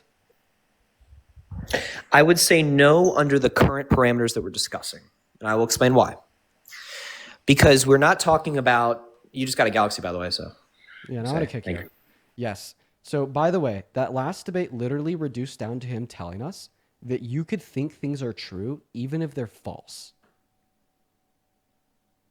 Can I just say really quick? I think so, and I said this last night. This is the problem that conservatives have.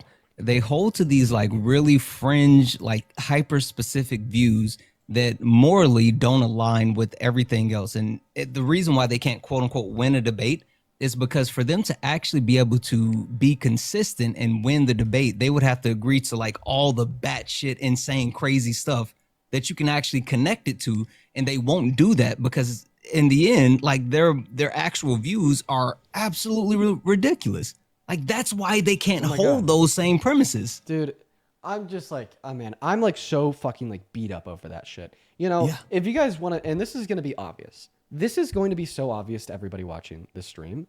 If you want to know one thing that grinds my gears more than everything else, it is people that willingly reject what is obviously true. Why? Because I'm a truth seeker. I want to understand more about what is true of the world around me, right? Because oftentimes what is true of the world around us can make the world better, okay? And when there's somebody that willingly rejects what is obviously true, I get so pissed. Nothing pisses me off more than people willingly rejecting what is obviously true, okay? And that last guess literally said he willingly rejects what is obviously true as he thinks you could believe things that are false. He thinks you have good reason to believe things that are false. I want to make it clear. That was his argument. You can believe things that are false. Oh my God. Oh my God. Jesus Christ. I'm just, nothing gets to me like that shit. Shrey, thank you for the $50 over on Super Chat. I really appreciate you so much for the love. Thank you so much, Shrey. Everybody watching, show some love to Shrey down below for the $50. That is incredibly kind of you. As well as Shrey with another $20. Thank you so much, Shrey, for the $70 in total. That is incredibly kind of you. Show some love to Shrey down below. Let's get 700 Shrey W's down below in that comment section. While I try to forget that last guest that I spoke to for an hour and a half that was literally trying to argue that you have good reason to believe things that are false. Oh my God. Lion with a $10 saying, fucking give it to him, enjoy your B-Day. I appreciate you for that love, Lion. Let's show some love to Lion down below in that comment section. Rain with a $4 saying, thank you so much for the love, Rain. And then Claire with a $10. Thank you so much. Guests would say I can't get an abortion because 100 of my neighbors said it's against their religion. Dystopian. So true, Claire. Thank you for the 10. Caitlin with a 5 saying, keep up the great work. Thank you, Caitlin. And then Allison with a $25. Thank you so much for the love. Allison says, some religions believe you have to be baptized as a baby. Does this mean that the religions that don't believe or prefer later baptism have to change just to appease other religions, or is it up to the states' rights too? Well, I appreciate you for the love, Allison, as well as Lydia with the $20 saying outstanding debate related to the pro-choice agenda. Slow and steady, just wow. Well, it was slow and steady 30 minutes ago. It definitely didn't stay that way the whole time. I apologize for that, Linda. Thank you for the $20 though, as well as Bill with the $10 saying logic in an illogical world. Thank you, man. Kara, thank you so much for the 4. Then Danielle, thank you for the 25, saying, I'm so sick of hearing pro-life arguments from pseudo-intellectual virgins who can't drive. Thank you for trying to cook that guy to ashes. Dude, I couldn't cook him. I couldn't cook that guy, right? Well, it is hard. You did. It is hard to win a debate against somebody who's intelligent. It is impossible to win a debate against somebody who's a complete dumbass. That's my take. It is impossible. Tyler with the $10 as well. Thank you so much. Then Catherine for the $10, Avril for the $10, and then Charissa once again for the $10 as well. I apologize if I just embarrassed myself in front of like 10,000 people, okay? I don't think I've gotten that upset in a long time, so my deepest apologies, everybody. Santana, I assume that maybe you have a couple people to thank. Yeah. I got a few. Junie, thank you for the 2. You absolutely can use that. Carissa, thank you for the 10. I appreciate you and also the fact that you've been watching for a while. Tamara, thank you for the 15. I will definitely be getting pizza tonight. Love pizza. Allison, thank you for the 25. Yes. And also, if you're gonna talk about the bitter waters, it's in Exodus 15:22 through 26.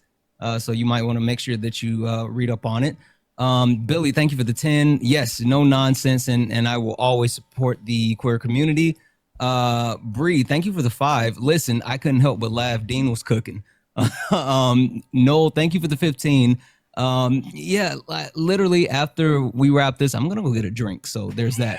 And Jay, I think it's Joe W. It was illegal before the 10 Commandments. Yeah, unaliving. Yeah, unaliving was legal before the 10 Commandments. It's all weird. But anyway, thank you all for the donations. You guys are absolutely amazing. As well as Darius, thank you for the $20 on Venmo saying happy early birthday. Thank you so much, man. Show some love to Darius down below. Also, yeah, no, what day is it? It's the 29th. You said that you're going to get a drink once you leave.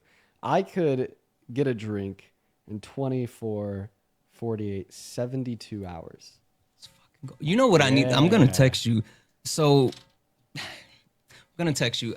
So I've been drinking Uncle Near's. And there's this super exclusive bottle, and I would love to send you one. Are you sure? You would listen, bro.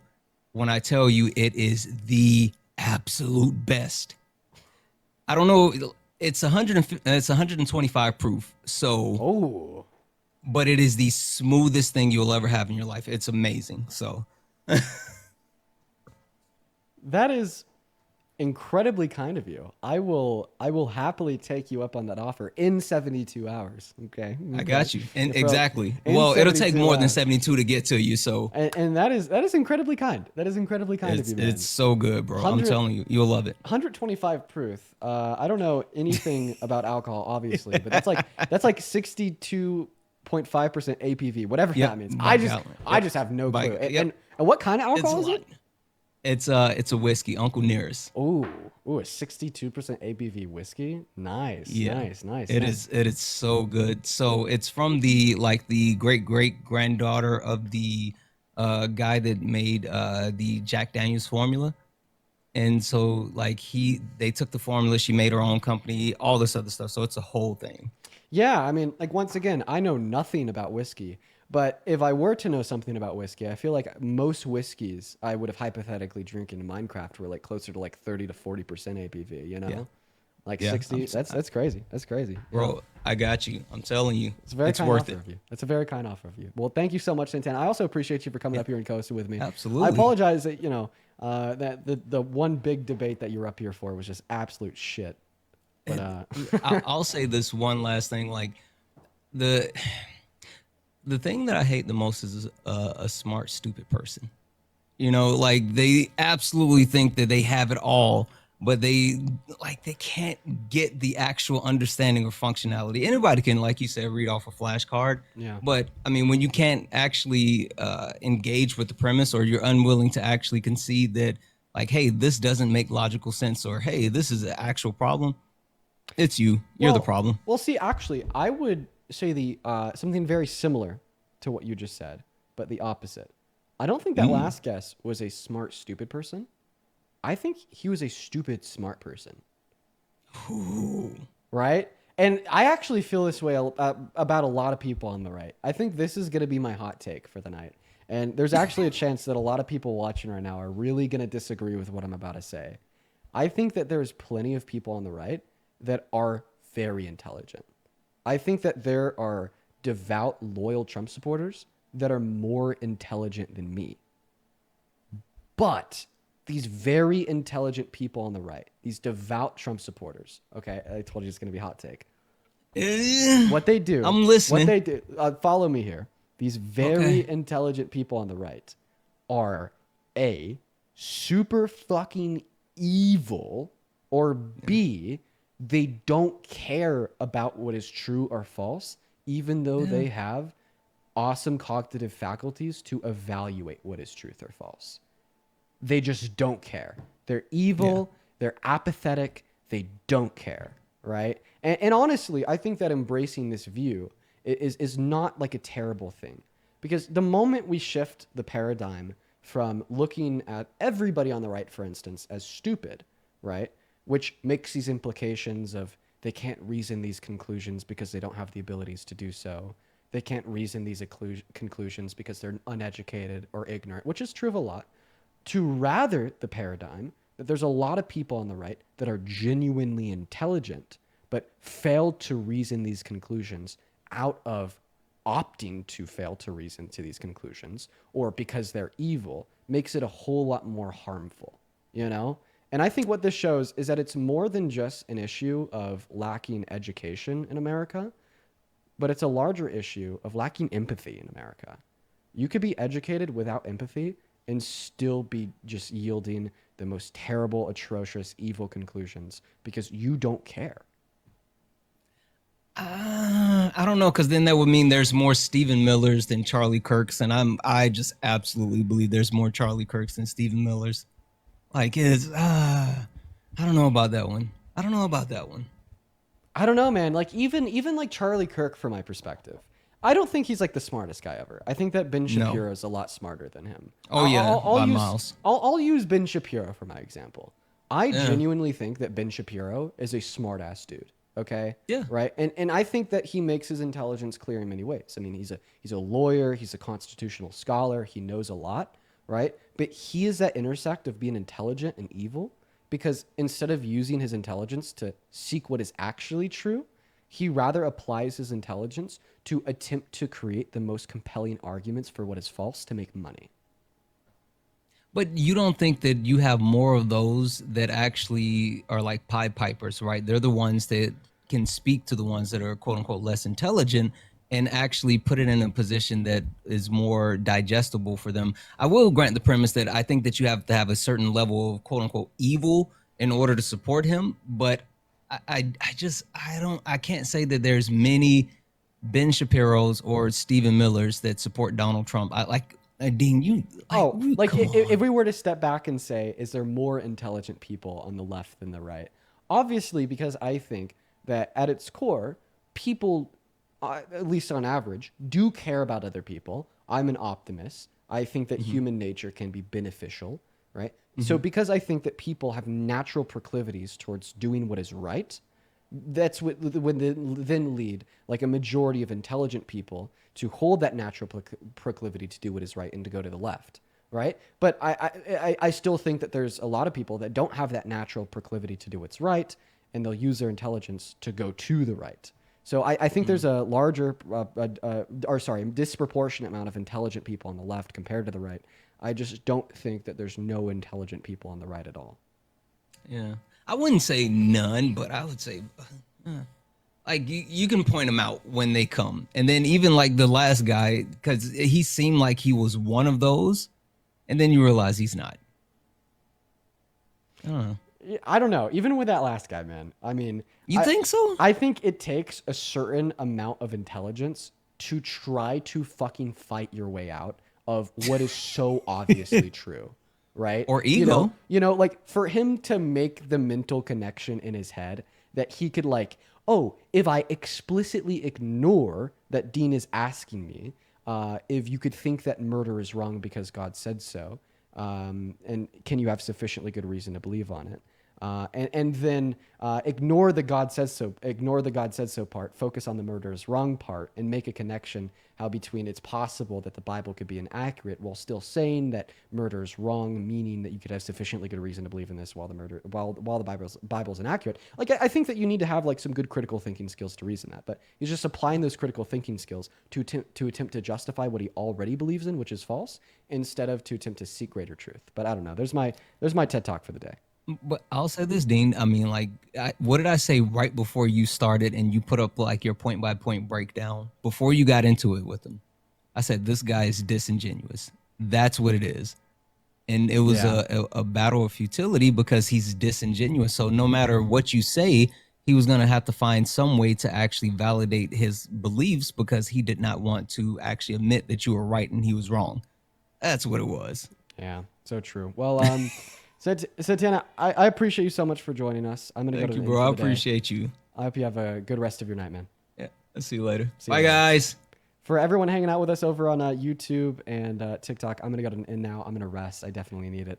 Maybe quickly before we end, Liam, thank you for the 28 Canadian dollars over on Super Chat. That is incredibly kind of you. And then Betty, thank you for the $50 on Venmo saying happy early birthday, Dean. Keep it up, kiddo. Thank you, Betty. And then Abigail with the 10. Thank you so much, Liam, Betty, and Abigail. You guys are so incredibly kind. You guys are just so kind. You guys are awesome. I'm going to go to an end. I'm going to go to an rest. I definitely need it. You guys